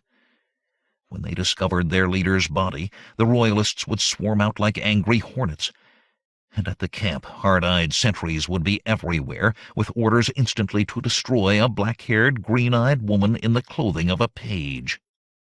Shivering with terror and uncertainty, Alcina endured the angry rolls of thunder and the drumming fingers of the rain, but her thoughts raced on. Did Thulandra Thuu know that Conan had survived her poison? Her master had revealed no hint of such unwelcome knowledge that last time they conferred by means of the lost talisman. If the news of the Cimmerian's recovery had not yet reached the sorcerer, she must get word to him forthwith. But without her magical fragment of obsidian, she could report only by repairing to Tyrannia. Further black thoughts intruded on her mind.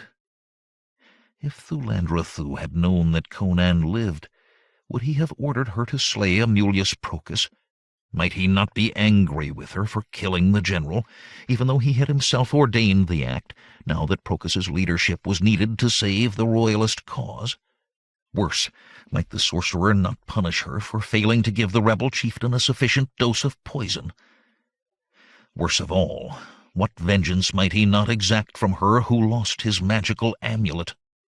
Stranded, weaponless, without communication with her mentor, resourceless save for her puny knowledge of the elementary forms of witchcraft, Alcina lost heart, and for a moment wavered between returning to Tyrannia and fleeing to a foreign land. But then she reflected, Thulandra Thuu had always used her kindly and paid her well.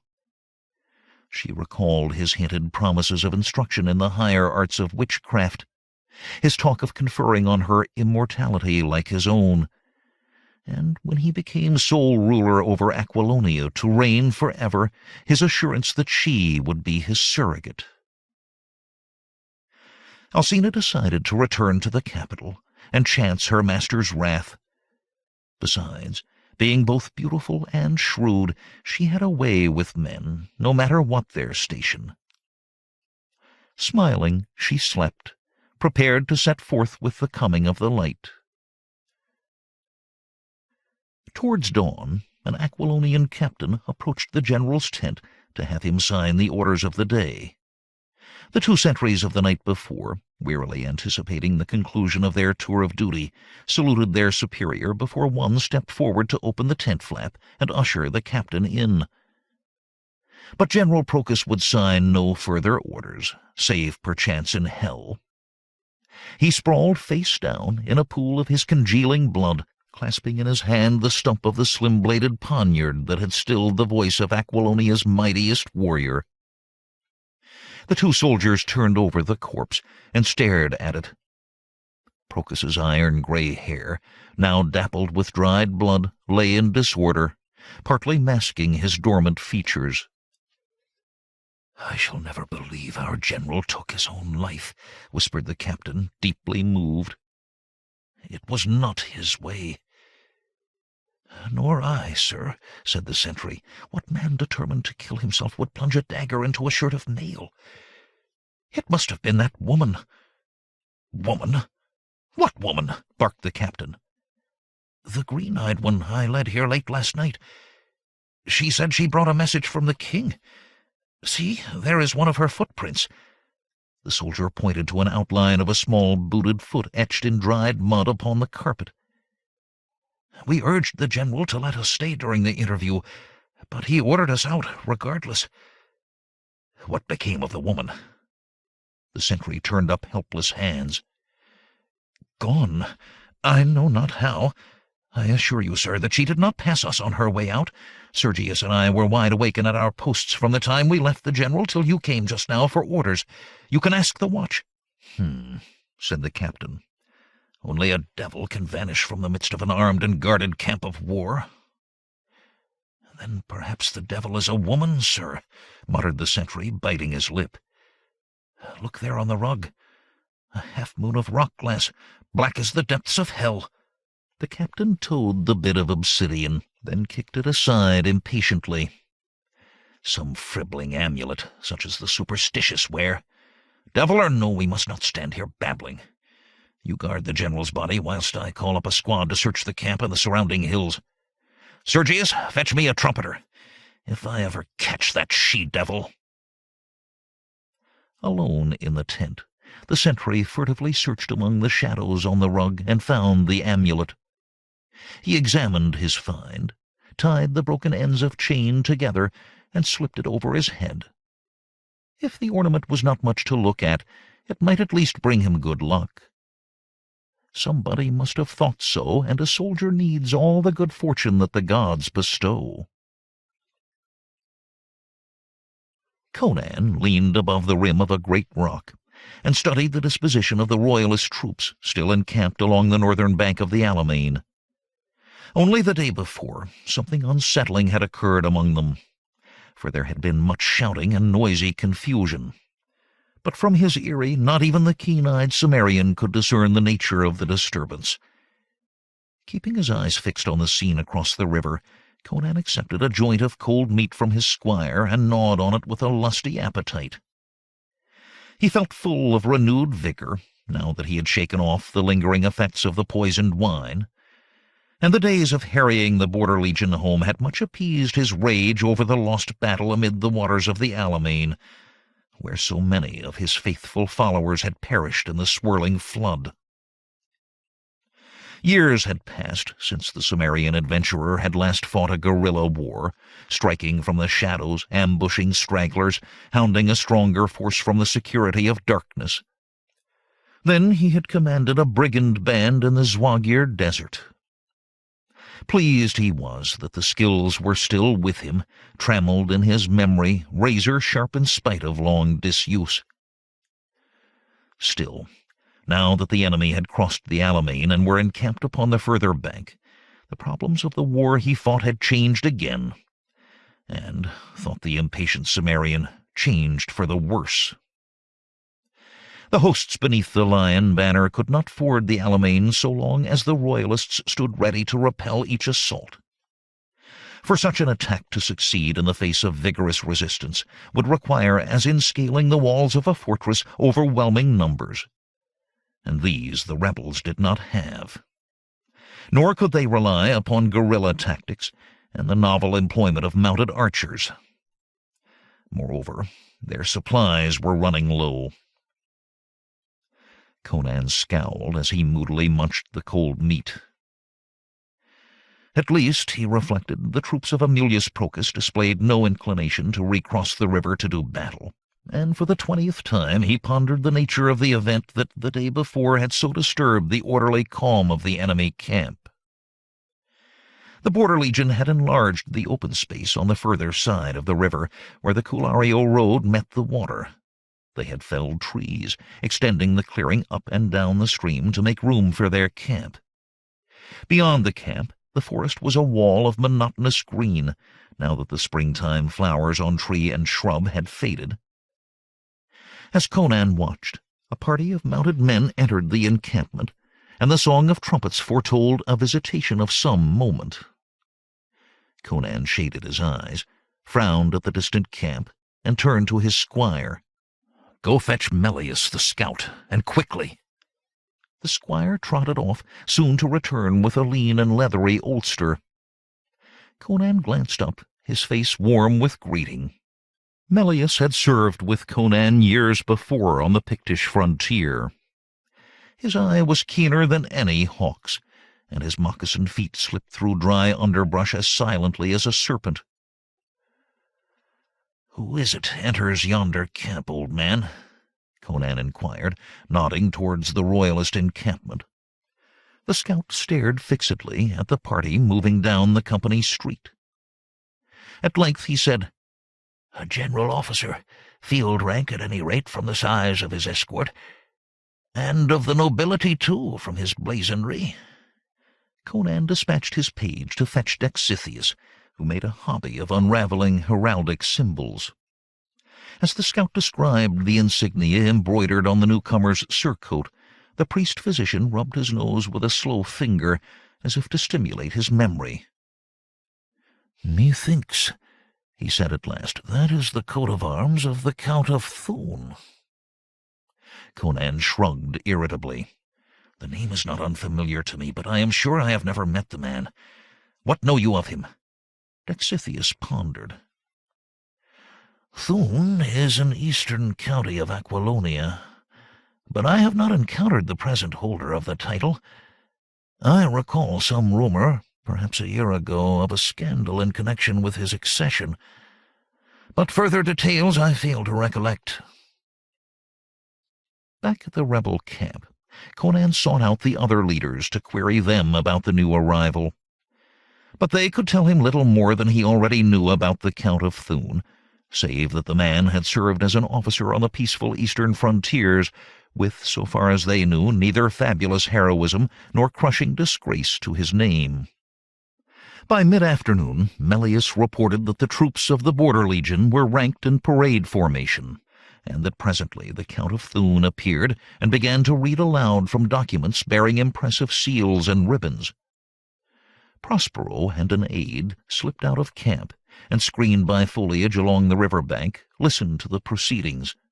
Since a royalist sergeant repeated every phrase of the proclamation in a stentorian voice, which carried across the water, the astounded rebels learned that their adversary had died by his own hand, and that Ascalante, Count of Thuu, had been appointed in his place to command the Border Legion. This startling news they relayed with all dispatch to the other rebel chiefs. "Procus a suicide?" growled Conan, bristling. "Never, by Crom. The old man, for all he was my enemy, was a soldier through and through, and the best officer in all of Aquilonia. Such as Procus sell their lives dearly. They do not slough them off. I smell the stench of treachery in this. How say the rest of you?" "As for myself," muttered Dexithius, fingering his prayer beads, "in this I see the sly hand of Thulandra Thuu, who long nursed hatred for the general." "Does none of you know more of this Count Ascalante?" demanded Conan. "Can he lead troops in battle? Has combat seasoned him, or is he just another perfumed hanger-on of mad Numedides?" When the others shook their head, Conan added, "Well, send your sergeants to inquire among the troops whether any man of them has served beneath the Count and what manner of officer he was." "Think you," asked Prospero, "that this new commander of the Border Legion may unwittingly serve our cause?" Conan shrugged. "Perhaps, and perhaps not. We shall see, if Trocero's promised diversion comes to pass." Count Trocero smiled a secret smile.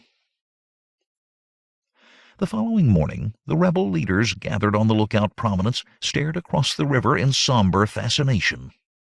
While the Border Legion stood in parade formation, a small party of mounted men moved slowly through the camp and vanished up the Culario road. In their midst a pair of black horses, driven by General Procus's charioteer, trundled the general's chariot along at a slow and solemn pace. Across the rear of the vehicle was lashed a large wooden box or coffin. Conan grunted. "That's the last we shall ever see of old Amulius.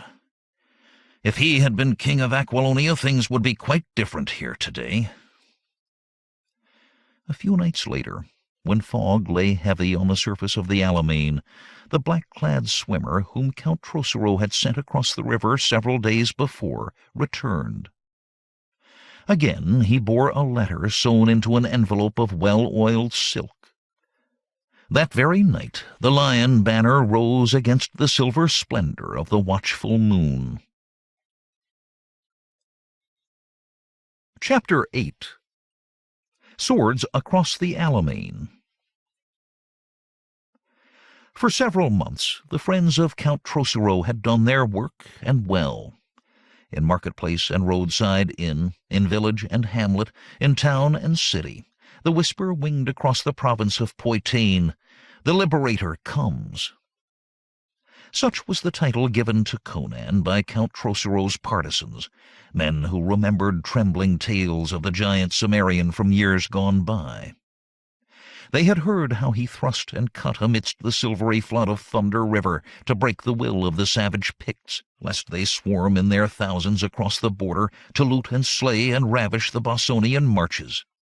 Poitanians who knew these stories now looked to the indomitable figure of Conan to wrest them from the clutches of their bloody tyrant. For weeks, archers and yeomen and men-at-arms had filtered southward, ever southward towards the Alimane. In the villages, men muttered over mugs of ale, their shaggy heads bent close together of the invasion to come. Now, at last, the Liberator neared. The moment loomed to free Poitain, and in good time all of Aquilonia prostrate now beneath the heavy heel of mad Numedides. The word so eagerly awaited had arrived in an oiled silk envelope, stamped with the seal of their beloved Count.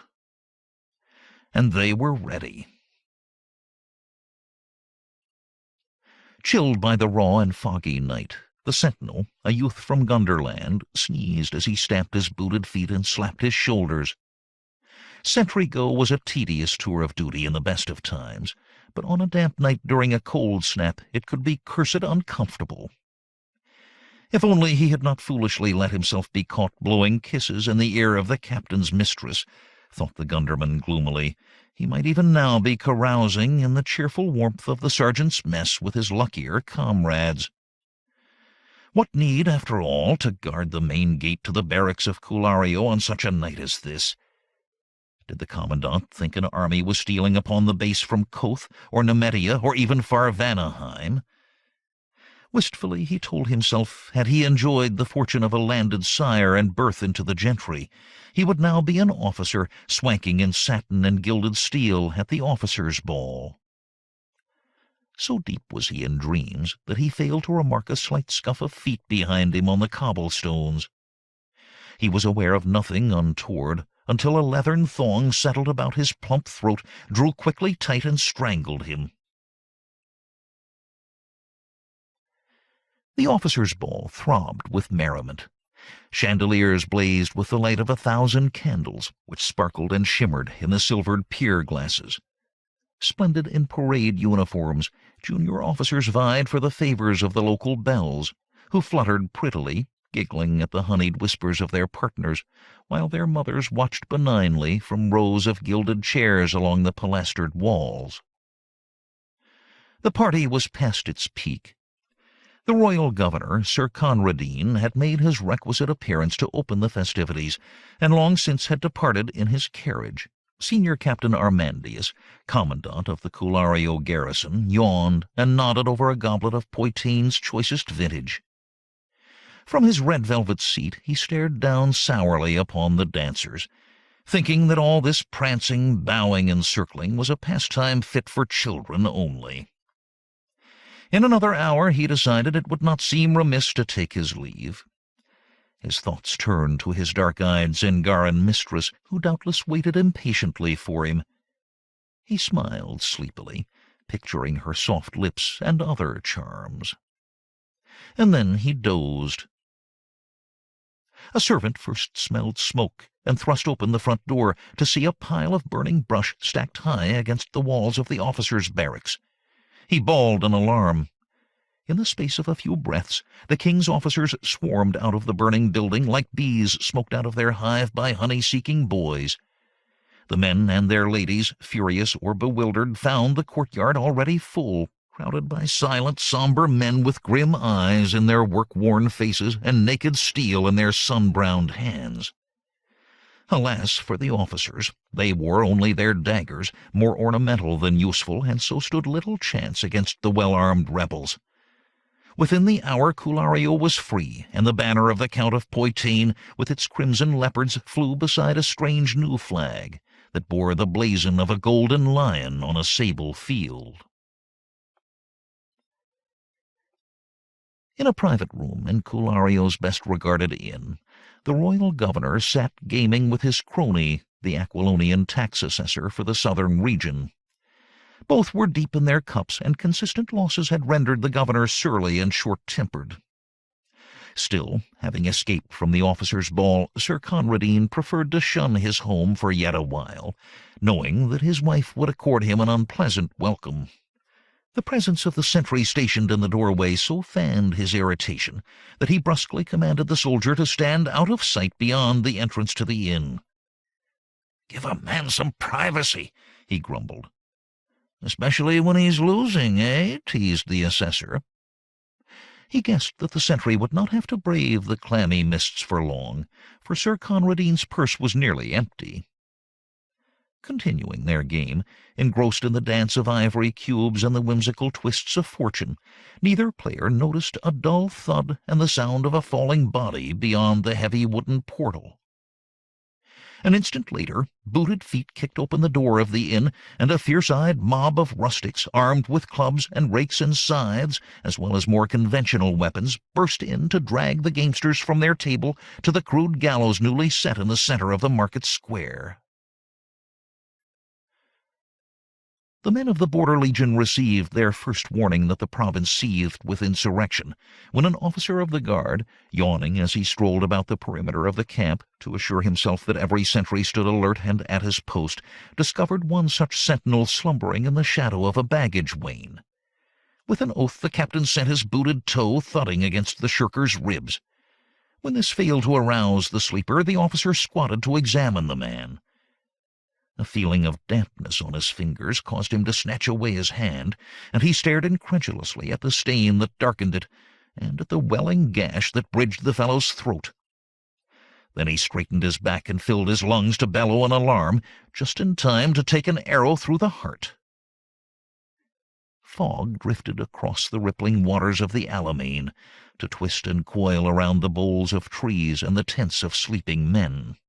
Fog also swirled about the edges of the camp, where dark and somber forests stood knee-deep in purple gloom.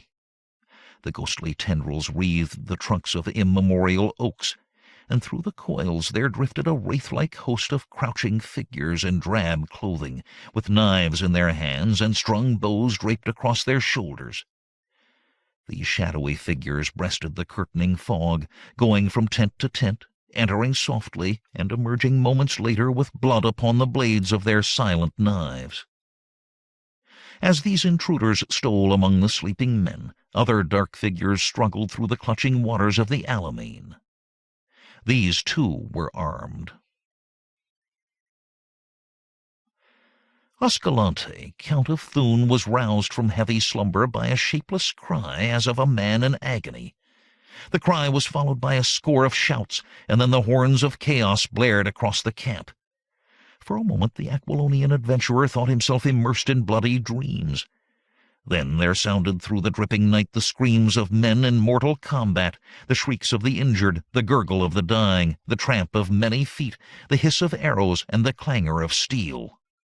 Cursing, the Count sprang half-naked from his cot, flung wide the tent flap, and stared out upon a scene of roaring carnage. Burning tents cast a lurid light across a phantasmagoria of indescribable confusion.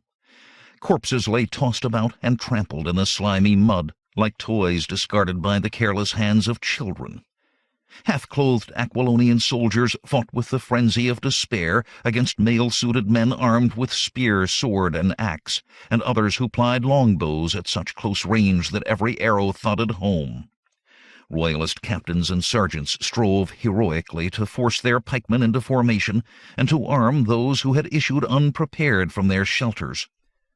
Then a terrible figure loomed up before the tent wherein the Count of Thun stood frozen with astonishment and horror. It was Grommel, the burly Bossonian, from whose thick lips poured a steady stream of curses. Ascalante blinked at him in amazement. The officer was clad in nothing but a loin-cloth and a knee-length coat of mail. That mail was rent and hacked in at least a dozen places, bearing Grommel's mightily muscled torso, which seemed to the fastidious Count to be incarnadined with gore. "Are we betrayed?" gasped Ascalante, clutching at Grommel's blood-encrusted sword-arm. Grommel shook off the grasping hand and spat blood. "Betrayed, or surprised, or both, by the slimy guts of Nergal," growled the Bossonian. The province has risen. Our sentries are slain, our horses chased into the woods. The road north is blocked. The rebels have snaked across the river unseen in these accursed fogs. Most of the sentries have had their throats cut by the country folk. We're caught between the two forces and helpless to fight back." "What's to be done, then?" whispered Ascalante. "Flee for your life, man," spat Grommel, "or surrender, as I intend to do. Here, help me to bind up these wounds ere I bleed to death." First, hidden by the fog, Conan had led his pikemen across the ford of Nogara. Once the fight had started, Trocero, Prospero, and Palantides followed with the archers and mounted troops. Before a wan moon broke through the deep-piled clouds, the Count of Poitain found himself engaged in a pitched battle. For enough of the legionnaires had gathered to make a wall of shields, behind which their long spears bristled like a giant thorn bush. Trocero led his armored knights against this barrier of interlocking shields, and after several unsuccessful tries broke through. Then the slaughter began. The Numedidian camp was a makeshift affair, strung out along the northern bank of the Alimane and backed against the forest. Its elongated shape made it difficult to defend. As a rule, Aquilonian soldiers built square encampments, walled with earthworks or palisades of logs. Neither of these defenses were practicable in the present case, and thus the camp of the Border Legion was vulnerable. The confirmation of the land, together with the complete surprise effected by the Army of Liberation, as it came to be called, tipped the balance in favor of the rebels, even though the legionnaires still outnumbered the combined forces of Conan and the revolting Poitanians. Besides, the morale of the legion had declined, so that Aquilonia's finest soldiers for once failed to deserve their reputation. Ascalante had reported to his officers that their former chief, Amulius Procus, died by his own hand, despondent over his sorry showing in the Argosian incursion. The soldiers of the Legion could scarcely credit this canard. They knew and loved their old general for all his strict discipline and crusty ways. To the officers and men, Ascalante seemed a fop and a poseur. True, the Count of Thun had some experience with the military, but in garrison duty only and on quiet frontiers.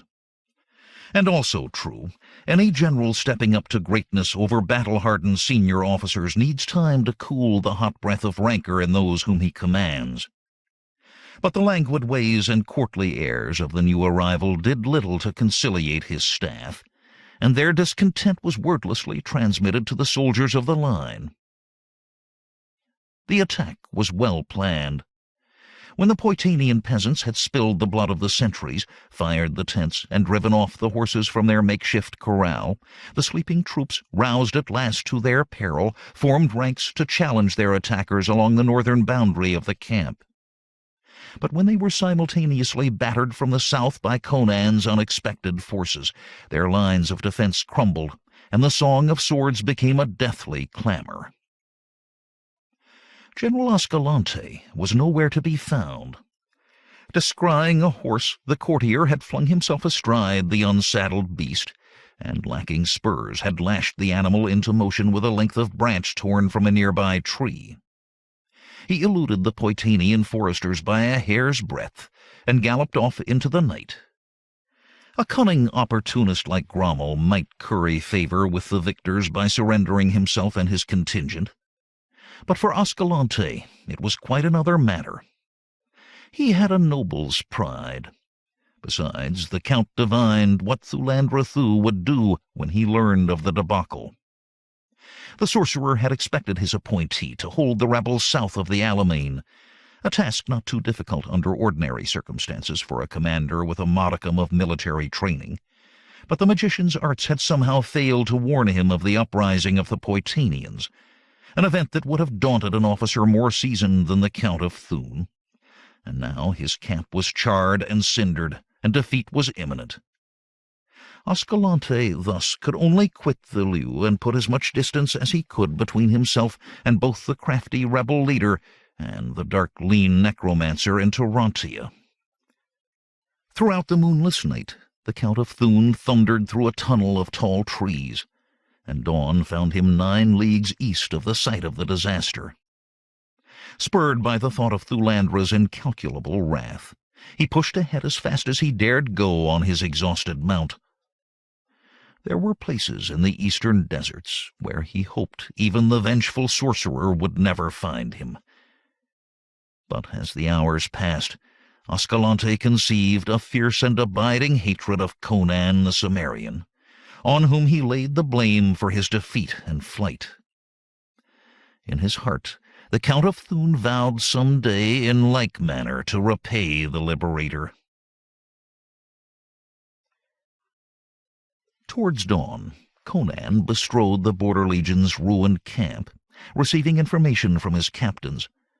Hundreds of legionnaires lay dead or dying, and hundreds more had sought the safety of the forest, whence Trocero's partisans were now dislodging them. But a full regiment of royalist soldiery, 700 strong, had come over to Conan's cause, having been persuaded by circumstances and a Bossonian officer named Grommel. The surrender of these troops, Poitanians and Bossonians, with a sprinkling of Gundermen and a few score other Aquilonians among them, pleased the Cimmerian mightily.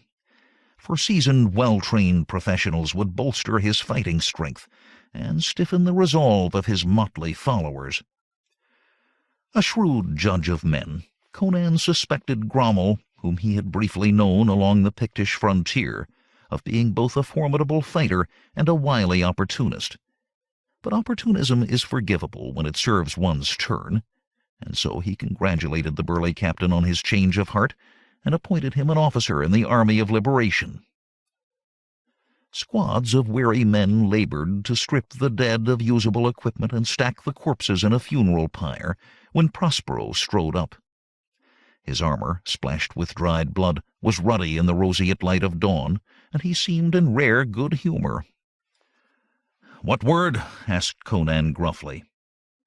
"Nothing but good, General," grinned the other. "We have captured their entire baggage train, with supplies and weapons enough for twice our strength."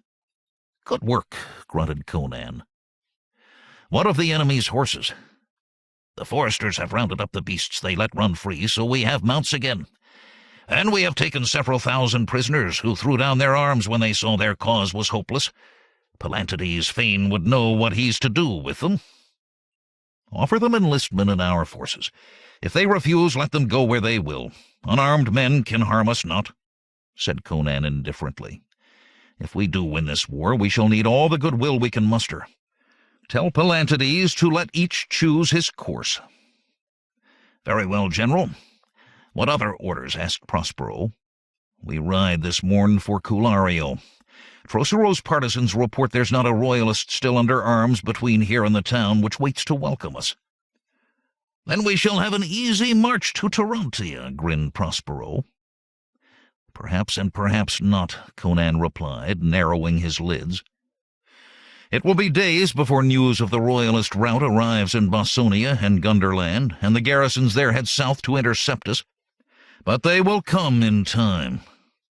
"Aye, under Count Ulrich of Ramon, I'll wager," said Prospero. Then, as Trocero joined his fellow officers, he added, "What is your guess, my lord Count?" "Ulrich, I have no doubt," said Trocero.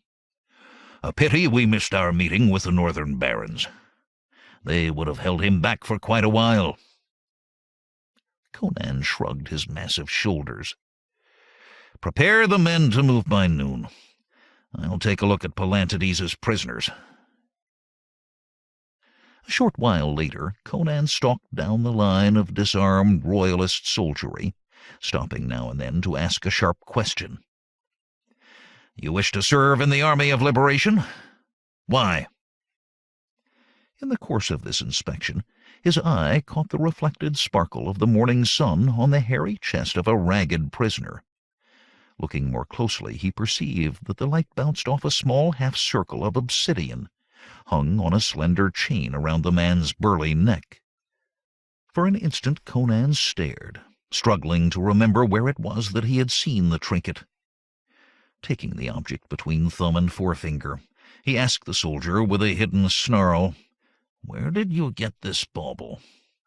"May it please you, General, I picked it up in General Procus's tent the morning after he died. I thought it might be an amulet to bring me luck." Conan studied the man through narrowed lids. "It surely brought no luck to General Procus.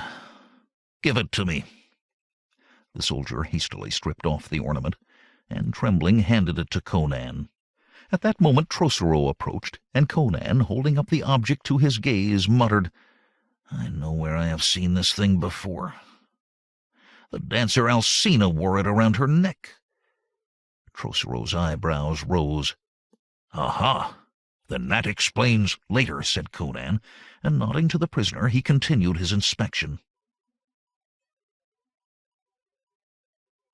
As the level shafts of the morning sun inflamed the clouds that lingered in the eastern sky, Conan's baggage train and rear guard lumbered across the Alimane. And soon thereafter the army of liberation began its march across Poitain to Culario, and thence towards great Tarantia and the palace of its kings. To tread the soil of Aquilonia after so many months of scaling crags in a lost and hostile land heartened the rebel warriors. Bone-weary as they were after a night of slaughter, they bellowed a marching song as they threaded their way north among the towering Poitainian oaks. Ahead, swifter than the wind, flew the glad tidings. The Liberator comes.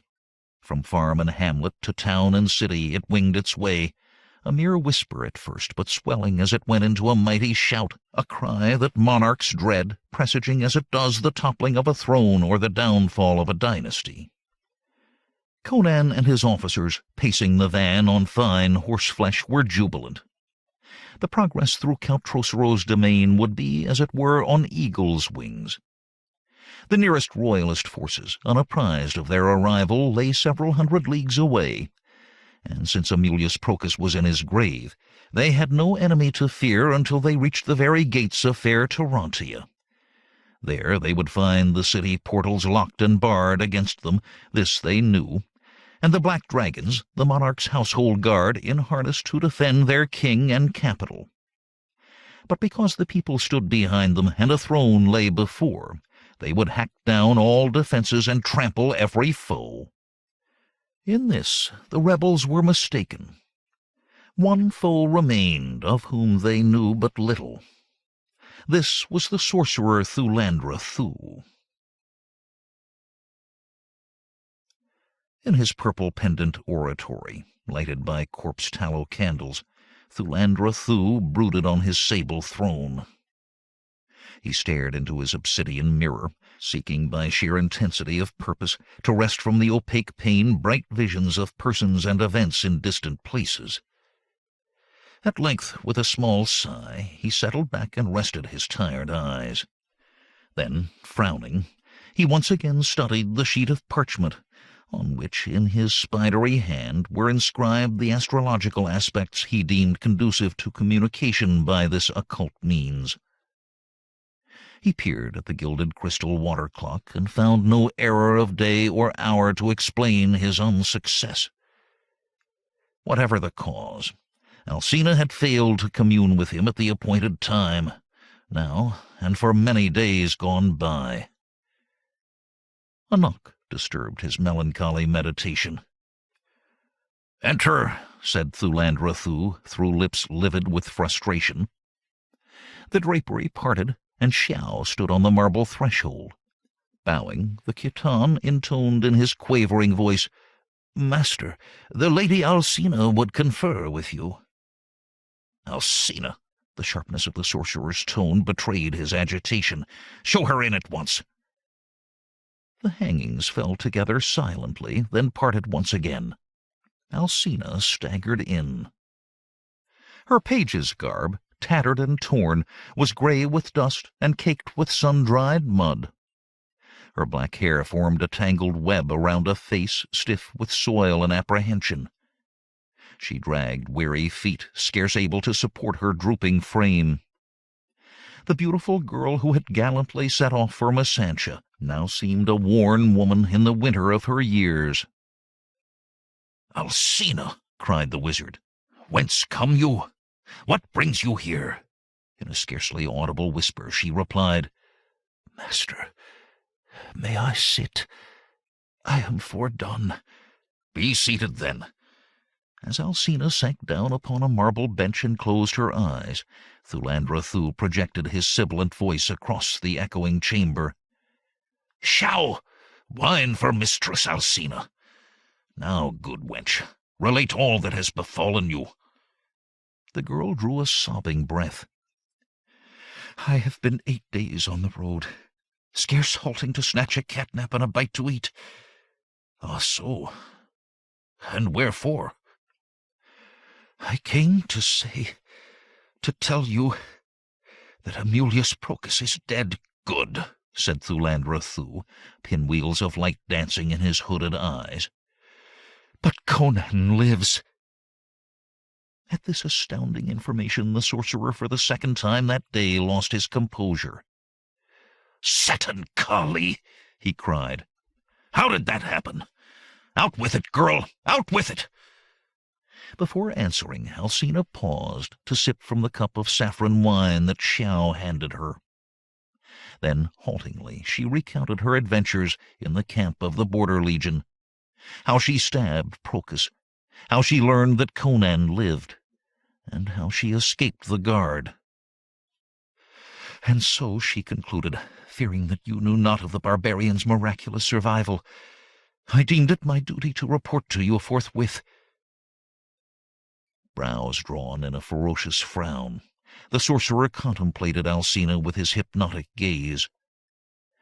Then he purred with the controlled rage of an angry feline.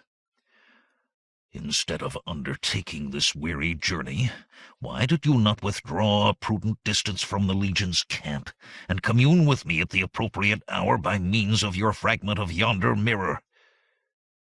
"I could not, master." Alcina wrung her hands distractedly. "Wherefore not?" Thulandra Thuu's voice suddenly jabbed like a thrown knife. "Have you mislaid the table of positions of the planets with which I did supply you?" "Nay, my lord, it's worse than that. I lost my fragment of the mirror. I lost my talisman." Lips drawn back in a snarl, Thulandra uttered an ophidian hiss. "By Nurgle's demons!" he grated. "You little fool! What devil of carelessness possessed you? Are you mad? Or did you set your silly heart on some lusty lout, like unto a she-cat in heat? For this I will punish you in ways unknown to mortal men. I will not only flog your body, but flay your very soul. You shall live the pains of all your previous lives, from the first bit of protoplasmal slime up through the worm, the fish, and the ape. You shall beg me for death, but—" "Pray, master, do but listen," cried Alcina, falling to her knees. "You know men's lusts mean naught to me, save as I rouse them in your service." Weeping, she told of the death struggle in the dark with Amulius Procus, and of her later discovery of the loss of the talisman.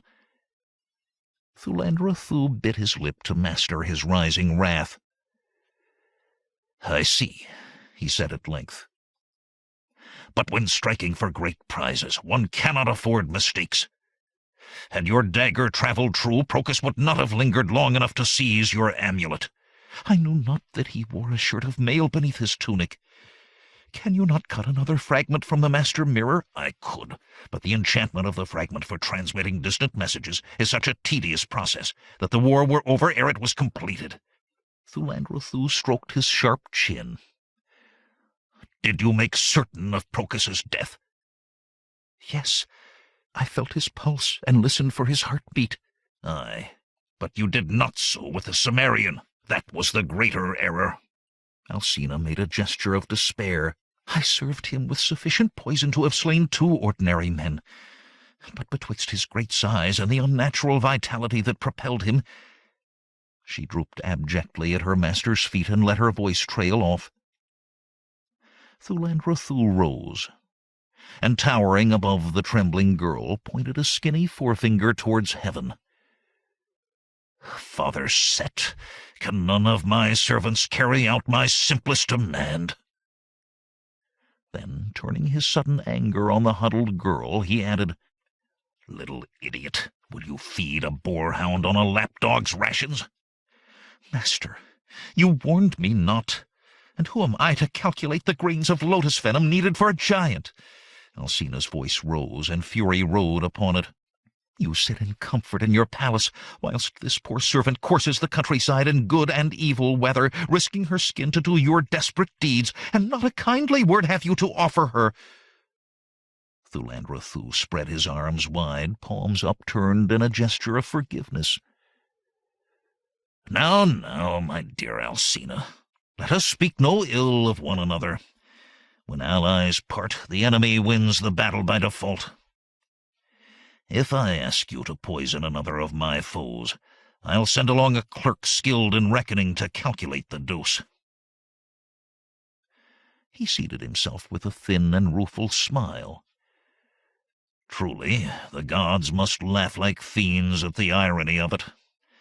Having sent Aemilius Procus to whatever nether world the fates decreed, I earnestly wish that the old ruffian were alive again.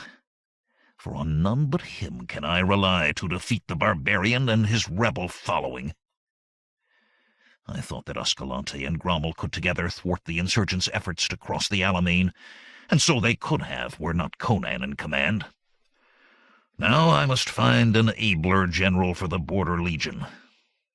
This needs some thinking on.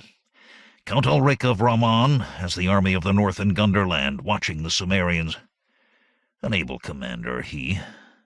But the moon must wax and wane ere he receives an order and rides the length of Aquilonia. Prince Numitor lies closer on the Pictish frontier, but... Xiao's tactful knock echoed like a tiny brazen bell. Entering, he said, "A pigeon-borne dispatch from Masantia, master, newly received by Vibius Lotro." Bowing, he handed the small scroll to the wizard. Thulandra Thuu rose and held the scroll close to one of the huge candles, and reading, pressed his lips together until his mouth became a thin slit in his dusky face. At last he said, "Well, Mistress Alcina, it seems the gods of my far-distant island are careless of the welfare of their favored child." "What has befallen now?" asked Alcina, rising to her feet. "Prince Cassio," quoth Thaddeus, "has sent a messenger from the Hyborian mountains back to his sire in Masantia.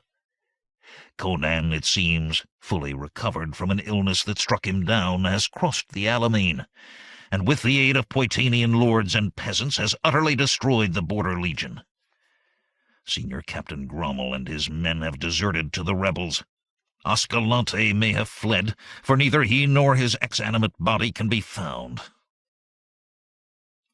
The wizard crumpled the missive and glared at Alcina, and the eyes he fixed upon her burned red with a rage such as she had never seen in any living eyes. He snarled, "Betimes you tempt me, wench, to snuff out your miserable life as a man extinguishes a lighted candle. I have a silent spell that turns mine enemy into a petty pile of ashes, with never a flame nor a plume of smoke." Alcina shrank away and crossed her arms upon her breast, but there was no escape from the sorcerer's hypnotic stare. Her body burned as from the licking tongues of flame that lapped the open door of a furnace. The magical emanations pierced her inmost being, and she closed her eyes as if to shut out the cruel radiations. When she opened them once more, she threw up her hands to ward off a blow and shrieked hysterically. Where the sorcerer had stood now reared a monstrous serpent. From its upraised head, swaying on a level with her own, slit-pupiled eyes poured maleficent rays into her soul, while a reptilian stench inflamed her nostrils. The scaly jaws gaped wide, revealing a pair of dagger-pointed fangs, as the great head lunged towards her. Flinching, she blinked again, and when she ventured to open her eyes, it was Thulandra Thuu who stood before her. With a crooked smile on his narrow face, the wizard said, "Fear not, girl. I do not wantonly blunt my tools whilst they still possess a cutting edge." Still shuddering, Alcina recovered herself enough to ask, Did you in truth take the form of a serpent, master? Or did you but cast an image of reality upon me? Thulandra Thuu evaded her question. "I did but remind you which of us is master here and which apprentice." Alcina was content to change the subject. Pointing to the crumpled parchment, she asked, "How came Thaddeus by Prince Cassio's information?" Milo of Argos declared a public celebration, and the reason was no secret. It is plain which side the old fool favors. And one item more. Milo ordered that clod-pate Quesado banished from his kingdom, and our would-be diplomat was last seen traveling with an escort of Milo's household guard along the road to Aquilonia. I shall urge Phoebius Latro to set the fellow working as a collector of offal. He is good for nothing else. And now, perhaps our meddlesome mad king will leave affairs of state to me, and confine himself to his besotted pleasures. I must ponder my next move in this board game with fate, wherein a kingdom is the prize. And so, Alcina, you have my leave to go. Xiao will provide you with food, drink, a much-needed bath, and woman's raiment." The league-long glittering river that was the army of liberation wound around tree-crowned hills, past fields and steads, and up to the gates of Culario. Conan, in the lead, reined in his black stallion at the sight of the gaping opening. From the gate towers flapped flags bearing the crimson leopards of Poitain. But the black heraldic eagle of Aquilonia was nowhere to be seen. Inside the city walls people lined both sides of the narrow street. In Conan's agile mind stirred the barbarian suspicion of the trickery of civilized men. Turning to Trocero, who rode a white gelding at his side, Conan muttered, "You're certain it's not a royalist trap they've set for us?" "My head on it," replied the Count fervently. "I know my people well." Conan studied the scene before him and rasped, "Methinks I'd best not look too much the conqueror. Wait a little." He unbuckled the chin-strap of his helmet, pulled off the headpiece, and hung it on the pommel of his saddle. Then he dismounted with a clank of armor, and strode towards the gate on foot, leading his horse. Thus Conan the Liberator entered unpretentiously into Culario, nodding gravely to the citizens ranked on either side. Petals of fragrant flowers showered upon him. Cheers resounded down the winding corridor. Following him on horseback, Prospero pulled to Trocero and whispered in his comrade's ear, "Were we not fools the other night to wonder who should succeed Numedides?" Count Trocero replied with a wry smile and a shrug of his iron-clad shoulders as he raised a hand in salutation to his fond and loyal subjects. In his sanctum, Thulandra Thuu bent over a map, unrolled upon a taburet with weights of precious metals holding its edges down. He addressed himself to Alcina, now well rested from her journey and resplendent in a flowing robe of yellow satin which clung to her fine moulded body and glorified her raven hair. "One of Latro's spies reports that Conan and his army are in Culario, resting from their battle and forced march. In time they will strike north, following the Korotos to Tarantia." He pointed with a long, well-pared fingernail. "The place to stop them is at the Imerian escarpment in Poitain, which lies athwart their path. The only force that has both weight and time enough to accomplish such a task is Prince Numitor's royal frontiersmen, based at Fort Thandara in the western mark of Bossonia." Alcina peered at the map and said, "Then should you not order Prince Numitor to march southeast with all dispatch, taking all but a small garrison?" The wizard chuckled dryly. "We shall make a general of you yet, good wench." The rider bearing that message in his pouch set off ere dawn. Thulandra Thuu then measured off distances with his fingers, rotating his hand as if it were a draftsman's compass. "But, as you see, if Conan marches within the next 2 days, Numitor can in no way reach the escarpment in advance of him. We must cause him to delay." "Yes, master. But how?" "I am not unacquainted with weather magic, and can control the spirits of the air. I shall contrive a scheme to hold the Cimmerian in Culario. Fetch hither yonder powders and potions, girl, and we shall test the power of my wizardry." Conan stood on the city wall beside the newly elected mayor of Culario. The day had been fair when they began their promenade, but now they gazed at an indigo sky across which clouds of leaden gray rolled in endless procession. "I like it not, sir," said the mayor.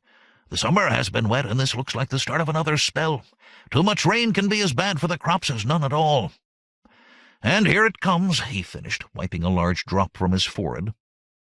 As the two men descended the spiral stair that wound around the tower, an agitated Prospero confronted them. "General," he cried, "you slipped away from your bodyguard again." "By Crom, I like to get off by myself sometimes," growled Conan. "I need no nursemaid looking after me." "It is the price of power, General," said Prospero. "More than our leader, you have become our symbol and our inspiration. We must guard you as we would our banner or another sacred relic, for if the enemy could strike you down, his fight were 3/4 won. I assure you, spies of Vibius Lotro lurk in Culario, watching for a chance to slip a poison into your wine or a poniard between your ribs." "Those vermin," snorted Conan. "Aye, but you can die from such a creature's sting as readily as any common man. Thus, General, we have no choice but to cosset you as carefully as a newborn prince. These trifling inconveniences you must learn to endure." Conan heaved a gusty sigh. "There's much to be said for the life of a footloose wanderer, such as once I was. Let's back to the governor's palace ere this cloudburst wash us all away." Conan and Prospero strode swiftly over the cobblestones, the stout mayor panting to keep pace. Overhead, a meandering crack of violet light cleft the sky, and thunder crashed like the roll of 1,000 drums. The rain came down in sheets. Chapter 9. The Iron Stallion. While Poitine writhed beneath the lash of the most violent storm in the memory of living men, a benign sun smiled on fair Tarantia. Standing in its salubrious rays on a palace balcony, Thulandra Thuu, attended by Alcina and Xiao, looked out across the gently rolling fields of central Aquilonia, where summer wheat was ripening into spears of gold. To the dancer, now young and beautiful once more, with jewels a-twinkle in her night-black hair and a gown of clinging satin sheathing her shapely form, the wizard said, "The wheel of heaven reveals to me that the spirits of the air have served me well. My storm progresses apace, and after it subsides, the southern roads and every ford will be impassable. Numitor hastens from the Westermark, and I must forth to join him." Alcina stared. "You mean to travel to the field of battle, master? Ishtar, that's not your wont. May I ask why?" "Numitor will be outnumbered by the rebel forces, and despite forced marches, Ulrich of Ramon cannot reach Poitine until at least a fortnight after the prince arrives. Moreover, Prince Numitor is but an honest blockhead, doubtless the reason why our knavish king has let his cousin live when he has slain or exiled all his other kin. Nay, I cannot trust the prince to hold the Cimmerian escarpment until Count Ulrich arrives. He will require the assistance of my arcane arts." The sorcerer turned to his servant, the inscrutable slit-eyed one who had followed him from lands beyond the seas. "Xiao, prepare my chariot and gather the necessaries for our journey. We shall depart upon the morrow." Bowing, the man withdrew. Turning to Alcina, Thulandra Thuu continued, "Since the spirits of the air have well obeyed me, I shall discover what the spirits of the earth will do to aid my cause.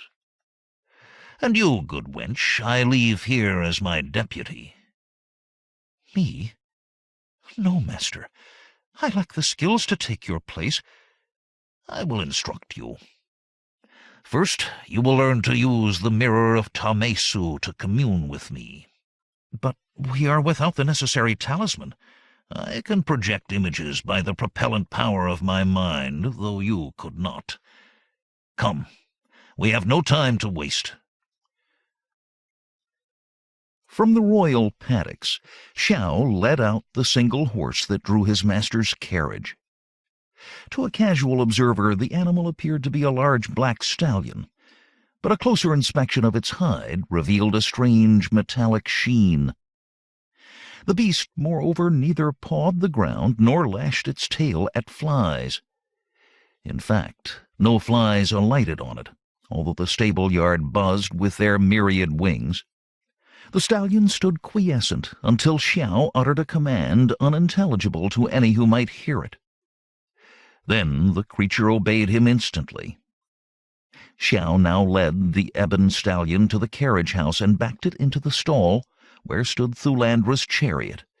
When a careless hoof struck against one of the lowered carriage shafts, a metallic ring reverberated through the silent air. The vehicle, a box-like two-wheeled cart, lacquered in vermilion and emblazed with a frieze of writhing serpents worked in gold, was furnished with a seat across the back. A pair of carven posts, upthrust on either side, supported an arched wooden frame, covered with canvas. No ordinary cover, this. It was embroidered with strange symbols beyond the ken of all who gazed upon it, save that the astute among them might discern the likeness of the moon and the major constellations of the southern hemisphere. Into the chest beneath the seat of this singular vehicle, Xiao placed all manner of supplies, and on the broad expanse above he piled silken cushions in profusion. And as he worked, he hummed a plaintive song of Kitai, full of curious quarter tones. Conan and Trocero watched the sheeting rain from the governor's mansion. At length Conan growled, "I knew not that your country lay at the bottom of an inland sea, my lord." The count shook his head.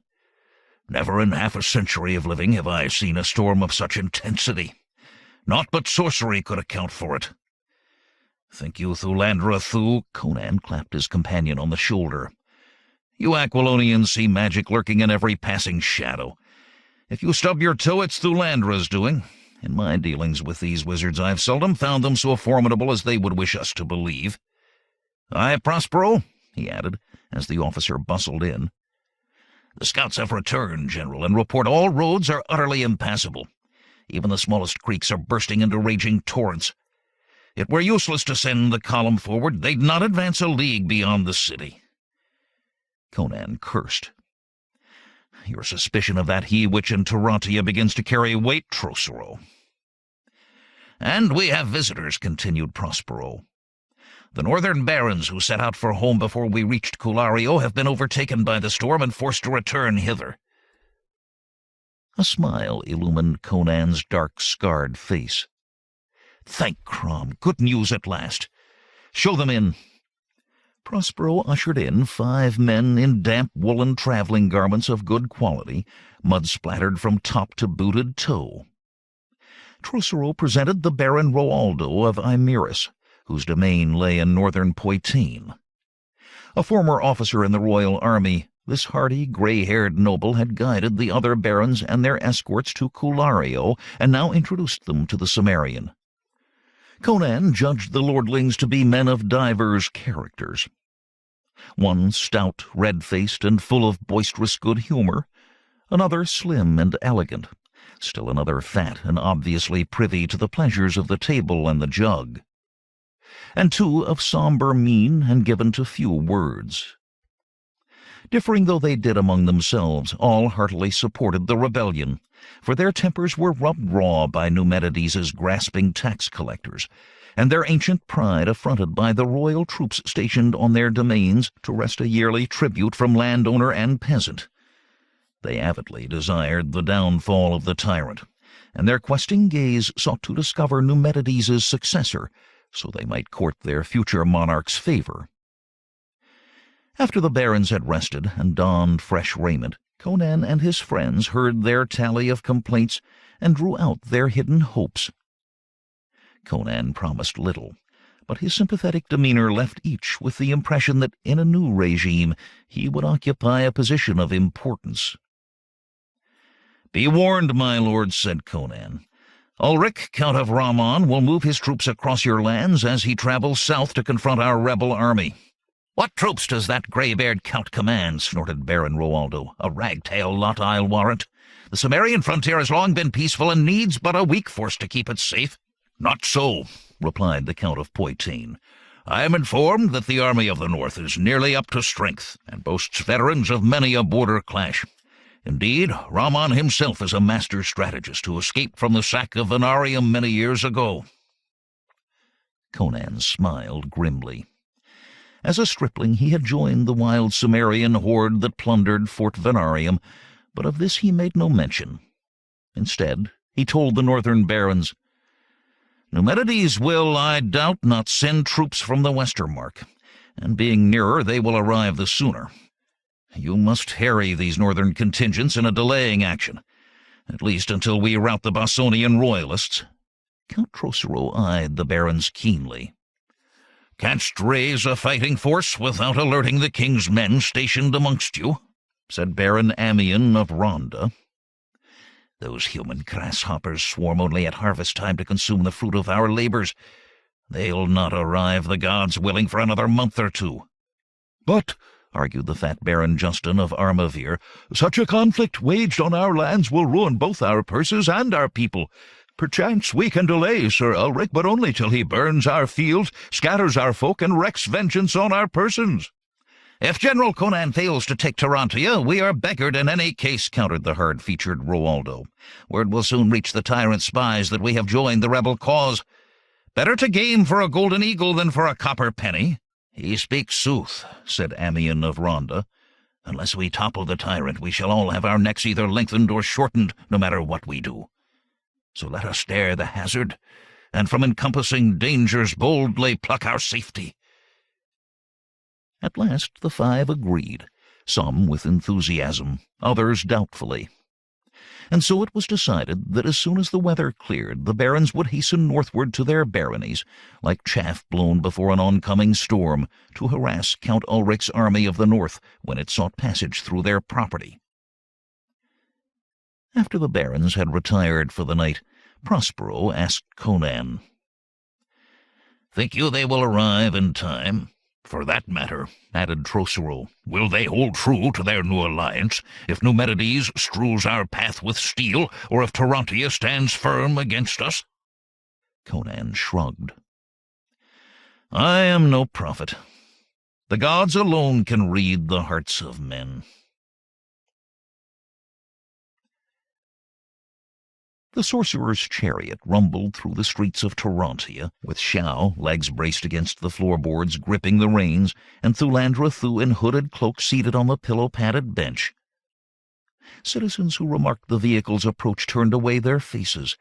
To meet the dark sorcerer's eyes might focus his attention, and all deemed it expedient to escape the magician's notice. For none there was who failed to hear rumors of his black experiments and tales of missing maidens.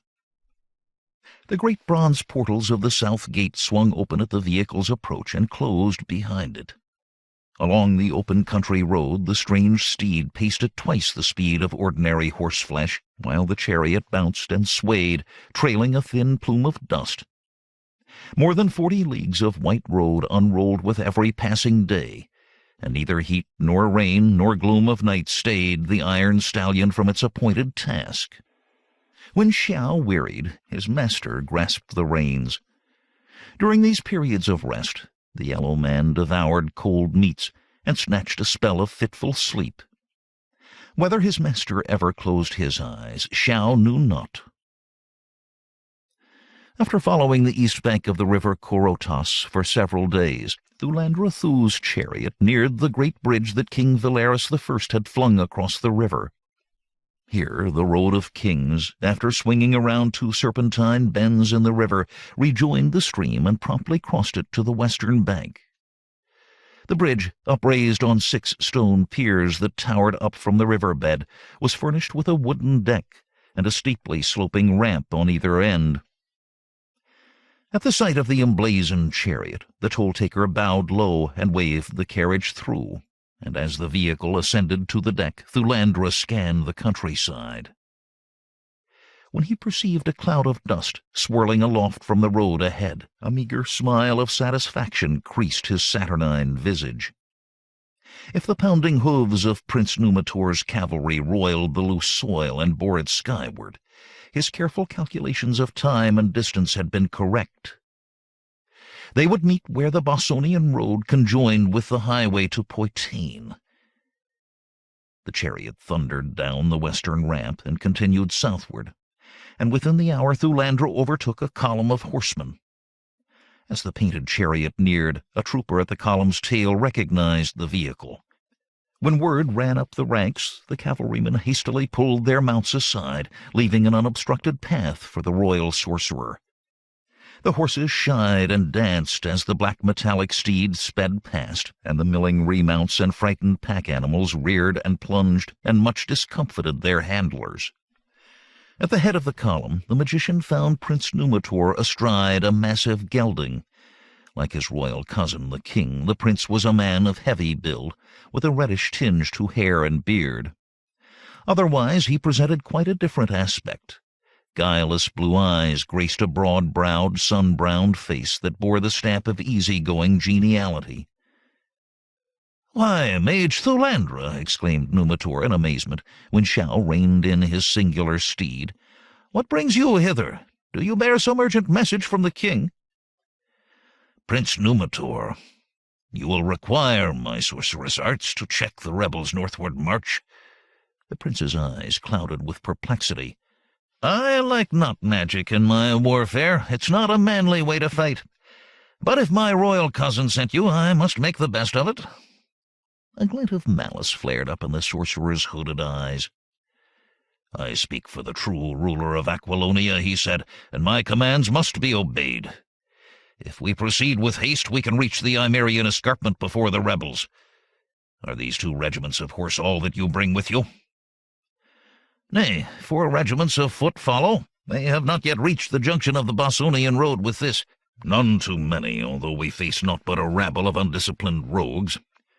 If we can hold them below the cliff wall until Count Ulrich arrives, we shall pluck their fangs.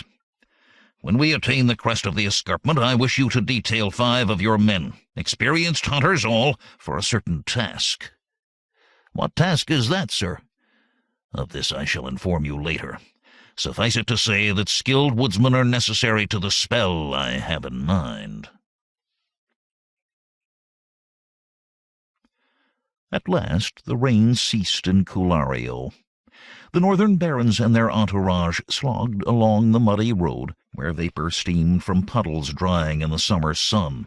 Shortly thereafter, the army of liberation set out upon the same highway, leading northward to the central provinces, and thence to proud Tarantia on the far bank of the Korotos. At every town and hamlet that they passed, the legions of the Liberator were infused with new recruits, old knights eager to take part in one last glorious affray, battle-battered ex-soldiers who had served with Conan on the Pictish frontier, lean foresters and huntsmen who saw in Conan a nature-lover like themselves, outlaws and exiles, drawn by the promise of amnesty for those who fought beneath the Golden Lion, yeomen, tradesmen, and mechanics, woodcutters, charcoal burners, smiths, masons, pavers, weavers, fullers, minstrels, clerks, all hard-eyed men eager to adventure in the army of the Liberator. They so drained the armory of weapons that Conan at last insisted each recruit come already armed, if only with a woodsman's axe. Conan and his officers plunged into the arduous task of welding these eager volunteers into some semblance of a military force. They told the men off into squads and companies, and appointed sergeants and captains from those experienced in war. During halts, these new officers exercised their road-weary men in simple drills, for, as Conan warned them, without constant practice, a horde of raw recruits like these dissolve into a mass of shrieking fugitives when the first blood is shed. Between the farmlands of southern Poitain and the Hyborian escarpment stretched the great Brocelian forest, through which the highway glided like a serpent amid a bed of ferns. As the rebels neared the forest, the songs of the Poitanian volunteers diminished. More and more, Conan noted, the recruits tramped along in glum silence, apprehensively eyeing the overarching foliage. "What ails them?" Conan asked Trocero as they sat of an evening in the command tent. "Anyone would think these woods writhed with venomous serpents." The gray-haired count smiled indulgently. "We have only the common viper and Poitain, and few of those. But the folk hereabouts are full of peasant superstitions, holding the forest to harbor supernatural beings who may work magic on them. Such beliefs are not without advantage. They preserve a splendid hunting ground for my barons and my friends." Conan grunted. "Once we scale the escarpment and gain the Imerian plateau, they'll doubtless find some new hobgoblin to obsess them. I have not seen this part of Aquilonia before, but by my reckoning the cliff wall rises less than a day's march ahead. How runs the pass to the plateau?" "There's a deep cleft in the cliff where the turbulent Bytaxa River, a tributary of the Alimane, cascades across the wall of rock. The road winding upward to the plateau is borne upon a rock ledge thrust out from one side of the cleft. The gorge below, which we call the Giant's Notch, is slippery, steep, and narrow. An evil place to meet a cliff-top foe. Pray to your Crom that Numitor's frontiersmen do not reach the notch ahead of us." "Crom cares but little for the prayers of men," said Conan, "or so they told me when I was a boy. He breathes into each mortal man the strength to face his enemies, and that's all a man can reasonably ask of gods, who have their own concerns. But we must not risk attack in this murderous trap. Tomorrow at dawn take a strong party of mounted scouts to reconnoiter the escarpment." Publius waddled in, arms full of ledgers, and Trocero left Conan studying the inventory of supplies.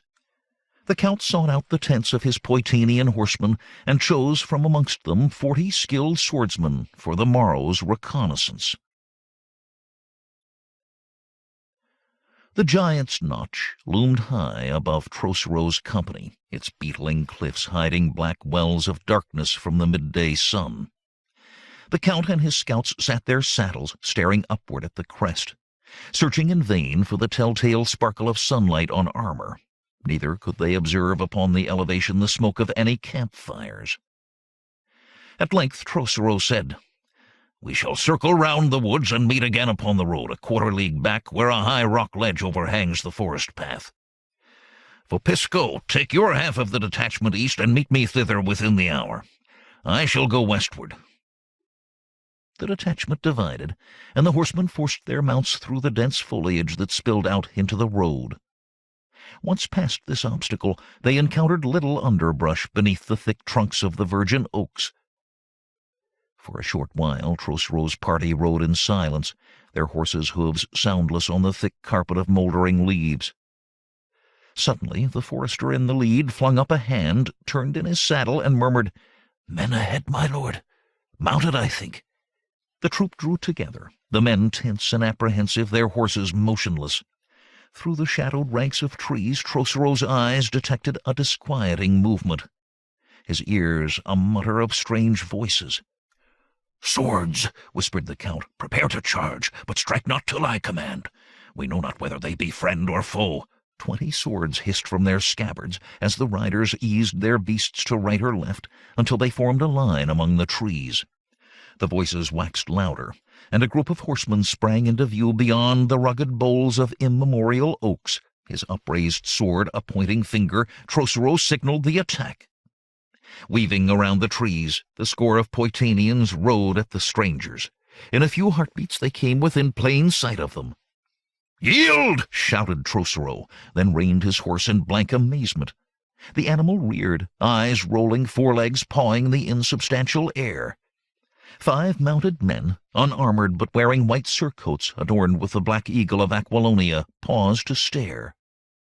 All but one led captive creatures by cruel ropes noosed tightly about their necks.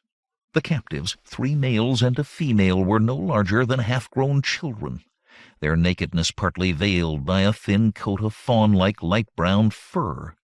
Above each snub-nosed humanoid face rose a pair of pointed ears. When their captors dropped the leashing ropes to draw their swords, and the freed creatures turned to run, Trocero saw each bore a short furry tail, like that of a deer, white on the underside. The leader of the Aquilonians, recovering his composure, shouted an order to his men. Instantly they spurred their mounts and charged. "Kill them!" cried Trocero. As the 5 royalists, bending low over their horses' necks, pounded towards the Poitanians, death rode in their grim eyes. The rebel swordsmen could not present a solid line, spread out as they were among the trees, so the Aquilonians aimed for the gaps. The leader rode at Trocero, his blade thrust outward like a lance. To right and left the Count's men, avenging furies, rushed headlong at the foe. There was an instant of wild confusion, raked by shouts and illumined by the white light of terror in the eyes of men flogged by the fury of their desperation. 2 troopers converged upon a galloping Aquilonian whose upraised sword whirled murderously above his tousled head. One drove his steel into the soldier's sword arm. The other struck downward with all his might, tearing a long gash in the speeding horse's side. But the screaming animal pressed forward, and the man ran free. A rebel sword darted past a blade that sought to slash him, and sheathed 6 inches of its point into an eagle-emblemed midriff. The lean, muscle-knotted Aquilonian leader lunged at Trocero, who parried with a clang, and the hum of steel on steel was a song of death. Then the 5 horses were through and away, like autumn leaves in a gale, with 4 of their riders. The 5th lay supine on the leaf mold of the forest floor, with a bloodstain spreading slowly across his white surcoat. "Gremio!" shouted the Count. "Take your squad and pursue! Try to capture one alive!" Trocero turned back to the trampled turf, which bore mute testimony to the furious encounter. Spying the fallen man, he said, "Sergeant, see if that fellow lives." As the sergeant dismounted, another trooper said, "Please, my lord, he spitted himself on my steel as he rode past. I know he's dead." "He is," nodded the sergeant after a quick examination. Trocero cursed. "We needed him for questioning." "Here's one of their captives," said the sergeant, kneeling beside the nude creature, flung like a discarded garment against a fallen log. "Methinks it was knocked down by a flying hoof and stunned in the melee." Trocero bit his underlip in thought.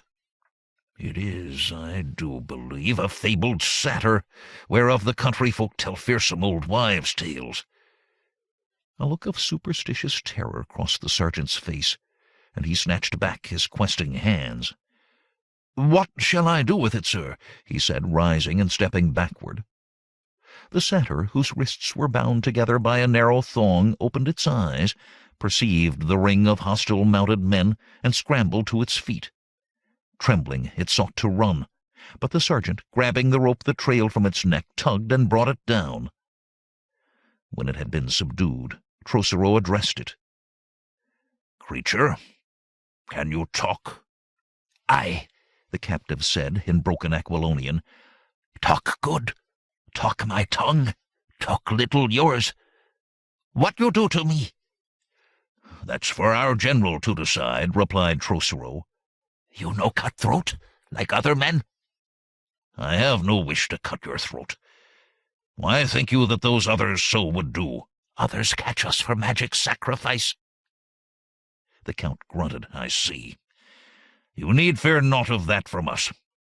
But we must bring you back to camp. Have you a name?" "Me Gola," said the satyr in his gentle voice.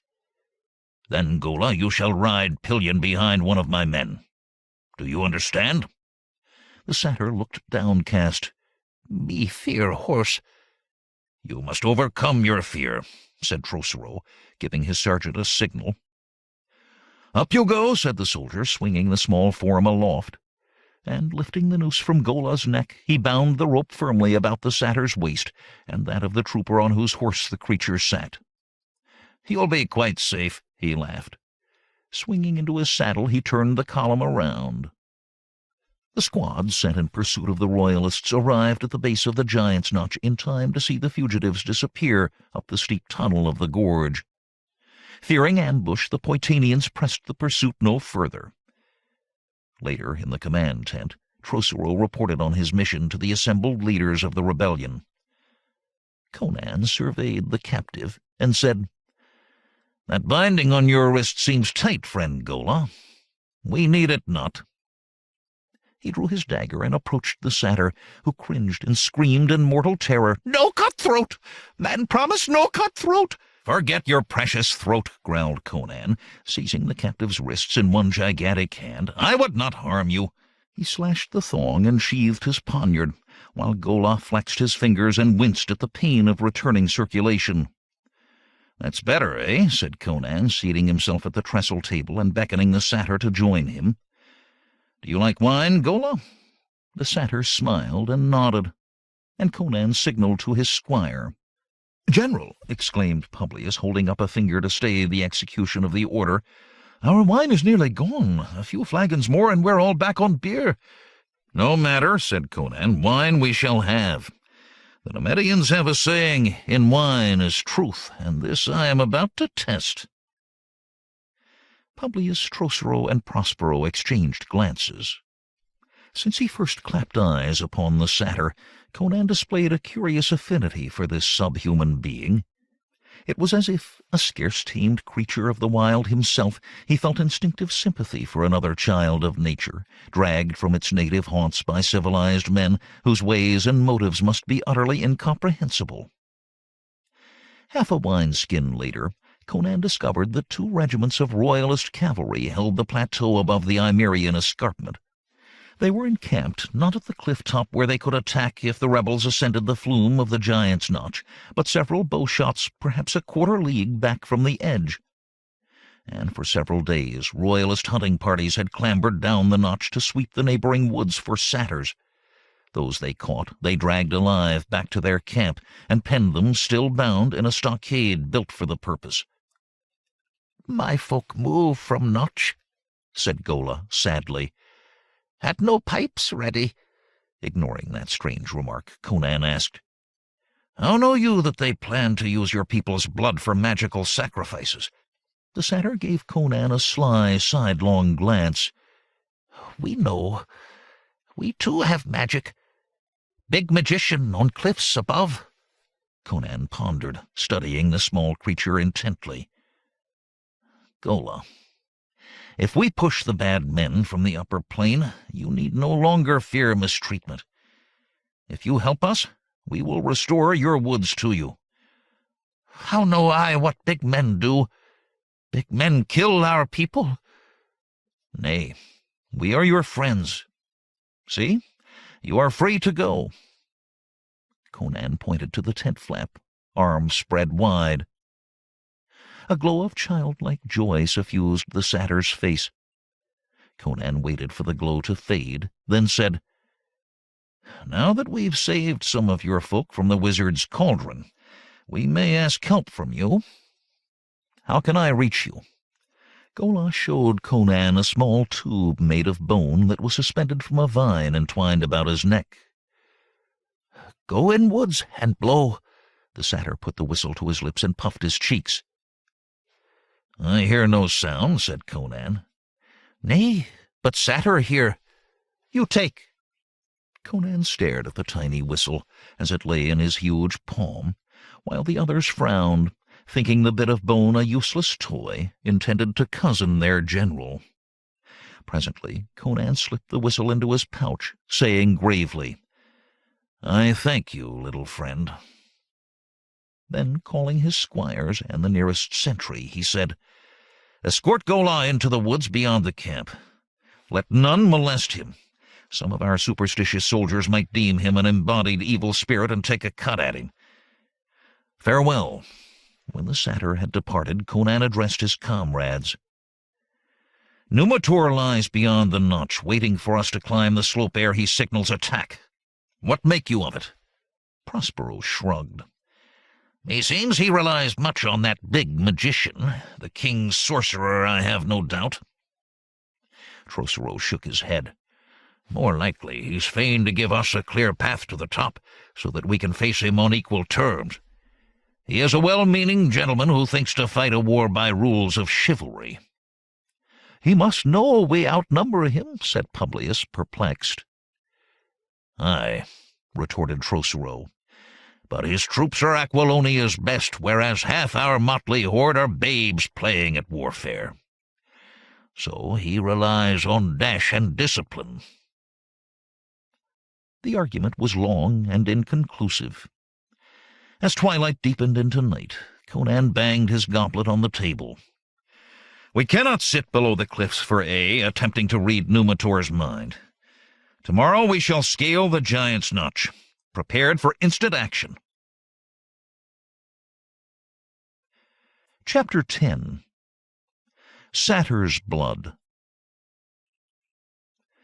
Prince Numitor paced restlessly about the royalist camp. The cooking fires were dying down, and the regiments of royal frontiersmen had turned in for the night. The new moon set, and in the gathering darkness the stars wheeled slowly westward, like diamonds stitched upon the night-blue cloak of a dancing girl. To the west, where twilight lingered, the dodging shape of a foraging bat besmudged the horizon, while overhead the clap of a nightjar's wings shattered the silence. The prince passed the line of sentries and strolled towards the edge of the escarpment, where Thulandra Thuu had placed things needful for his magic. Behind him the camp vanished into forest-shadowed darkness. Ahead the precipice fell sharply away, and leftward yawned the black canyon that was called the Giant's Notch. Although the prince's placid ears picked up no sound of movement in the gorge, something about the camp's location disturbed him. But for a time he could not put a finger on the source of his unease. After walking several bowshots' distance, Prince Numitor sighted the dancing flames of a small fire. He hastened towards it. Thulandra Thuu, hooded and cloaked in black like some bird of ill omen, was bending over the fire, while Xiao, on his knees, fed the blaze with twigs.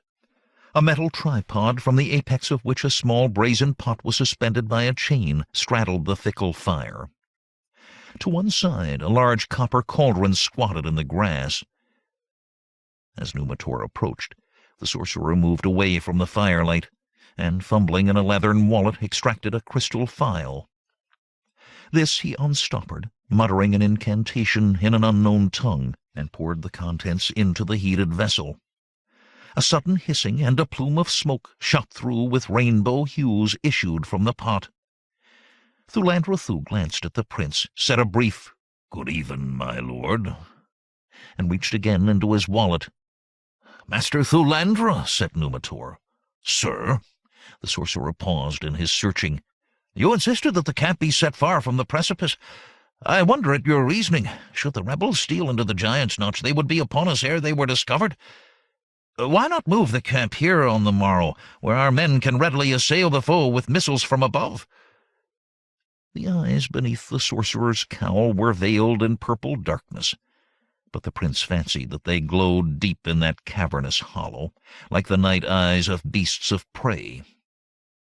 Thulandra purred, "My lord prince, if the demons I unleash perform their proper function, my spell would put your men in danger should they stand where we stand now.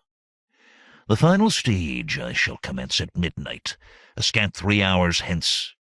Xiao will inform you in good time." The magician shook more powder into the steaming pot, and stirred the molten mixture with a slender silver rod. "Now I crave your pardon, good my lord, but I must ask you to stand back whilst I construct my pentacle." Xiao handed Thulandra Thuu the wooden staff, ornately carved, which served him as a walking stick when he stalked about the camp. While his servant piled fresh fuel upon the dying fire, the sorcerer paced off certain distances about the conflagration and marked the bare earth with the ferrule of his staff. Muttering, he drew a circle, 12 paces in diameter, then etched deep lines back and forth across the space enclosed. Following an arcane ritual, he inscribed a symbol in each angle of the pentacle. The prince understood neither the diagram nor the lettering thereon, but felt no desire to plumb the wizard's unholy mysteries. Now Thulandra rose up and stood beside his fire, his back to the precipice. He intoned an utterance, a prayer or incantation in a sing-song foreign tongue. Then, facing east, he repeated his invocation, and in this wise completed one rotation. Numitor saw the stars grow dim, and shapeless shadows flutter through the clear night air. He heard the sinister thunder of unseen beating wings. Thinking it better not to view more of the uncanny preparations of his cousin's favorite, he stumbled back to camp. To his captains he gave orders to rouse the men an hour before midnight to comply with the sorcerer's directions. Then he turned in. 3 hours later, Xiao spoke to a sentry, who sent another to awaken the sleeping prince. As Numitor made his way to the cliff whereon the wizard prepared his magical spell, he came upon the column of soldiers ordered by Thulandra Thuu. Each man-at-arms gripped a bound and captive satyr. A dozen of the furry forest folk whimpered and wailed as their captors brutally hustled them into line. Xiao had built up the fire, and the brazen pot bubbled merrily, sending a cloud of varicolored smoke into the starlit sky. Upon Thulandra's curt command, the first soldier in the line dragged his squirming captive to the copper cauldron standing upon the grass, and forced the bleating creature's head down over the vessel's rim. As the darkness throbbed to the beat of an inaudible drum, or was it the beat of the awestruck soldiers' hearts, the sorcerer deftly slashed the satyr's throat. At a signal, the man-at-arms lifted the sacrificial victim by its ankles and drained its blood into the large container. Then, in obedience to a low command, he tossed the small cadaver over the precipice. A pause ensued, while Thulandra added more powders to his sinister brew and pronounced another incantation. At length he beckoned to the next man in line, who dragged his satyr forward to be slain. The other soldiers shifted uneasy feet. One muttered, "This takes longer than a coronation. Would he'd get on with it and let us back to bed?" The eastern sky was paling when the last satyr died. The fire beneath the brazen pot had burned to a bed of embers. Xiao, at his master's command, unhooked the steaming pot and poured its boiling contents into the blood-filled cauldron. The nearest soldiers saw, or thought they saw, ghostly forms rise from the latter vessel, but others perceived only great clouds of vapor. In the deceptive pre-dawn half-light, none could be sure of what he saw. Faintly in the distance, those on the cliff-top heard the sound of men in motion. Among the marching men no word was spoken, but the jingle of harness and the tramp of many feet cried defiance to the silent morning air. Thulandra Thuu raised a voice shrill with tension. "My lord, Prince Numitor, order your men away!" Startled out of his sleepy lethargy, the prince barked the command. "Stand to arms! Back to camp!" The sounds of an approaching army grew. The sorcerer raised his arms and droned an invocation. Xiao handed him a dipper with which he scooped up liquid from the cauldron and poured the fluid into a deep crack in the rocks. He stepped back, raised imploring arms against the lightning sky, and cried out again in unknown tongues. Then he ladled out another dipperful, and another. Along the road from Culario, before that sandy ribbon disappeared beneath a canopy of leaves, the mage could see a pair of mounted men. They trotted towards the giant's notch, and as they went they studied the rock wall and the woods below it. Then a whole troop of cavalry came into view, and following them files of infantry, swinging along with weapons balanced on their shoulders. Thulandra Thuu hastily ladled out more liquid from the cauldron, and once more raised his skinny arms to heaven. Leading the first rank of rebel horse, Conan rose in his stirrups to peer about. His scouts had seen no royalists in the greenery along the forest road, or at the giant's notch, or atop the towering cliffs. The Cimmerian's eagle glance raked the summit, now tipped a rosy pink by the slanting rays of the morning sun. Conan's apprehension of hidden traps stirred in his savage soul. Prince Numitor was no genius, this he knew, but even such a one as he would make ready to defend the notch. Yet he saw no sign of a royalist mustering. Would Numitor indeed allow the rebels to reach the Cimmerian plateau to lessen the odds against them? Conan knew the nobles of this land professed obedience to the rules of chivalry, but in all his years of war no general had ever risked a certain chance of victory for such an abstract principle. Nay, the enemy had the upper hand. A trap was obvious. Experience with the hypocrisies of civilized men made the Cimmerians cynical about the ideals they so eloquently proclaimed. The barbarians among whom he had grown to manhood were quite as treacherous, but they did not seek to gild their bloody actions with noble sentiments. One scout reported a strange discovery. At the base of the escarpment, leftward of the Giant's Notch, he had come upon a heap of satyr corpses, each with its throat ripped open. The bodies, smashed and scattered, had fallen from the heights above. "Sorcery afoot," muttered Trocero. "The king's he-witch has joined with Numitor, I'll wager." As the two lead horsemen neared the notch, they spurred their steeds and vanished up the road that paralleled the turgid river by Taxa. Soon they reappeared upon a rocky ledge and signaled all was quiet. Conan scanned the summit once again. He thought he caught a hint of movement, a mere black speck that might have been a trick of light or of tired eyes. Turning, he motioned the leader of the troop, Captain Morenus, to enter the tunnel of the notch. Conan sat his mount beside the road, watching intently. As the horsemen trotted past, his heart swelled at the soldierly appearance they made, thanks to the driving force of his incessant drilling. His own horse, a bay gelding, seemed restless, stamping its hooves and dancing sideways.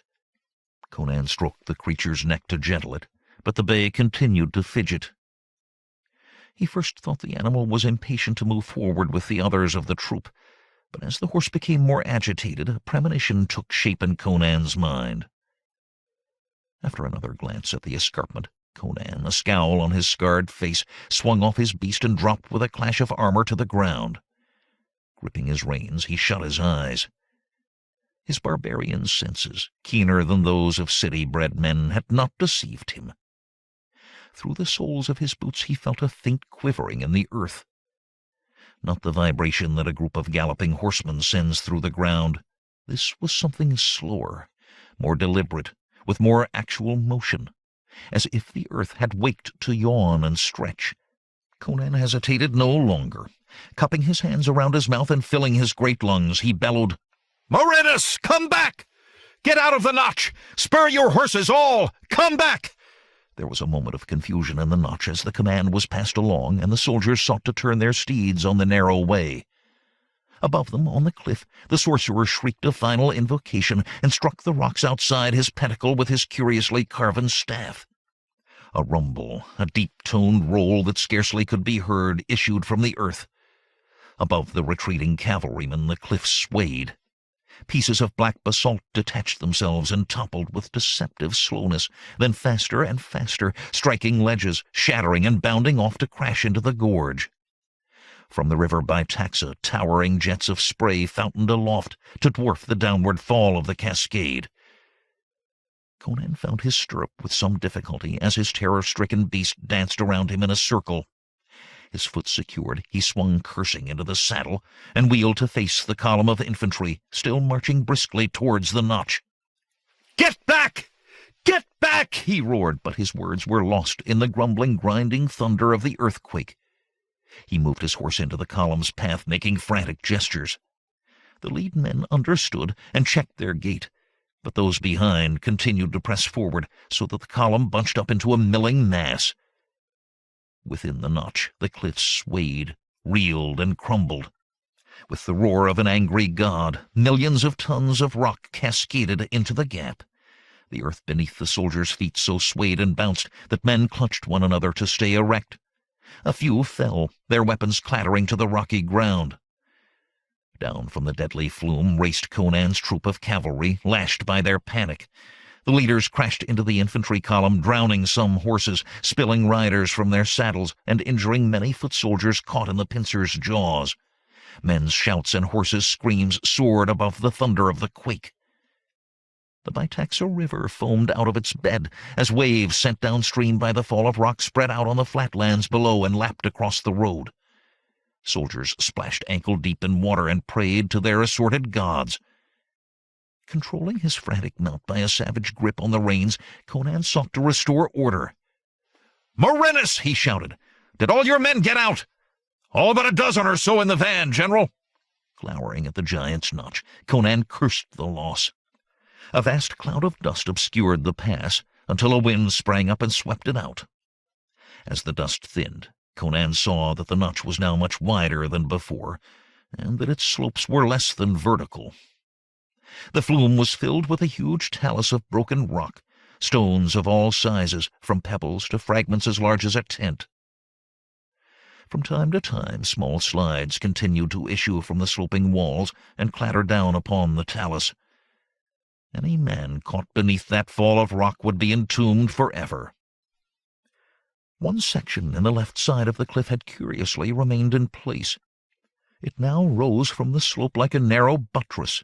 At the pinnacle of this strange formation, Conan saw a pair of small figures, black-robed and cowled. One tossed its arms on high, as if in supplication. "That's the king's sorcerer, Thulandra Thuu, or I'm a Stygian," rasped a voice nearby. Conan turned to see Grommel at his elbow.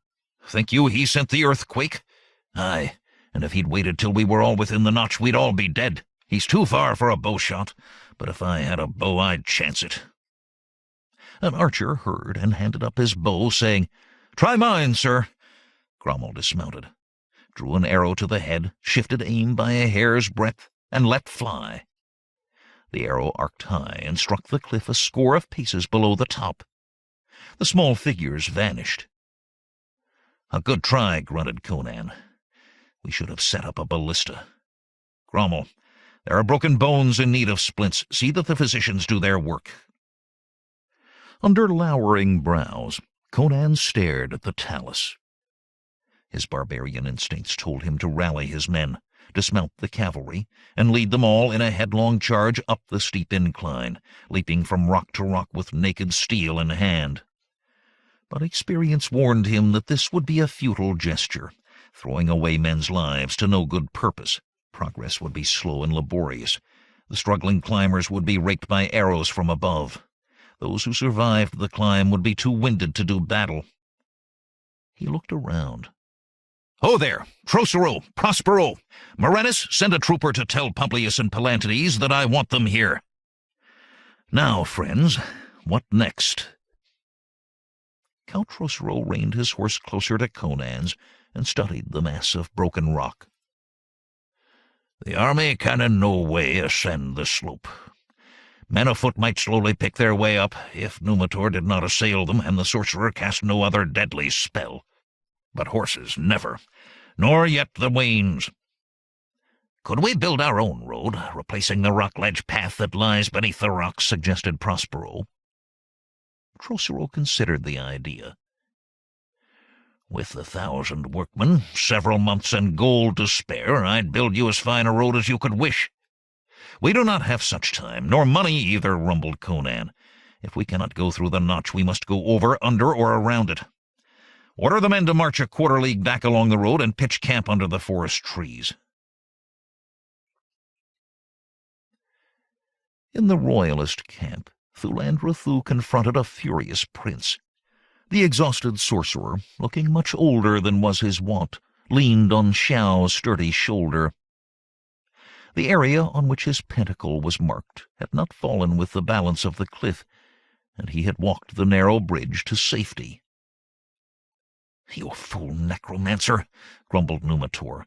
"Since you would resort to magic, you should have waited till the notch was filled with rebels. Thus we had slain them all. Now they have fled with little scathe." "You do not understand these matters, Prince," replied Thulandra coolly. "I withheld the final step of the enchantment until I saw that something or someone had warned the rebel leader of the trap, and the rebels had begun to flee. Had I withheld my hand the longer, they would have all escaped scot-free. In any case, the flume is blocked. The rebels must needs march east to the Korotos, or west to the Alimane, for they cannot now breach the escarpment." And now your highness must excuse me. The spell has drained my psychic forces, and I must rest. I never did think much of miracle mongers, growled Numitor as he turned away. In the sheltered forest camp that evening, Conan and his officers reviewed a map. To bypass the escarpment, said Conan, we must return to the village of Padassa, whence the roads depart for the two rivers. But that's a lengthy march. If there were some little-known break in the long cliff wall, said Prospero wistfully, we could, by moving quietly through the woods, steal a march on Numitor and fall upon him unawares. Conan frowned. This map shows no such pass, but long ago I learned not to trust map-makers. You're lucky if they show the rivers flowing in the true direction. Trocero, know you any alternate route? Trocero shook his head. Nay. There must be streams other than the Vitaxa that cut a channel in the cliff. Trocero shrugged helplessly. Palantides entered, saying, Your pardon, General, but 2 men of Serticus's company have deserted. Conan snorted.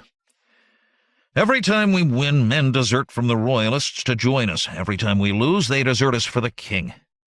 It is like a game of chance, following fate's decree. Send scouts to look for them and hang them if you catch them, but do not make a public matter of it. Order woodsmen at dawn to study the cliff face in both directions for the distance of a league to see if they can find a pathway to the top. And now, friends, leave me to ponder further on the matter. Beside his camp bed, Conan brooded over a flagon of ale. He restudied the map and cudgelled his brain for a way his army might surmount the escarpment. Absently he fingered the half-circle of obsidian, which once had hung between the opulent breasts of the dancing girl Alcina, and which was now clasped around his massive neck.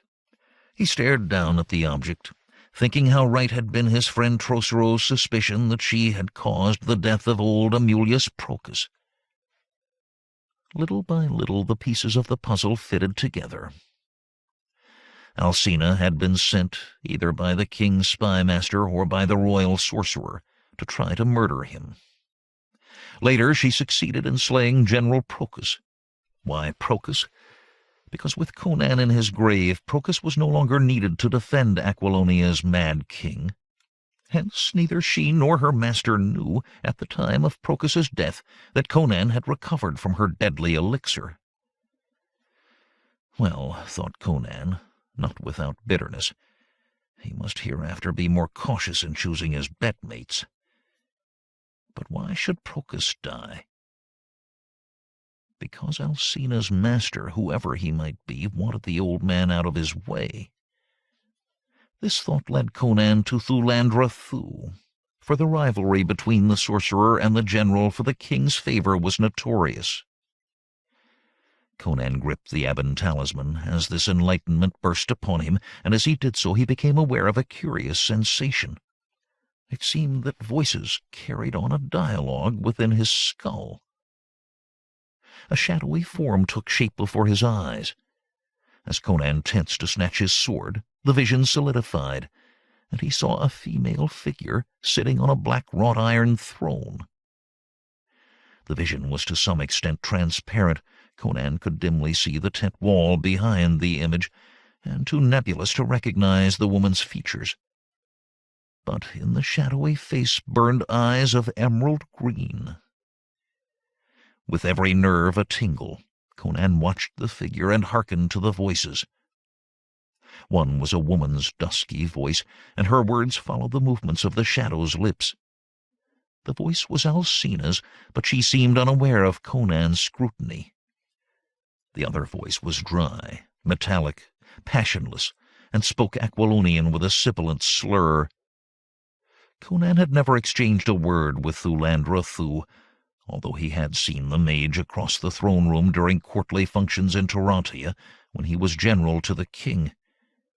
But from descriptions of the wizard, he imagined the king's favorite would speak thus. The voice proceeded. I know not who betrayed my plan, but some treacher must have forewarned the rebel chieftain."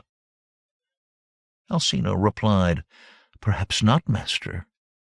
The barbarian pig has senses keener than those of ordinary men. He might have detected the coming cataclysm by some stirring of the air above the earth. What do you now?" "I must needs remain here to guard that ninny Numitor against some asinine misjudgment until Count Ulrich arrives. The stars inform me of his coming in 3 days' time. Yet I am weary.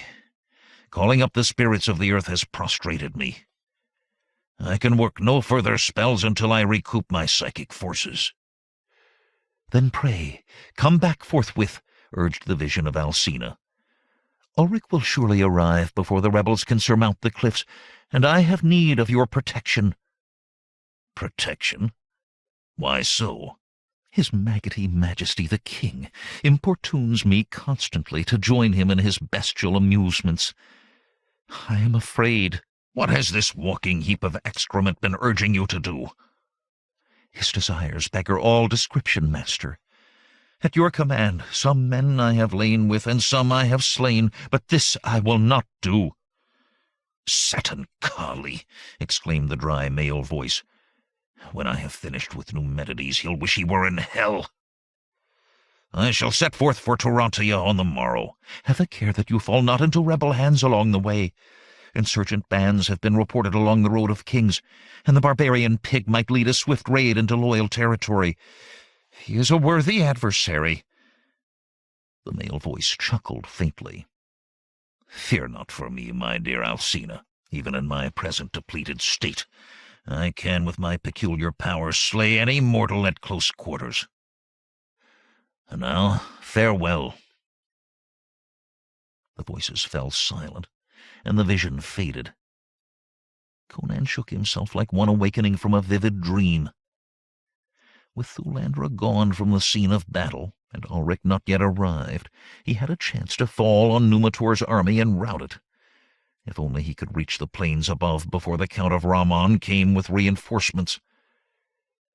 He needed air to clear his rampant thoughts, and rose to leave his narrow sleeping quarters.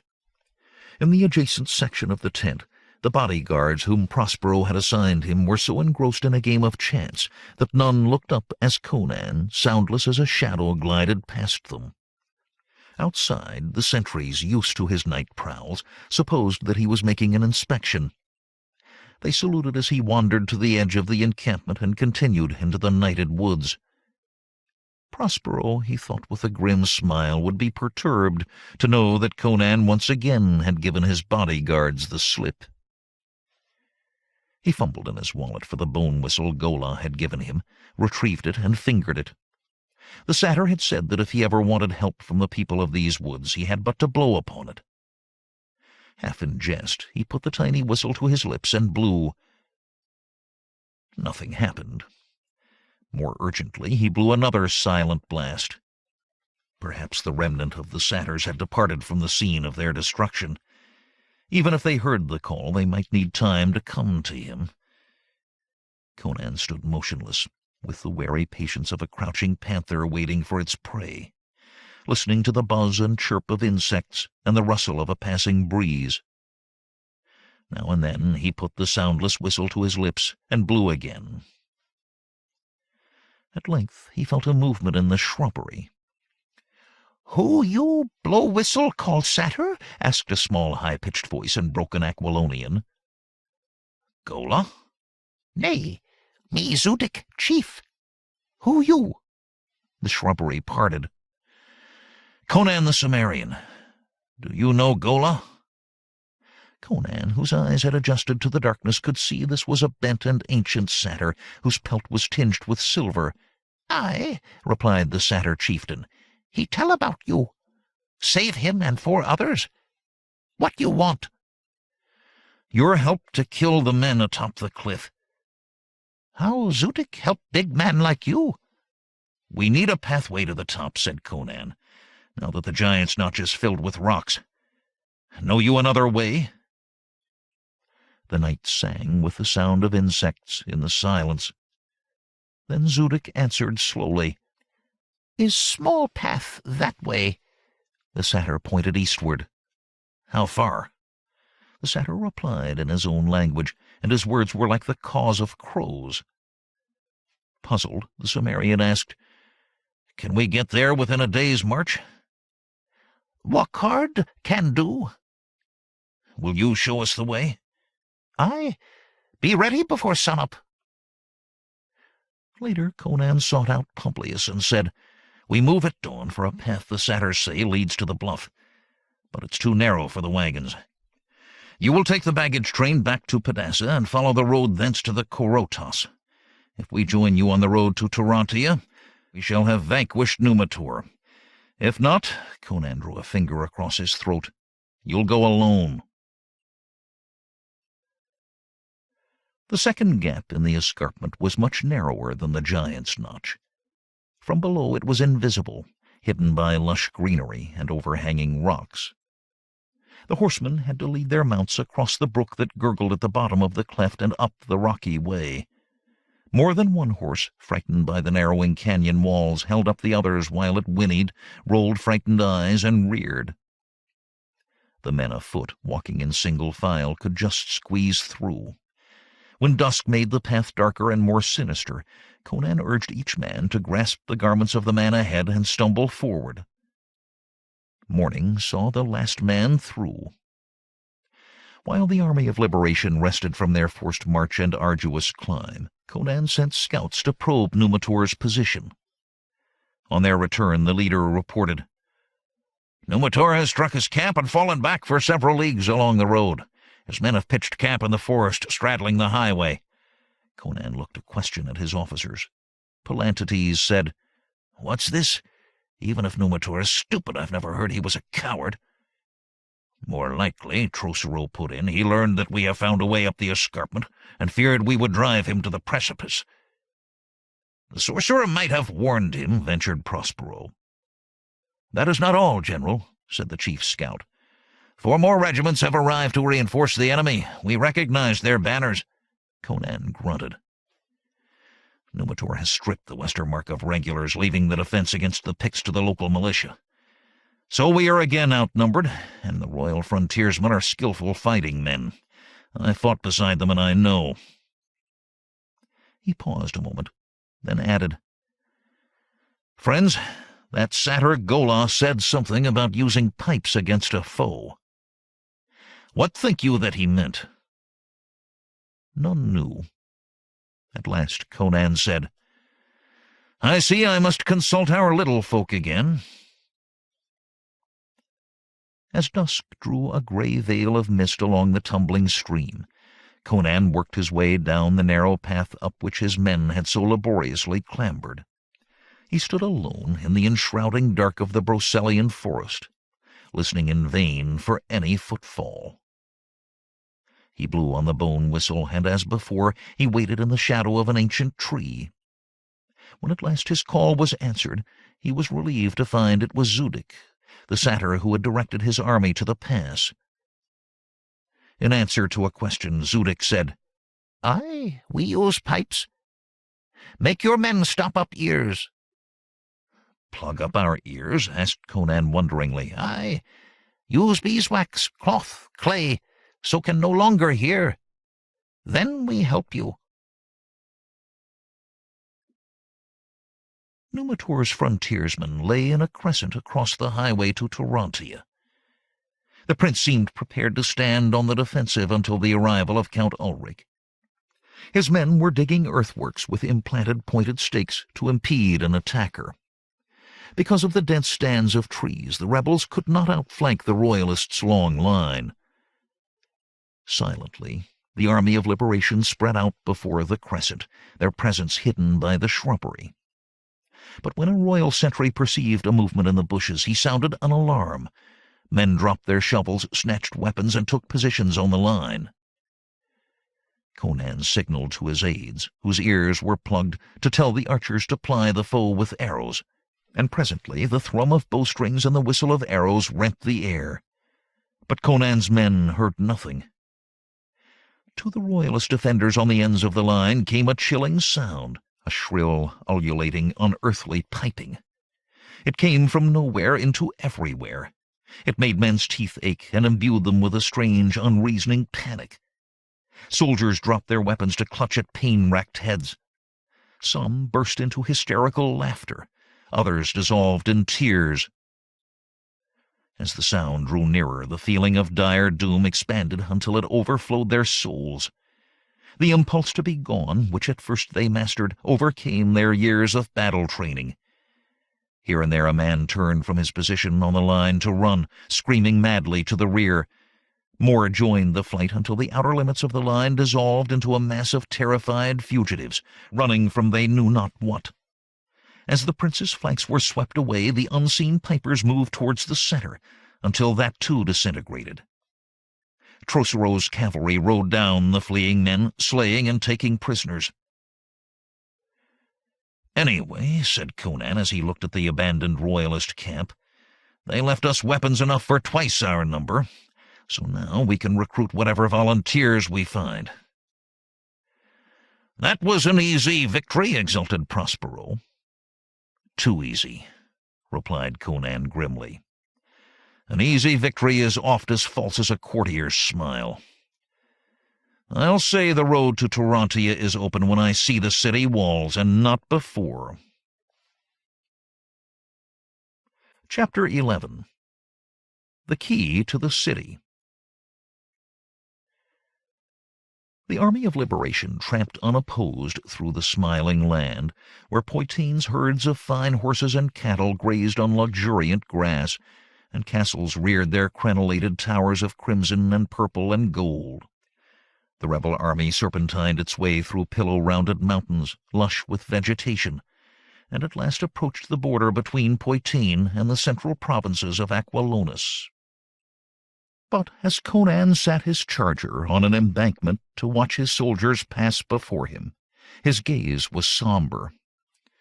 For although Numitor's frontiersmen had scattered like leaves in an autumn gale, a new foe, against which he had no defense, now assailed his army.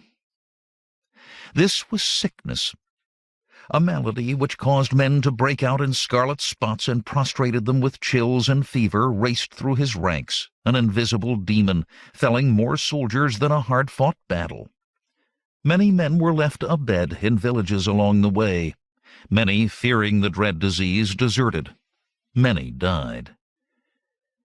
"What do we number now?" Conan asked Publius of an evening, as the army neared the border village of Alimane. The former chancellor studied his reports. "About 8,000, counting the walking sick, who number nigh 1,000. Crom! We were 10,000 when we left the Alimane, and hundreds more have joined since then. What has become of them?" Trocero said. "Some come to us in a roseate glow, like a bridegroom to his bride, but think better of their bargain when they have sweated and slogged a few leagues from their native heath. They fret about their families and getting home to harvest. And this spotted sickness has claimed thousands," added Dexithius. "I and the physicians under me have tried every herb and purge to no avail. It seems magic is at work, else an evil destiny doth shape our ends." Conan bit back scornful words of incredulity. After the earthquake he dared not underestimate the potent magic of his enemy, or the wanton cruelty of the gods. "Could we have persuaded the satyrs to march with us, bringing their pipes?" said Prospero. "Our paltry numbers would be of little moment." "But they would not leave their homes in the Brocelian forest," said Conan. Prospero replied, "You could have seized their old Zeudic as a hostage to compel them." "That's not my way," growled Conan. "Zeudic proved a friend in need. I would not use him ill." Trocero smiled gently. "And are you not the man who scorned Prince Numitor for his high-flown ideals of chivalry?"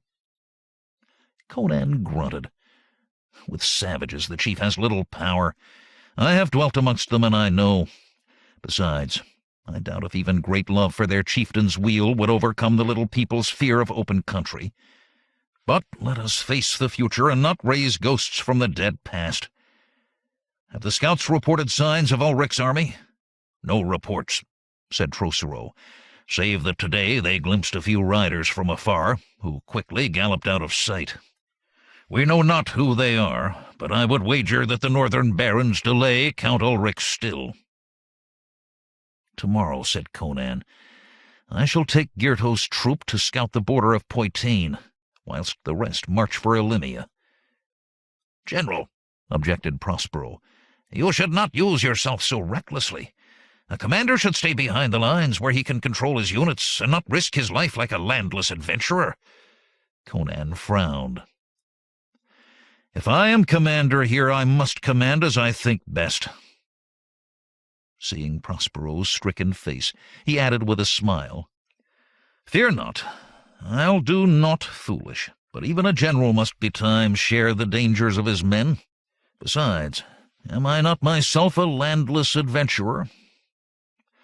"Methinks," grumbled Prospero, "you merely indulge your barbarian lust for combat hand-to-hand." Conan's grin widened wolfishly, but he ignored the comment. The road was a golden ribbon before them, as Conan's troop trotted through the misty morning. At the column's head rode Conan, clad in chain mail like the others, and Captain Girto rode at his side. With lance fixed into a stirrup boot, each cavalryman rode proudly through the rolling countryside. A few detached outriders cantered in wide circles across the fallow fields, but skirted the simple farmsteads and the stands of ripening grain. Rustics at work on furrow or vine paused in their labors to lean on rake or hoe and stare as the armed men rode past. One or two raised a cautious cheer, but most remained stolidly non-committal and silent. Now and then Conan caught a flash of red or yellow petticoat, as a woman rushed to hide herself from the passing soldiery. "They wait to see who wins," said Girto. "And well they might," said Conan, "for if we lose, all who aided us will suffer for it." Beyond the next rise, Alimane squatted in a shallow vale. A small stream meandered sluggishly past the mud-brick houses, wending its way eastward towards the Korotos, while willows contemplated their reflections in the dark, slow-moving water. The village, which sheltered less than 200 souls, lacked protection, for decades of peace had so beguiled the villagers that they allowed the old wall of sun-dried brick to crumble utterly. Inhabitants, if any there were who labored in the hamlet, were nowhere to be seen. "It's too quiet for me," muttered Conan. "People should be up and about on a fair day like this." "Perchance they are sleeping off their midday meal," suggested Girto. "Or all but the babes and ancient crones are working in the fields." "Too late for that," growled Conan. "I like it not." "Or perchance they are in hiding, fearing robbery or murder." Conan said, "Send 2 scouts through the village. We'll wait here." 2 troopers hastened down the gentle slope and disappeared into the maw of the narrow, winding street. Soon the street disgorged them, and galloping towards their fellows they signaled that all was quiet. "Let's take a look ourselves," growled Conan. And Girto waved his 100 lancers forward at a brisk trot. The sun was a gigantic orange disk as it slipped to the western horizon, and the houses of Alimane stood black and sinister against its fiery glow. The rebels glanced about them with a touch of apprehension, for still there was no sign of human habitation in the squalid street or behind the shuttered doorways. "Perhaps," suggested Girto, "the people heard of 2 approaching armies and fled, fearing to be caught betwixt hammer and anvil." Conan shrugged, loosening his sword in its scabbard. On each side of the roadway rose low cottages, their roofs thick-thatched. The front of one house was open with a counter set before it. A painted mug above the humble door proclaimed it the village ale shop, the town being too small to boast an inn. Down the short street, a barn-like building thrust itself back from the road. Scattered iron bars, a pincers and a brazier proved it a smithy, but no clang of metal issued from it. Something, he knew not what, raised the hairs on Conan's nape. Conan twisted in the saddle to look back as the last of his double column trotted into the deserted street. The pairs of horses pressed close against the walls of crowding houses, so meager was the way. "A mean place for an attack," said Conan. "Signal the men to hurry through." Girto waved an order to his trumpeter when another trumpet blared close at hand. Instantly the doors of all the cottages burst open, and royalist soldiers boiled out, rending the dusk hideous with battle cries. They struck at Conan's troop from either side, their swords and pikes thirsty for blood. Ahead 3 ranks of pikemen sprang into position, blocking the road with a wall of pointed steel. Slowly they moved forward with battle lust in their eyes and spearheads glowing a dull crimson in the rays of the setting sun. "Crom and Ishtar!" yelled Conan, sweeping out his sword. "We're in death's pocket! Girto, turn the men around!" The din of battle rose, the shouts of angry men, the neighs of plunging steeds, the grind of steel on steel, the clash of swords on riven shields, and the dull thud of fallen bodies.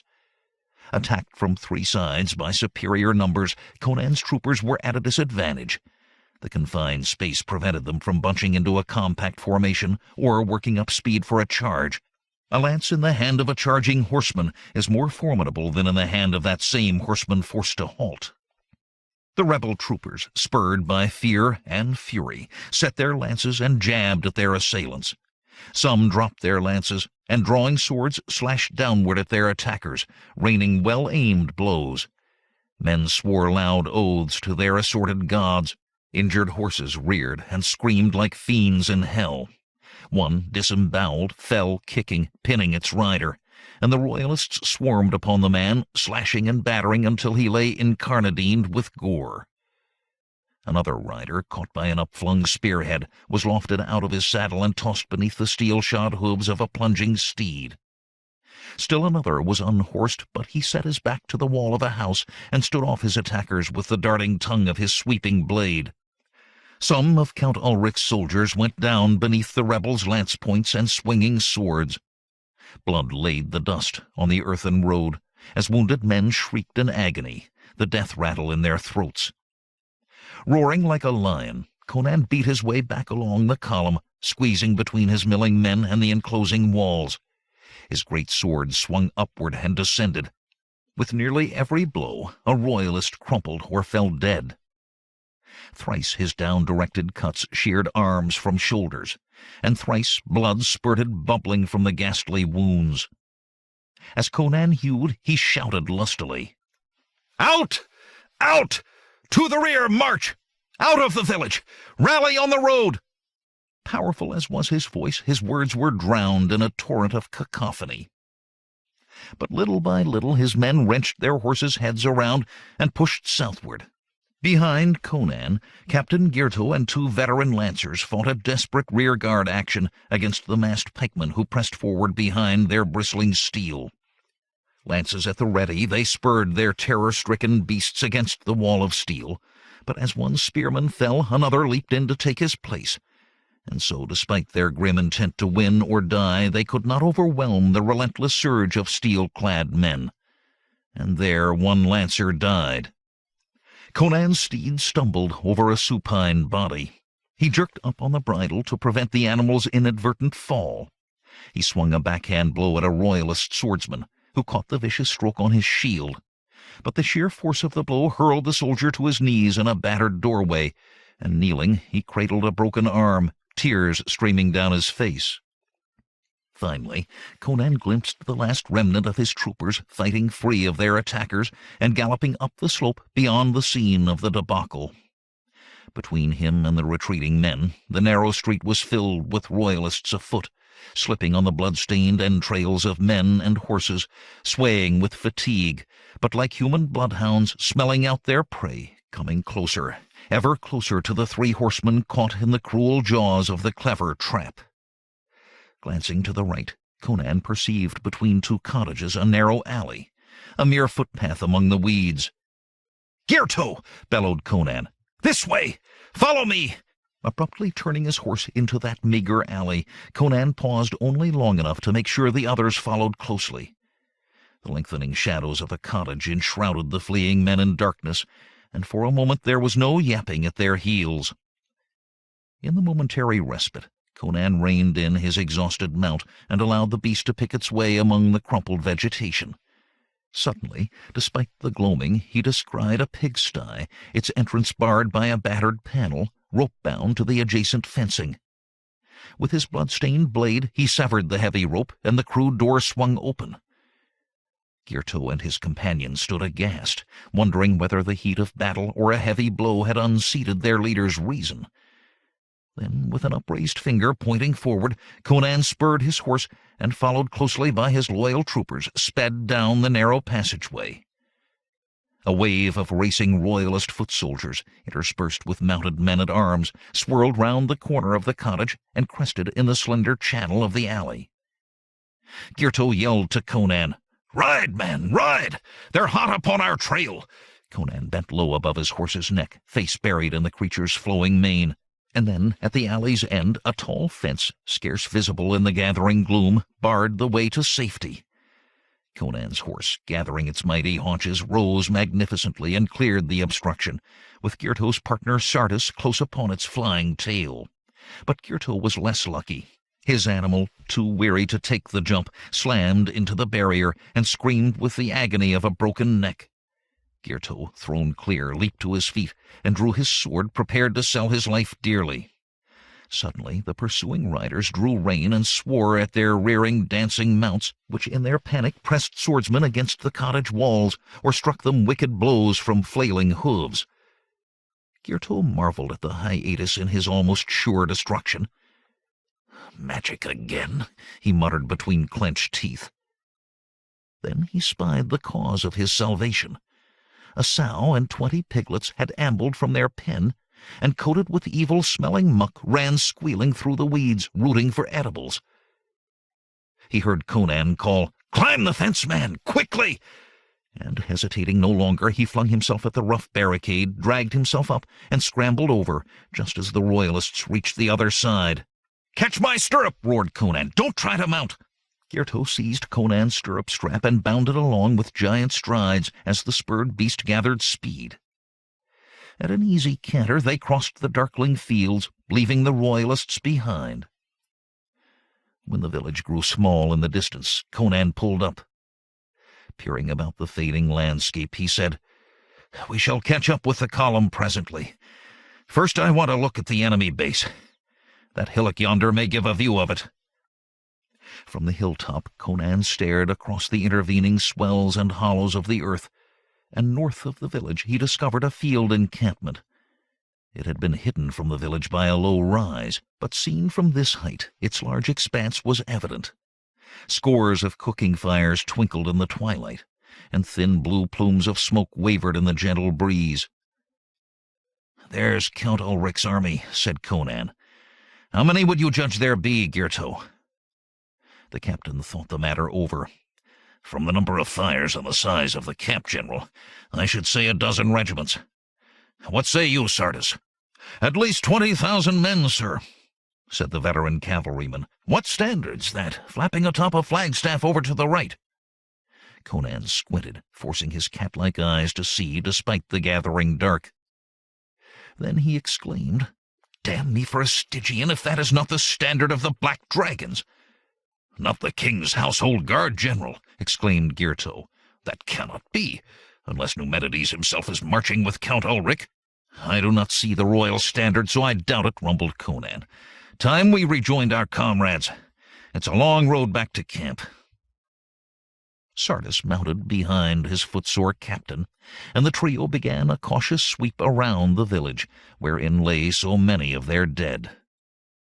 Reaching the road at length, they hastened towards a stand of trees beneath which the survivors of the battle waited. At least a third of the 60 men were missing. Many wearing bandages helped to bind up their comrades' wounds. As Conan, Girto, and Sardis trotted up, the dispirited troopers raised a faint hurrah. Conan growled, "I thank you all, but save your cheers for victory. I should have searched the houses ere leading you into a tyro's trap. Still, lads, you gave them better than you got. Now let's be on our way and hope to find our army camp by dawn." Next morning, Conan told the tale of his adventures. Prospero whistled.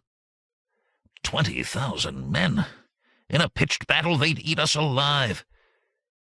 After swallowing a huge mouthful from a joint of beef, Conan said, Breathe not such thoughts, lest the prophecy invite its own fulfillment.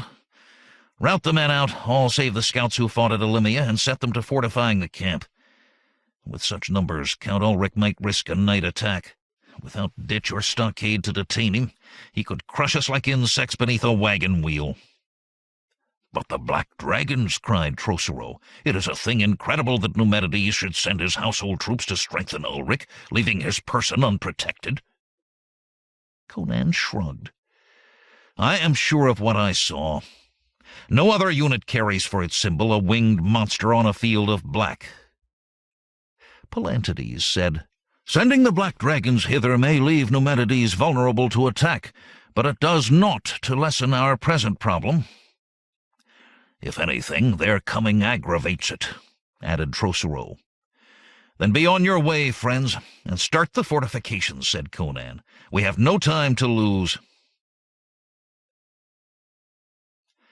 A gentle morning breeze fanned a hastily erected palisade and cooled the bloodshot eyes and aching bodies of its builders. When the camp followers, sutlers, water boys, women, and children sought to carry water from a nearby stream, a company of royalist cavalry appeared over a rise, galloped down upon them, and sent them flying for their lives. One old man and one young child, slow to move, were slain.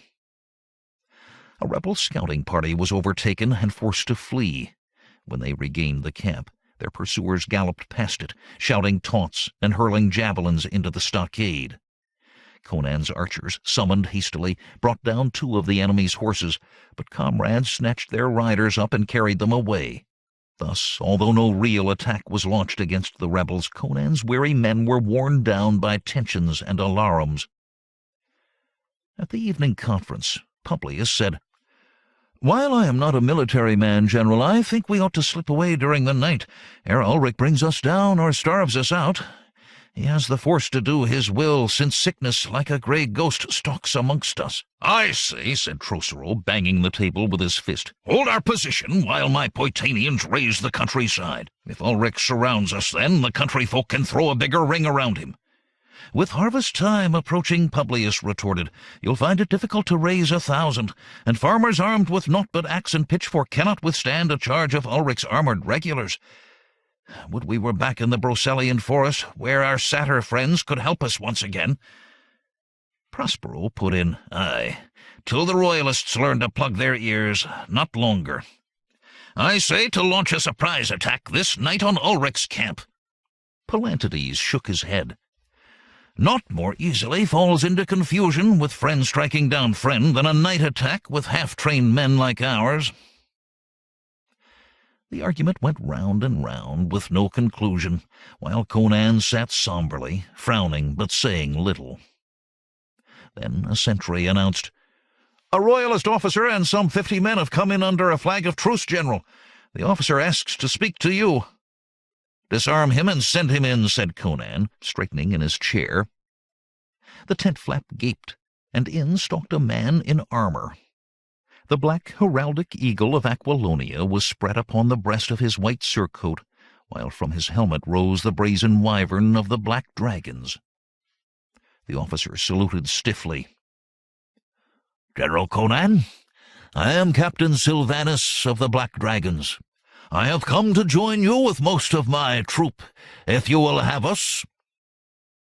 Conan looked the captain up and down through narrowed lids.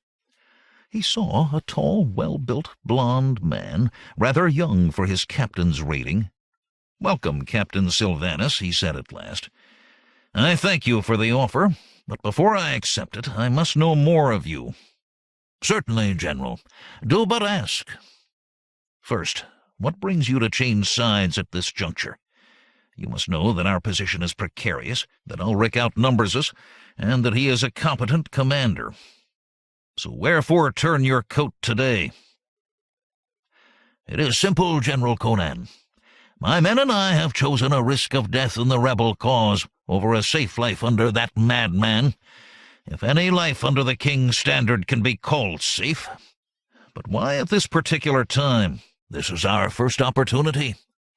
The dragons reached Alimane yestereve before the skirmish twixt Ulrich's men and yours. Had we set out from Tyrannia to join you, forces loyal to the king would have barred our way and destroyed us. Conan asked, "Has Numedides sent the whole of the Black Dragon regiment hither?" "Aye, save for a few young lads in training." "Why does that dog denude himself of his personal guardians? Numedides has proclaimed himself a god. He thinks himself immortal, and being invulnerable has no need of bodyguards. Besides, he is determined to crush your rebellion, and throws all contingents into Count Ulrich's army. More march hither from the eastern frontiers." "What of Thulandra Thuu, the king's magician?" Sylvanus's face grew pale. "Demons are sometimes summoned by mention of their names, General Conan. During the madness of Numedides, the sorcerer rules the kingdom, and if less foolish than the king, he is as heartless and rapacious. His sacrifice of virgins for his unsavory experiments is known to all." Fumbling in his wallet, he brought out a miniature painted on alabaster and hung on a golden chain. The painting showed a girl of perhaps 10 years of age. "My daughter." "She's dead," said Sylvanus. "He took her. If the gods vouchsafe me a single chance, I will tear his throat out with my very teeth." The captain's voice shook, and his hands trembled with the intensity of his emotion. A savage gleam of blue balefire shone in Conan's eyes. His officers stirred uneasily, knowing that mistreatment of women roused the ruthless Cimmerian's furious indignation. He showed the miniature around, and returned it to Sylvanus, saying, "We want more information on Count Ulrich's army. How many are they?" "Nearly 25,000, I believe. Whence did Ulrich get so many? The army of the north had no such strength when I left the mad king's service.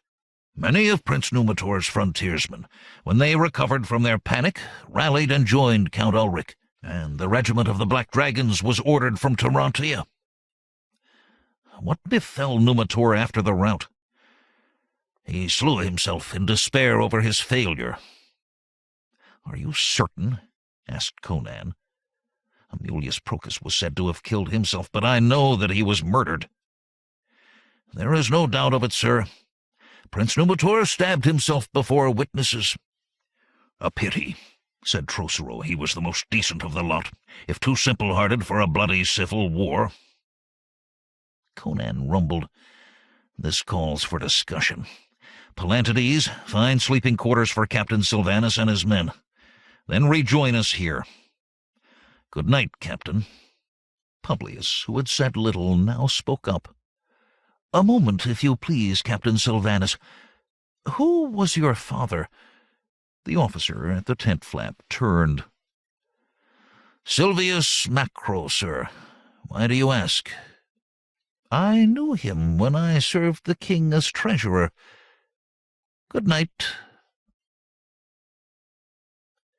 When the captain had departed, Conan said, "Well, what think you? At least it's good to have men deserting to us, not from us, for a change." "I think," said Prospero, "that Thulandra Thuu seeks to plant a new assassin in our midst. He'll but await the chance to slide a knife between your ribs, then ride like a fiend from hell." Trocero said, "I disagree. He looked to me like a straightforward young officer, not like one of Numedides' fellow debauchees or Thulandra's ensorcelled minions." "You cannot trust appearances," rejoined Prospero. "An apple may look never so rosy and still be filled with worms." "If you will permit me," interrupted Publius, "I knew the young man's father. He was a fine, upstanding citizen, and still is, if he lives." "Like father not always is like son," grumbled Prospero. "Prospero," said Conan, "your concern for my safety does me honor. But a man must take his chances, especially in war. However much you guard me against a secret dagger, Ulrich is like to kill us one and all, unless by some sudden stroke we can reverse our fortunes." For an instant there was silence as Conan sat brooding, his deep-set blue eyes focused on the ground before him. At last he said, "I have a plan. A perilous plan, yet fraught with no more danger than our present situation. Tarantia is defenseless, stripped of her soldiery, whilst mad Numedides plays immortal god upon his throne. A band of desperate men, disguised as dragons of the household guard, might reach the palace and—" "Conan!" shouted Trocero. "An inspiration from the gods. I'll lead the foray." "You are too important to Poitain, my lord," said Prospero. "It is I who—" "Neither of you goes," said Conan firmly. "Poitainians are not greatly loved in the central provinces, whose people have not forgotten your invasion of their land during the war with King Valeris." "Who, then?" asked Trocero. "Palantides?" Conan shook his full black mane, and his face glowed with the lust of battle. "I shall perform this task as best I may, or die in the trying. I'll choose a squad of seasoned veterans, and we'll borrow surcoats and helmets from Captain Sylvanus's men. Sylvanus, I'll bring him also to identify us at the gates. Aye, he is the key to the city." Publius held up a cautionary hand. "A moment, gentlemen. Conan's plan might well succeed in ordinary warfare, but in Tarantia you deal not merely with a demented king, but also with a malevolent sorcerer, whose mystic passes and words of magic can move mountains and call demons from the earth or sea or sky." "Wizards don't terrify me," said Conan. "Years ago in Coraja I faced one of the deadliest and slew him despite his flutterings and mutterings." "How did you that?" asked Trocero. "I threw my sword at him." "Do not count on such a feat again," said Publius. "Your strength is great, and your senses keener than those of common men, but fortune is not always kind, even to heroes." "When my time comes, it comes," growled Conan. "But your time may well be our time, too," said Prospero. "Let me send for Dexithius. A Mitrian priest knows more of the world beyond than we ordinary mortals do." Conan gave in, albeit with ill grace. Dexithius listened with folded hands to Conan's plan. At length he spoke gravely. "Publius is right, Conan. Do not underestimate the power of Thulandra Thuu. We of the priesthood have some notion of the dark, nameless forces beyond man's fathoming." "Whence comes this pestilent thaumaturge?" asked Trocero. "Men say he is a Vendian, others a Stygian." "Neither," replied Dexithius. "In my priestly brotherhood we call him a Lemurian, coming, I know not how, from islands far beyond the known world, eastward, in the ocean beyond Kitai. These shrouded isles are all that remains of a once spacious land that sank beneath the waves. To outwit a sorcerer with powers such as his, our general needs more than material arms and armor." Trocero asked, "Are there no wizards in this camp who would accept this service?" "Nay," snorted Conan, "I have no use for tricksters such as those. I would not harbor one or seek his aid." Dexithius's expression became doleful. "General, though you know it not, I am much discomfited." "How so, reverence?" said Conan. "I owe you much, and would not distress you without cause. Speak not in riddles, good friend." "You have no use for wizards, General, calling them charlatans and quacks. Yet there is one you count among your friends. You have need of a magician, yet you refuse the help of such a one." Dexithius paused, and Conan beckoned him to continue. "Know then that in my youth I studied the black arts, albeit I advanced little beyond the lowest grades of sorcery. Later I saw the light of Mitra and forswore all dealings with demons and the forces of the occult. Had the priesthood learned of my wizardly past, I should not have been admitted to their order. Therefore, when I accompany you on this perilous mission—" "What, you?" cried Conan, frowning. "Wizard or no, you are too old to gallop 100 leagues. You would not survive it." "On the contrary, I am of tougher fibre than you think. The ascetic life lends me a vigor far beyond my years, and you will need me to cast a counter-spell or two. But when I accompany you, my secret will come out. I shall be forced to resign my holy office. A sad ending to my life's career." "Meseems the use of magic for a worthy end is a forgivable sin," said Conan. "To you, sir. Not to my order, which is most intolerant in the matter. But I have no alternative. I shall use what powers I have for Aquilonia." His sigh was heavy with tears too deep for thought. "After it's over," said Conan, "perchance I can persuade your priesthood to make exception to the rigor of their rules. Prepare, good friend, to leave within the hour." "This very night?" "When better. If we wait upon the morrow, we may find the camp hemmed in by royalists. Prospero, pick me a troop of your most skilful mounted fighters. See that each man has not one horse but 2, to allow for frequent changes, but do it quietly. We must outrun the news of our departure. As for the rest of you, keep the men busy improving our defenses whilst I am gone. To all of you, farewell." The half-moon barely cleared the tree-tops when a column of horsemen, each leading a spare mount, issued stealthily from the rebel camp. In the lead rode Conan, wearing the helmet and white surcoat of the Black Dragons. With him rode Captain Silvanus, and behind them trotted Dexithius, priest of Mitra, likewise attired. 50 of Conan's most trusted troopers followed, disguised in the same manner as their leaders. Under Silvanus's guidance, the column swung wide of the royalist encampment. When they were once again on the Tarantia road, they broke into a steady trot. The moon set, and black night swallowed up the line of desperate men. Chapter 12. Darkness in the Moonlight. The sun had set, and overhead a brilliant half-moon hung suspended in a cloudless sky. At the royal palace of Tarantia, the king's solitary supper, served on gold platters in his private dining room, had been cleared away. Save for a taster standing behind the royal armchair, 2 bodyguards stationed at the silver-studded doorway, and the footman who served the royal meats, none had attended him to join in the repast. Thousands of lamps and candles blazed in the royal chambers, so bountiful the light that a stranger, entering, would wonder whether a coronation or a neighboring monarch's visit occasioned this opulent display. Yet the palace seemed curiously deserted. Instead of the chatter of lovely ladies, chivalrous youths, and high-ranking nobles of the kingdom, echoes from the past reverberated down the marble halls, empty save for a few guards, on whose silvered breastplates the multitude of candles were reflected. The guards were either adolescent boys or grey-beard oldsters.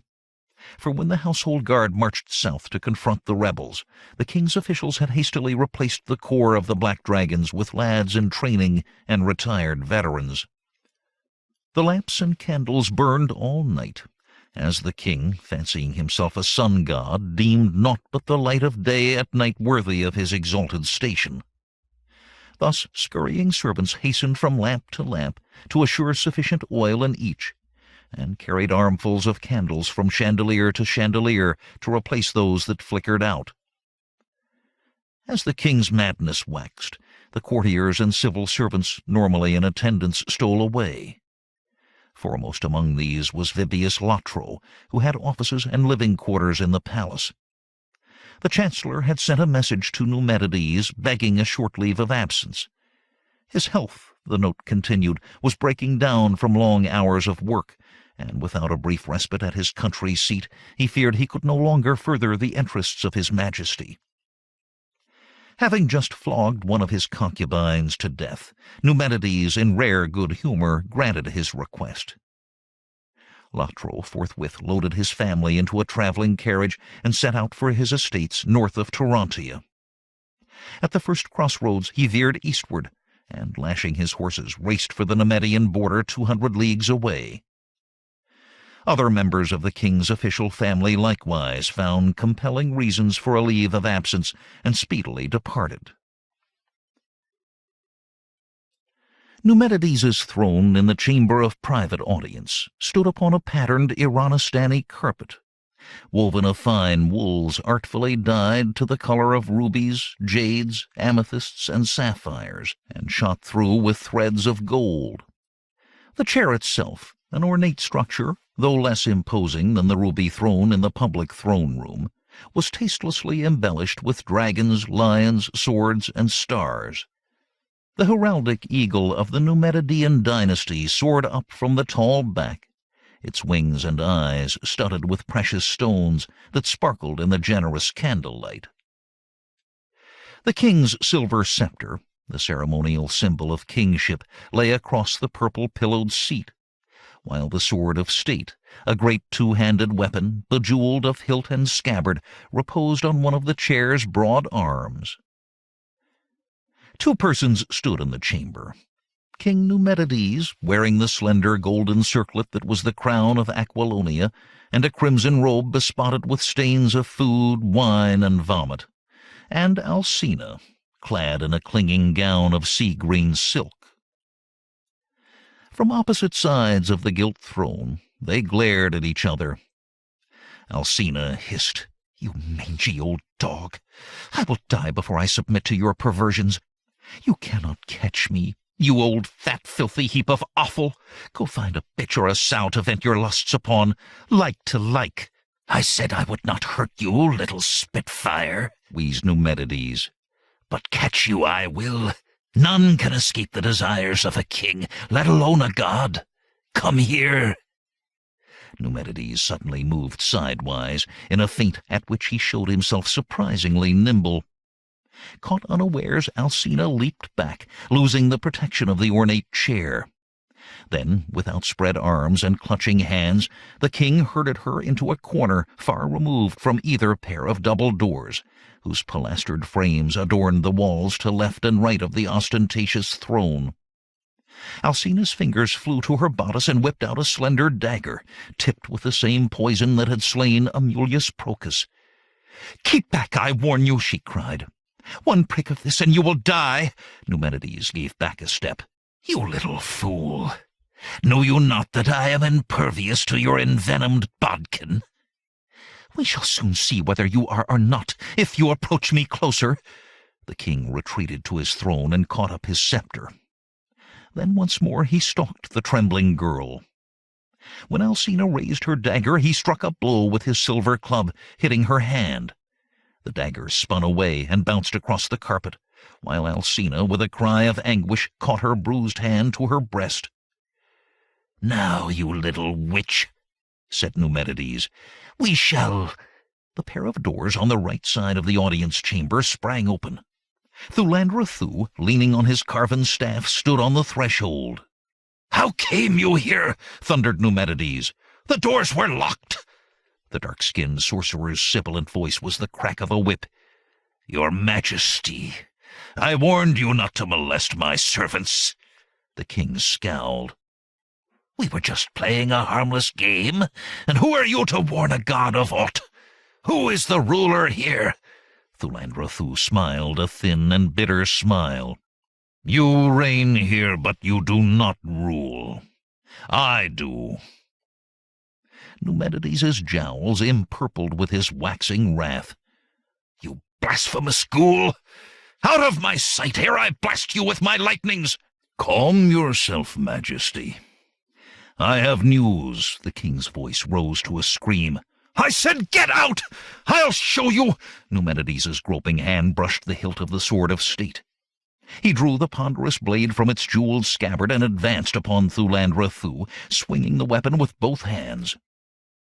The sorcerer calmly awaited his approach. With an incoherent shriek, The king whirled the sword in a decapitating blow. At the last instant, Thulandra, whose expression had not changed, brought up his staff to parry. Steel and carven wood met with a ringing crash, as if Thulandra Thuu wielded a massive sword.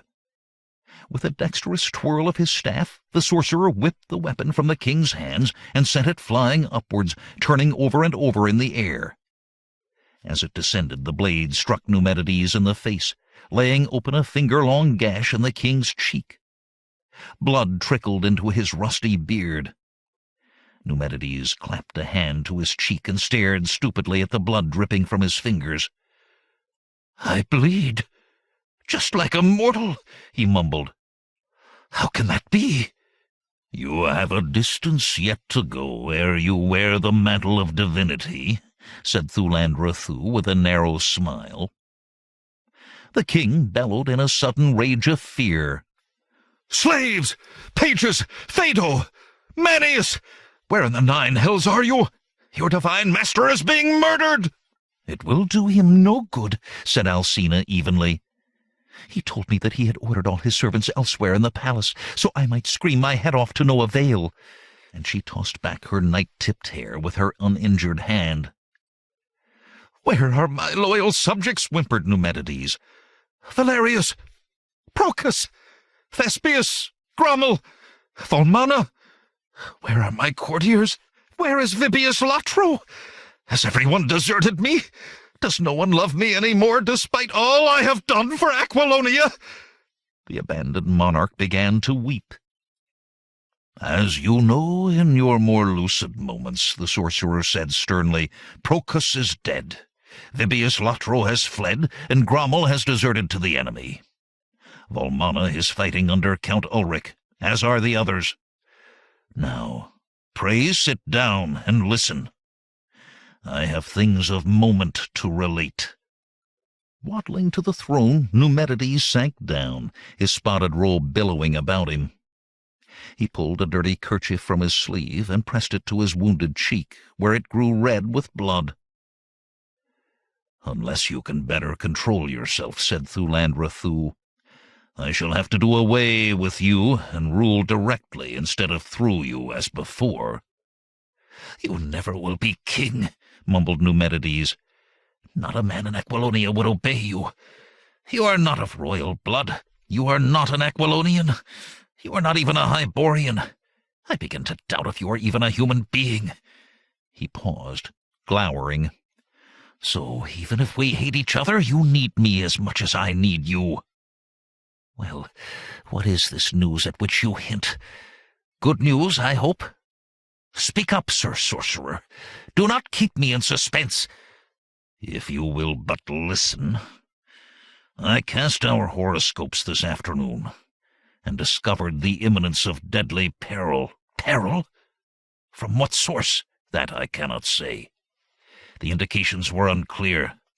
It surely cannot be the rebel army. My visions on the astral plane, confirmed by yesterday's message from Count Ulrich, inform me that the rebels are penned beyond Ilimia.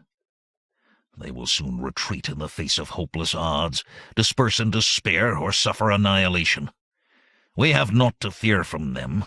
Could that devil Conan have slipped past Count Ulrich? Alas, my astral visions are not clear enough to distinguish individuals from afar. But the barbarian is a resourceful rascal. When you drove him into flight, I warned you might not have seen the last of him." "I have had reports of bands of traitors within sight of the city walls," said the king, lips quivering in petulant uncertainty. "That is gossip and not truth, unless some new leader has arisen among the disaffected of the central provinces. Suppose such scum does wash ashore and lap the city walls? What can we do with the black dragons far away? It was your idea to have them join Count Ulrich." The king's voice grew shrill, as fear and rage snapped the thin thread of his composure.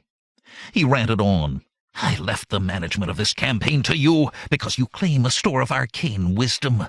Now I see that in military matters you are the merest tyro. You have bungled everything. When you sent Procus into Argos, you said that this incursion would snuff out the rebel menace once and for all, but it did not. You assured me that the rabble would never cross the Alimane, and lo, the border legion was broken and dispersed. Quoth you, they had no chance of passing the Hyborian escarpment, and yet the rebels did. Finally, the plague you sent among them, you said, would surely wipe the upstarts out, and yet— Your Majesty, a young voice severed the king's recriminations. Pray, let me in. It is a dire emergency. That is one of my pages. I know his voice, said Numedides, rising and going to the still locked door on the left side of the throne.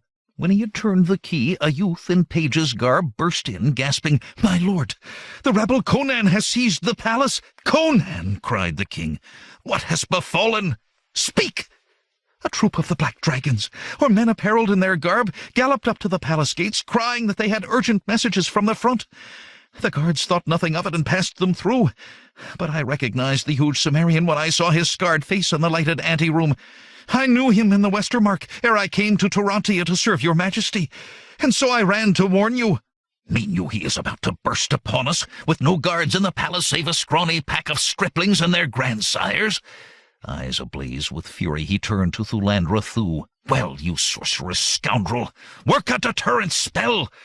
The magician was already making passes with his staff and speaking in a sibilant, unknown tongue. As the sonorous sentences rolled out, a strange phenomenon occurred. The candles dimmed as if the room were filled with swirling smoke or roiling fogs from evening marshes, dank with decay. Darker and darker grew the atmosphere, until the chamber of private audience became as black as a dungeon rock-sealed for centuries. The king cried out in terror, Have you blinded me? Quiet, Majesty. I have cast a spell of darkness over the palace, a magical defense. If we do lock the doors and speak in whispers, the invaders will not discover us. The page felt his way across the wide expanse of carpet and turned the great key in the left pair of doors, while Alcina, lithe as a jaguar, likewise barred the right-hand portal. The king retreated to his throne and sat in silence, too terrified to speak. Alcina sought the slender body of the sorcerer, and huddled at his feet in mute supplication. The page, uncertain of his whereabouts, shrank back from the door whose key he turned, and wished himself home in the humble alleys of Tyrannia. The silence was complete, save for the beating of 4 frightened hearts. Suddenly the page's door sprang open, and a chant could be heard in the ancient Hyborian tongue. The blackness thinned and rolled away, and the light of many candles once more flooded the utmost corners of the audience chamber. In the open doorway stood Conan the Cimmerian, bloody sword in hand, and at his side Dexithius, the priest of Mitra, still crooned the final phrases of his potent incantation. "Slay them, Thulandra!" shrieked Numedides, eyes starting at the sight of his former general. He held the bloody kerchief to his injured cheek and moaned. Alcina shrank closer to her mentor and stared with baleful eyes upon the man who had survived her deadly potion. Thulandra Thuu raised his carven staff, thrust it at Conan, and in the language of his undiscoverable bourne spat out a curse, or else a ringing invocation to an unknown god. A rippling flash of light, like a blue streak of living fire, sped from the staff tip towards the Cimmerian's armored breast. With the dread rattling of a thunderclap, the bolt shattered against an unseen barrier, spattering sparks. Frowning, Thulandra Thuu repeated his cantrip, louder and in a voice of deep authority, shifting his aim to Dexithius. Again the blue flame zigzagged across the intervening space and spread out like water tossed against a pane of glass. As Conan started for the sorcerer, his blue eyes blazing with the lust to kill, Captain Sylvanus jostled past him, shouting, "You who slew my daughter, I seek revenge!" Sylvanus, with madness glinting in his bloodshot eyes, rushed at the sorcerer, sword raised above his head. But before he had gone 3 paces, the magician pointed his staff and once again cried out. Again the blue lightning illumined the room with its awful radiance, and Sylvanus, uttering a scream of horror, pitched forward on his face. A hole the thickness of a man's thumb opened on the back plate of his cuirass, and the blackened steel curled into the petals of a rose of death. A red stain slowly spread over the Iranistani carpet and mingled with the jeweled tones of its weaving. Conan wasted no time lamenting his companion, but strode briskly towards the sorcerer, his sword upraised to strike. The page, ashen pale, scuttled behind the throne. Alcina and the king flattened themselves against opposing walls. But Thulandra Thuu had not exhausted his resources. He gripped the two ends of his staff in his bony hands and held it at arm's length in front of him, chanting the while in a tongue that was old when the seas swallowed Lemuria. As Conan took another step, he encountered a strange resistance that brought him to a halt. Elastic and yielding was this invisible surface, yet it confounded Conan's most strenuous attack. The cords in his massive neck stood out.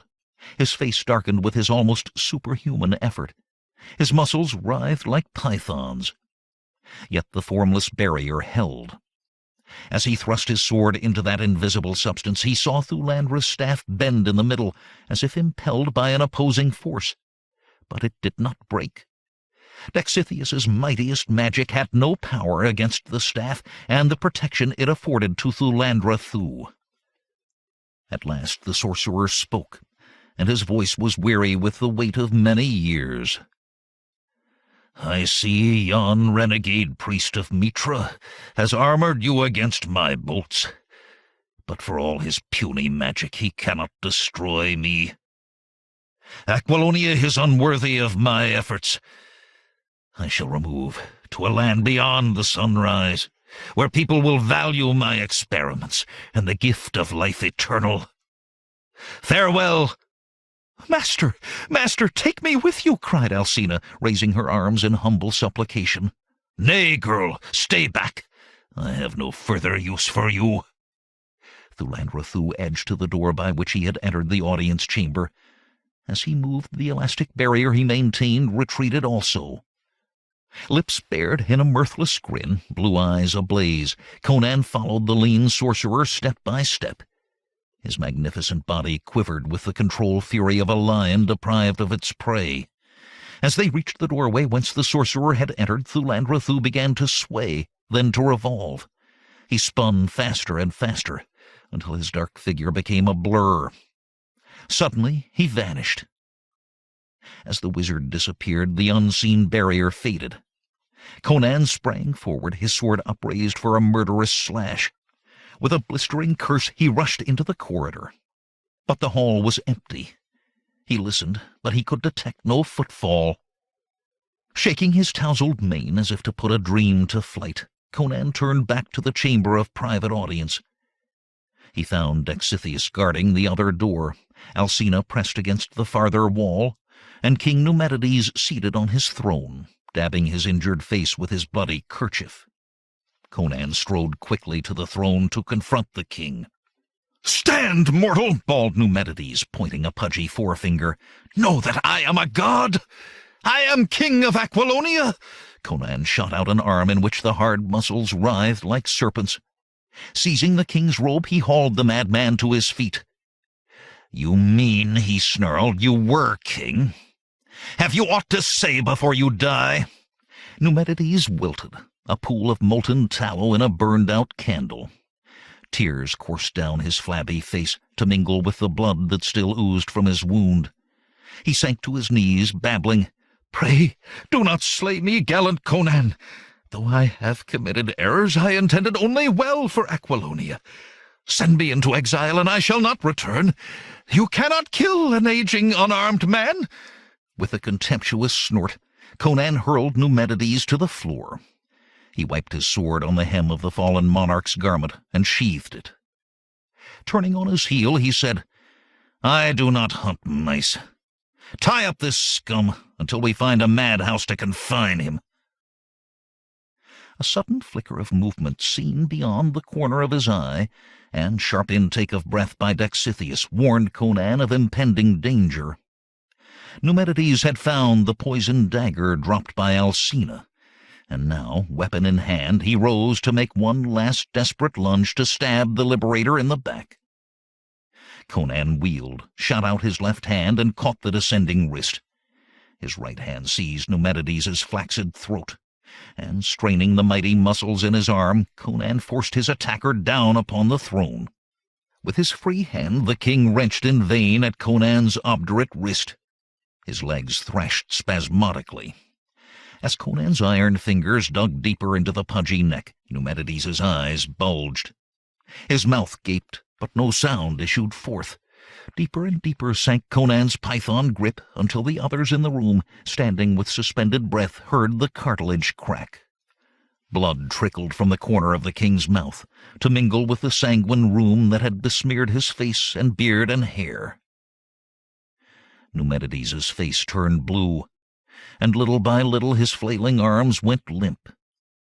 The poisoned dagger thudded to the floor and spun into a corner. Conan maintained his crushing grip until all life had fled. At last Conan released the corpse, which tumbled off the throne in a disheveled heap. The Cimmerian drew a long breath, then spun around and whipped his blade from its scabbard as running feet and rattling armor clattered down the hall. A score of his men, who had been wandering around the palace in search of him, crowded into the doorway to the chamber. All voices stilled, all eyes were turned upon him as he stood, legs spread and sword in hand, beside the throne of Aquilonia, a look of triumph in his blazing eyes.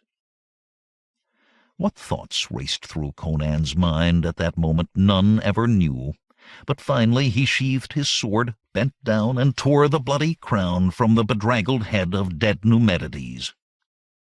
Holding the slender circlet in one hand, he unbuckled the chin-strap of his helmet with the other and tugged the headpiece off.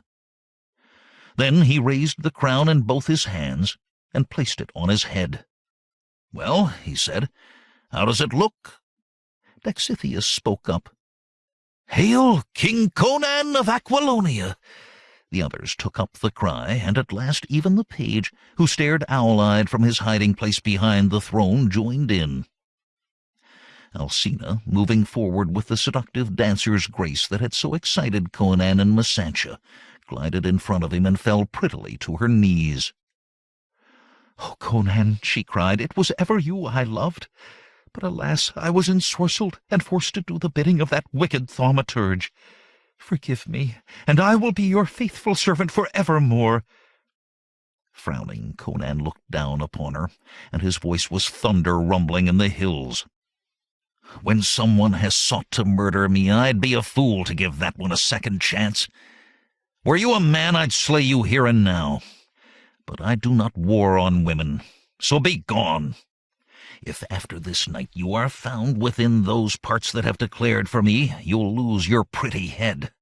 Elatus, accompany her to the stables, saddle her horse, and see her to the outskirts of Tarantia."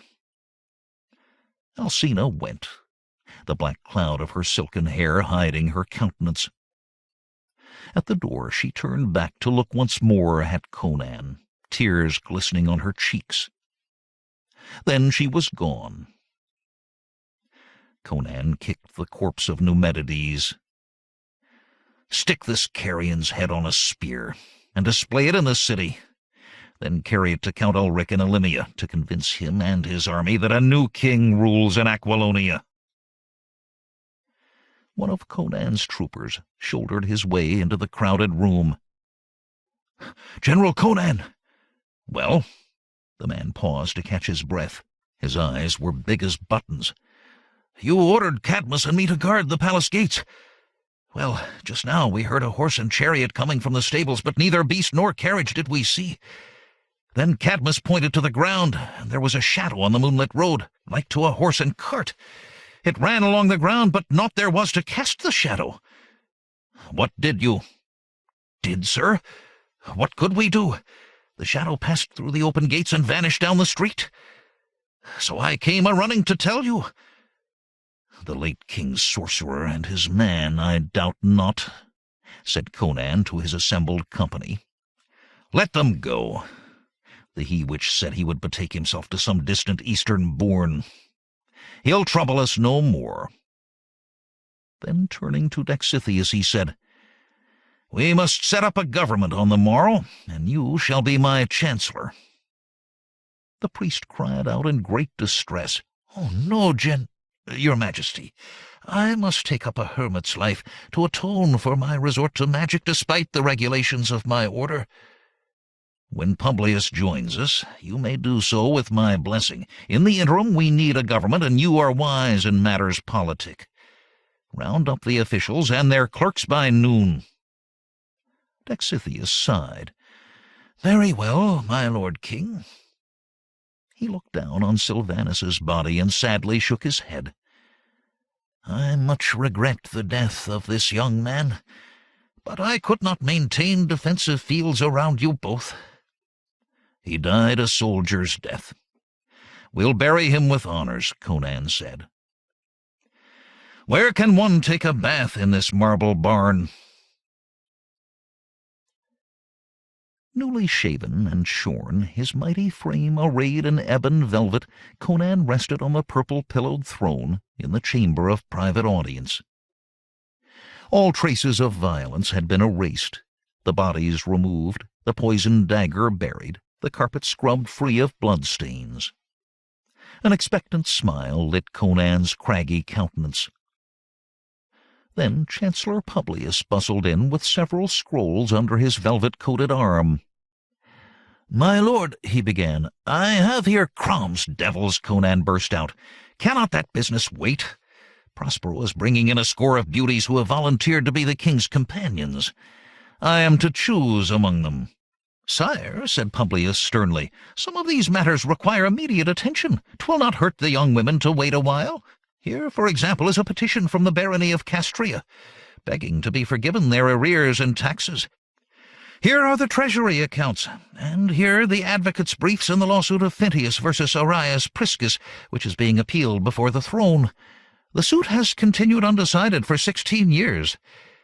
Here is a letter from one Quesado of Cordova, a former spy of Vibius Latro. Meseems that we had dealings with him before." "What does that dog want?" snorted Conan. "He begs employment in his former capacity as intelligence agent to His Majesty." "Aye, he was good at skulking around and acting like a wine-sop or an idiot. Give him a post, on trial, but never send him as an envoy to a fellow monarch." "Yes, sire.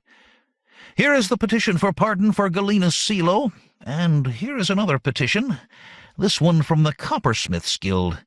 They want—" "Gods and devils!" shouted Conan, slamming a hairy fist into his other hand. "Why did no one tell me that kingship entails this dreary drudgery? I'd almost rather be a pirate on the Main." Publius smiled. "Even the lightest crown sits heavily betimes. A ruler has to rule, or another will govern in his stead. The late Numedides shirked his proper tasks, and he was—" Conan sighed. "Yes, yes. I suppose you're right, Crom, curse it. Page, fetch a table and spread out these documents. Now, Publius, the treasury statements first." End of Conan the Liberator, by L. Sprague de Camp and Lynn Carter. L.SpragueDecamp. LINCARTER.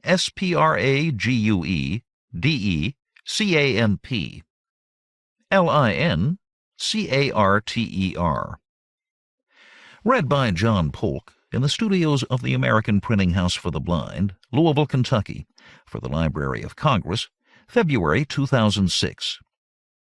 A tour book published by Tom Doherty Associates, LLC, 175 Fifth Avenue, New York, New York, 10010. www.tor.com. Further reproduction or distribution in other than a specialized format is prohibited. End of book.